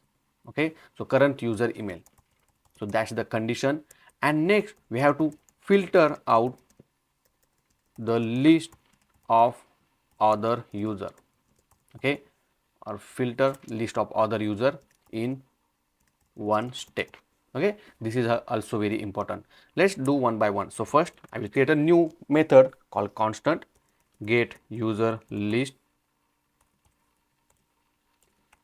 and inside here we'll write a constant query is equal to query, then collection, the DB reference we need to provide, so make sure the collection is there. Okay, yeah, then DB reference, okay, here we need to import it manually from, and then give the path from the configs / firebase config, then the collection name which is a chart, and where clause. So inside this where clause you need to provide the condition called user IDs. Okay, and here we'll add array contents. So let me bring this down, and here we'll say array contents. Okay, make sure to import this where clause as well. Then array contents comma user dot primary email address. Okay, so we need to import the, you need to get the user's information from the clerk hook, and then here we'll say primary email address dot email address. Okay, perfect. Now use this query to get the documents. So here we'll say constant query snapshot is equal to await get docs, because we'll get multiple documents, and pass the query reference. Make this as async. Perfect. And then here we'll say query snapshot dot for each document. Here we'll say document, and then we just console the doc dot data. Okay, that's it. Let's save this one and let's make this call inside the use effect.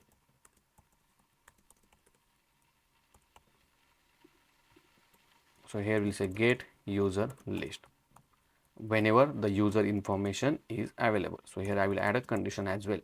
Now let's save it, and let's say inside your, oh sorry, we are not in the inbox, but if I go to this inbox now and observe, you will get the list.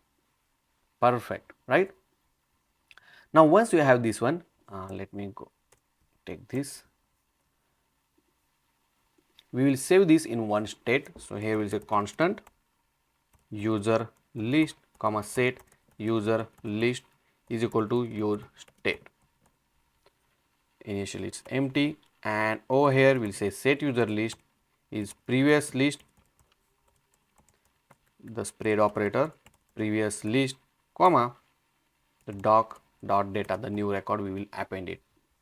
Perfect. I will remove this console from here and save it. Next we'll create another method to filter out the other list only. Okay, so what we need to do, we just need to get this information, right? So in this case, let's say you already fetched this particular information, right? Now you only need the other user email ID, like this email, the image URL name, it means this record, along with the document ID. Okay, see this ID. So let's say constant get other user, or we'll say map other user list, map other user list, arrow function, and then we'll say constant list, will make a empty array, and here we'll say user list, well we already have dot we'll add for each loop actually, for each record we'll get the other user. So here we'll say other user. So here we'll say record. So this need to be equal to record dot users, because we need this one, right? We are filtering this particular list only. So we'll say record dot users dot filter, and here we'll say user dot email is not equal to user dot primary email address dot email address. So we are email address. So what we are doing, we are filtering out the list which the current user address is not equal to. So in this case, let's say the current user is this one, right? And we are just avoiding we are not fetching this record, we are fetching other record. It means this one, right? So this will be our other user, and save it. Then we'll just map it. So here we'll say result is equal to, and we need a document ID. So I will get it from the record dot ID. Along with that, we'll put the other user information. So I will add the spread operator, other user, and the 0th element of that one. Okay, and simply I will push it into this list. So I will say result. So I will just into the list, I will just push this information. Okay, and simply will return the list. Now the question is, where can or when we are going to call this one, right? So simply what we are going to do, we are going to call this in a flat list. Okay, but before that, now let's add some style to this view. Here we'll add a padding of 20 and margin top to 20. Then for this one, I will say style, font family as outfit medium, font size is of 25, make it 30. Perfect. Okay, and then here we're going to use the flat list. Now to this flat list, the data which we are going to provide is nothing but calling this particular method. So it will return the list, right? So here I will just call this method something like this. Then we'll simply render the item comma index and the arrow function like this. Okay, and that's all. Now simply I'm going to create a new component. So inside this component folder, I will create a new folder called inbox, and inside this we'll create a component called user item.jsx. Add the default template and save it. Now this user item will accept the user information. So here we'll say user item. I don't know what we'll say, user info. We'll say user info. Okay, and from this one here we'll add the user item, and we'll provide the user info as an item. We'll add a key as an index and save it. And if you see, we have this multiple times, right? That's because we have to make sure we'll clear this user list over here. So I will just add the user list with the empty. Perfect, and you will see only one result. That's perfect. Now go to the user item and let's implement over here. So first thing, I want to show the image. So I will add an image. Then the source tag, the image is from the URL. So I will put URI, then user info dot image URL. Okay, and those close it. Here I will add a style. We'll add a width of 40 and height is of 40. Also we'll make border radius to 99. So it will be in the circular form. See, for this view I'm going to add a style. We'll add a margin vertical to 7, and I think that's pretty good, pretty much. But let's add other information. Let's add a text, the user name. So here we say user info or user info dot name. Let's bring everything in one line. So we'll mark display as a flex direction as a row, gap of 10, and align item to be in the center. I will add some style to this user name. So we'll say font family as outfit, font size of 20. Perfect, right? And we'll add horizontal line below that. So I will just add a view. We'll give style and I don't know what we'll add over here, so we'll just add a border width of 1. Okay, so this need to be add outside of this view, so let's add one more view,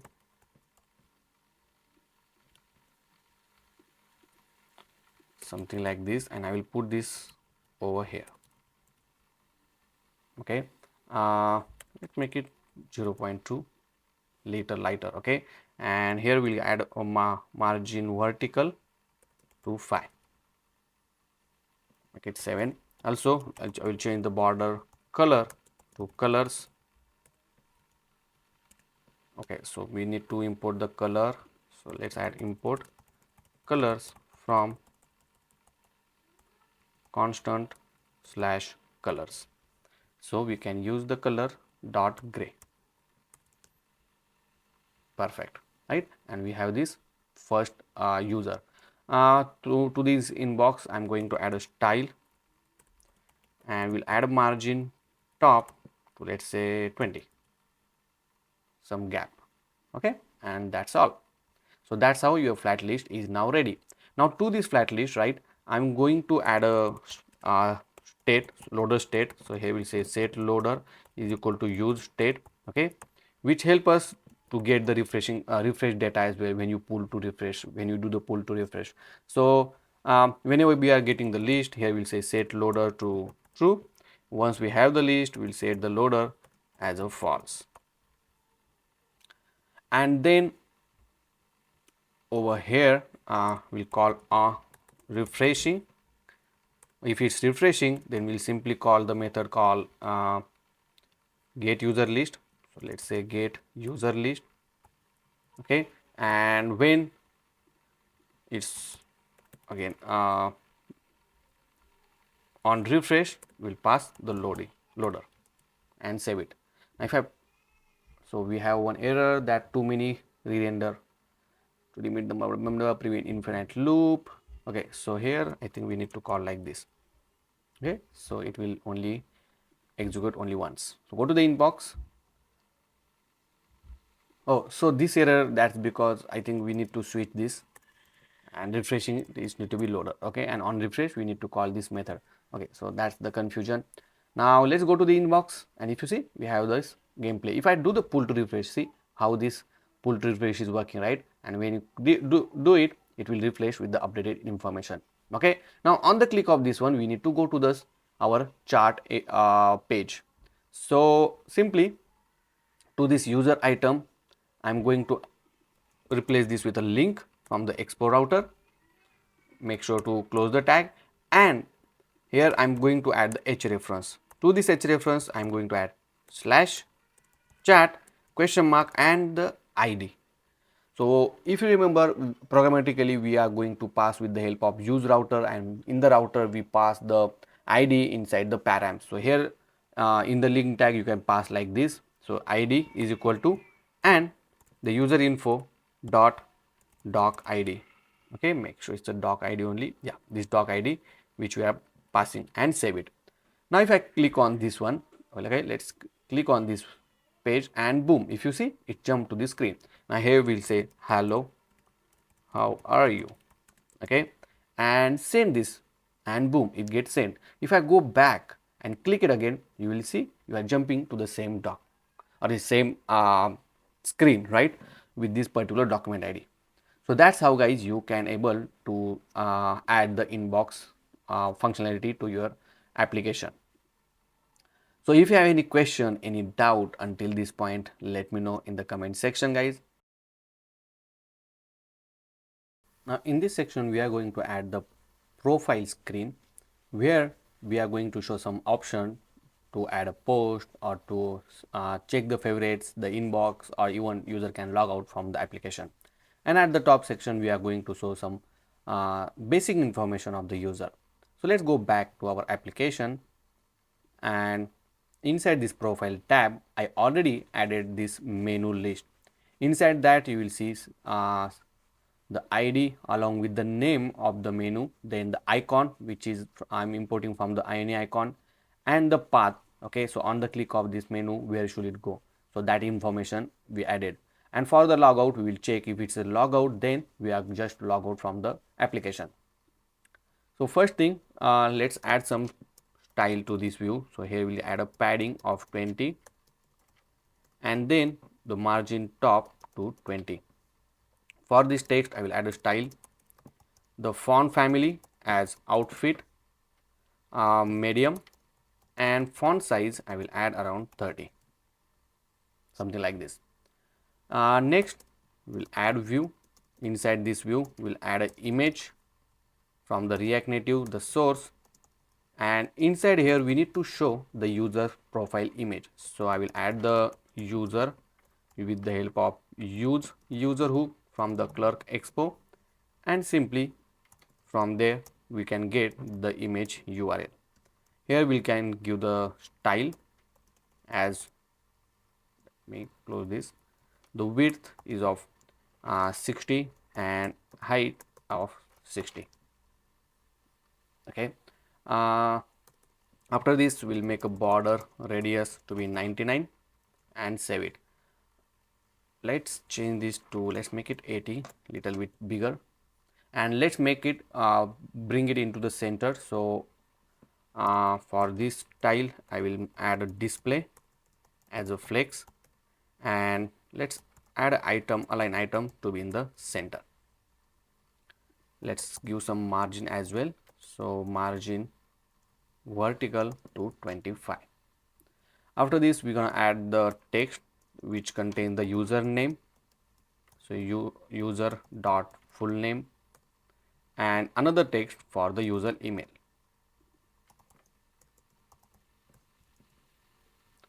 Now for this username, let's add a style. Here we'll say font family as outfit. Let's make it bold actually, and then font size to 20.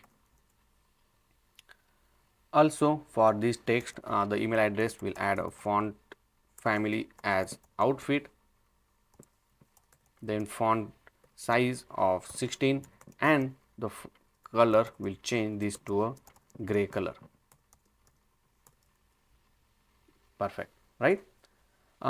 If you want, you can also give the some gap between these. So let's add gap of 7, but let's remove that. And for this text, I will add some margin top to 6. Next, below that, we're going to show all the options. Okay, so after this view, I'm going to add a flat list from the React Native, and to this flat list, we provide the data as a menu. Then we'll simply render the item as item comma index, the arrow function like this, and then we'll add a view inside this. The first thing, we are going to show the Ioni icon. Okay, so in order to import that Ioni icon, so just go to this icons.expo.fii, and here you can get the Ioni icon. So we already imported this, we just use this component. Okay, but we already have the name of the icon. Okay, so if you see this name of the icon, this name we're gonna replace it to this name field. So here we'll say item dot icon. Okay, and save it, and you will see all the icons. Now we'll change this color to colors dot primary, something like this. Also, let's bring this down and add some style to this icon. So here we'll say style. We'll add some padding of, let's say, 10. Then we'll add a background color, the colors dot light primary, and then we'll also add the border radius to 8. Okay, for this particular view, we'll add a style, and we'll add a margin vertical to 10, some gap between this, and let's change this height to, let's say, 35. Okay, little bit bigger, or make it 30. Next, we're going to show the name of the menu. So here we'll say item dot name. Now we need to bring this in everything in one line. So for this view, we'll make it display as a flex, and then flex direction as a row. Okay, also we'll make align item to be in the center, so it will come vertically center, and then we'll give gap of 10. See, now for this text we'll add a style, we'll add a font family as outfit, and then we'll change the font size to 20. Perfect, right? Let's change this border rounded to 10. Okay, so we'll get much better size. And if you see, we have this warning. So for this view, we'll add a key as a index, so we'll not get that particular warning anymore. I don't know why this is different warning, but let it be. Or you can, okay, so one more important information, this, if you see this ID, right, it's same, so I will just change this as well, and let's make sure everything is good. Next, for this particular view, okay, we are going to add a background color as colors dot white. Okay, and also we are giving some padding of 10. Then we'll make a border radius to 10, and that's how it will look like. So this inbox somehow coming in between, so it's not supposed to come. Here I will add the item dot id as the key. So maybe this is some issue with the emulator, I'm not sure, but yeah, if you see, now our icon is ready. Now this particular view, we are going to change it to the touchable opacity into the React Native, so we can add the on press event to this one, right? So here we'll say on press, and then we'll simply call on press menu method, and to this menu we'll pass the item information. So over here we create a new method. Here we'll say a menu item that we are getting from there, and if we'll say if menu is equal to logout, we'll just log out, we'll write the logout logic over here. Okay, and obviously we'll return nothing, else we'll just route it to that particular page. So for that one, I'm going to add the router is equal to use router hook from the Expo router, so that we can simply navigate it. So here we'll say router dot push, and then we'll say menu dot I think what is the name, path. So path, and that's all. Let's save it and let's test this out. Now if you see, this inbox is gone, that's good. Now if I click on inbox, see, it's jumping to the inbox. If I click on favorites, so favorites is coming incorrectly, so it's not matching the specific route. So that's because our page name is favorite, not with a S. So I will just update that. And now if I click this one, see, it jumped to the favorite section. Okay, and for add new page, it will jump to this add new page directly. And if you want to log out, you can even log out it. So in order to log out, you need to write sign out, something like this, is equal to use auth from the Clerk Expo. So it has a sign out method. Okay, so with the O capital, and then simply here we can call sign out. That's it, and save it. Now once you click sign out, it will redirect it, or it will sign out and it will go back to the login page. So that's how our profile page is ready. So guys, if you have any question, any doubt, let me know in the comment section. Now we are going to create one more menu option under the profile section called my post. And under this my post, whatever the user post the paid information, right, that particular post, user can access it, and on the click of that one, he can also have option to delete that particular post. Okay, so obviously he can basically manage his all the post, and once for example the page is adopted by someone, then he can have ability to remove the post from the application. So for that one, I already added this particular option called my post. So under this menu, we just added this my post, and also I added this path as well. Okay, now let's create a new route. So I will create a new folder, we'll say user post, and under this user's post we'll create index.jsx file, add the default template, and here we'll rename to user post. Okay, and then save it. Now if I go to the profile section, under the my post, you will see it's supposed to be redirect, but let's see why it's not redirecting. Maybe inside our menu option under the profile, let's go to this profile. So here inside the menu we need to change this path, so we'll add dot dot something like this. Okay, and let's see. So still we have this error. I don't know, let's test this out. Oh, so here you just need to add the slash. Okay, and now I can able to go over here, see user post. Okay, now let's go to this user post. So I will just remove this, and first thing I'm going to change this title of the header, and we'll simply say constant navigation is equal to use navigation from the Expo router, and inside the use effect we'll update the header. So here we'll say navigation dot set option, and inside this we'll just simply say header title, and it will be user post. Okay, next for this particular view I'm going to add a style, and we'll say padding is of 20. Now first thing we need to get is the list of all the posts which user created, right? So for that one we'll define a constant get user post, and inside this we need to write a query.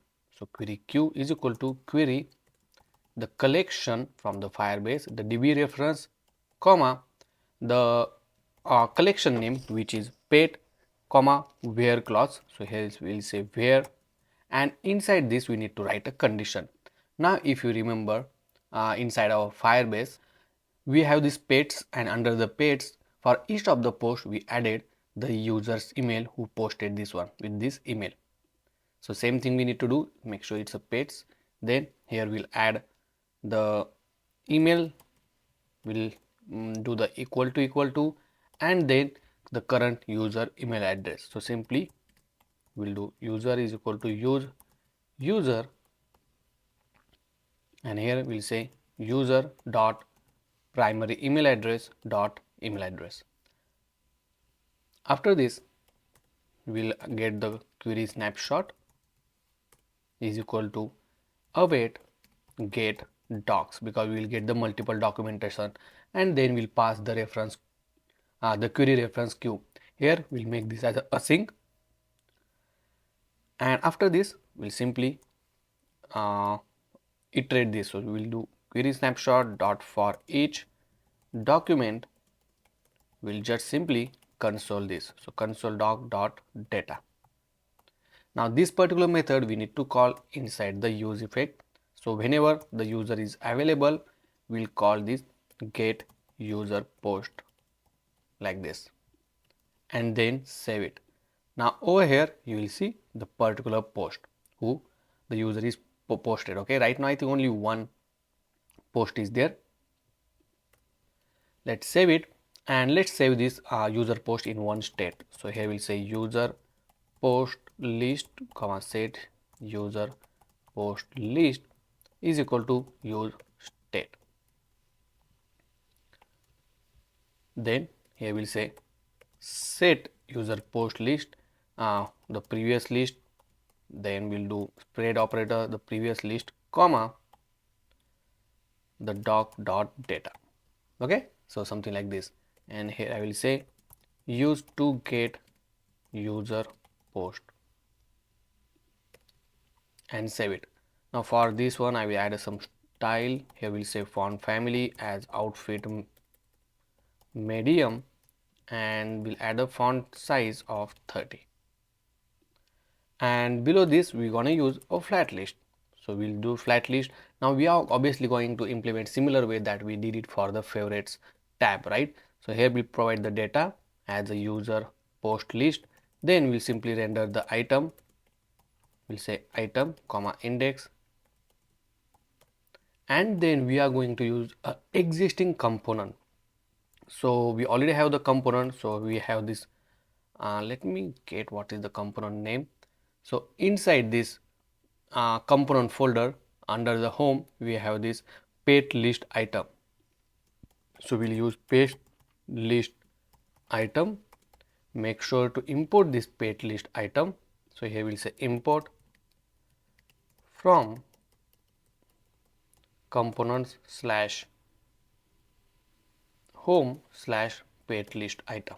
Okay, and to this pet list item we are going to pass the pet information. Okay, it's nothing but the each of the item we need to pass, and key will be the index. Let's save this one, and if you see, we got the result. Cool, right? Now next we need to show it in the form of the favorite list, in the form of grid. Now here I am going to use a number of columns. So here just provide the number of columns as a true, okay, and then save it. Now you change the number of columns, then it will, you need to restart your application again. So just restart your application now, and boom, now after restart you will see your post. Okay, perfect.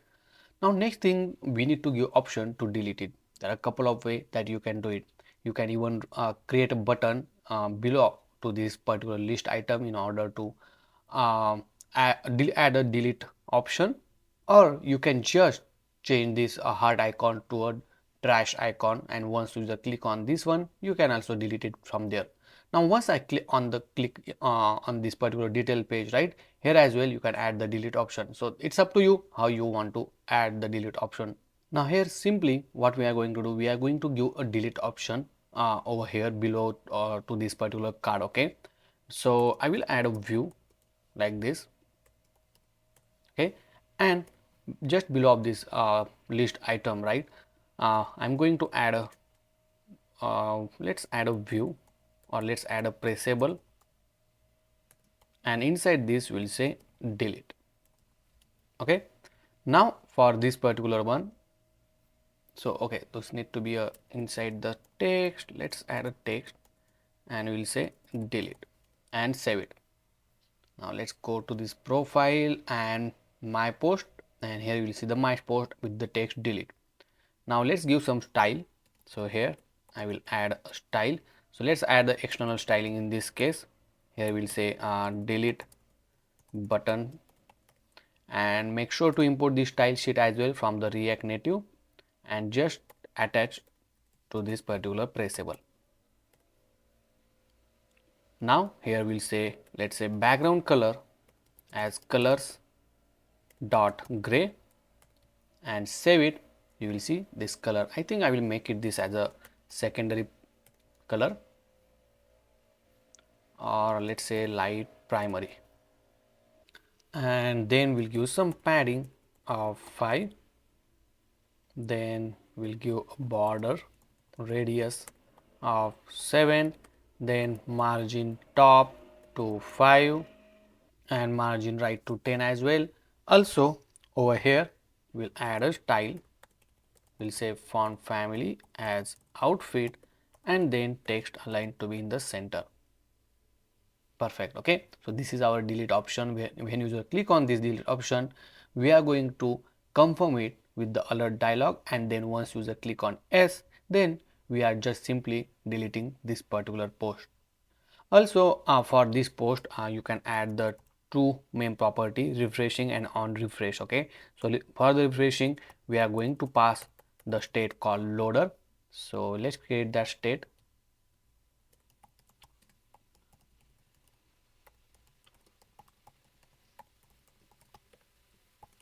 And initially I will make this as a false, and whenever the get user post is we are getting, then we'll simply set the loader as a true, and once we have the value, we'll set the loader as a false, and then we pass this loader. So pass this loader along with this one. We'll put the on refresh method, and on refresh we are just calling this get user post. Okay, so what will happen? So when we do the pull to refresh, right, see So over here you can do the pull to refresh option as well. Perfect. Next, we need to implement this delete functionality. So here I'm going to create a new method called constant on delete post, and this method now will connect to this on press.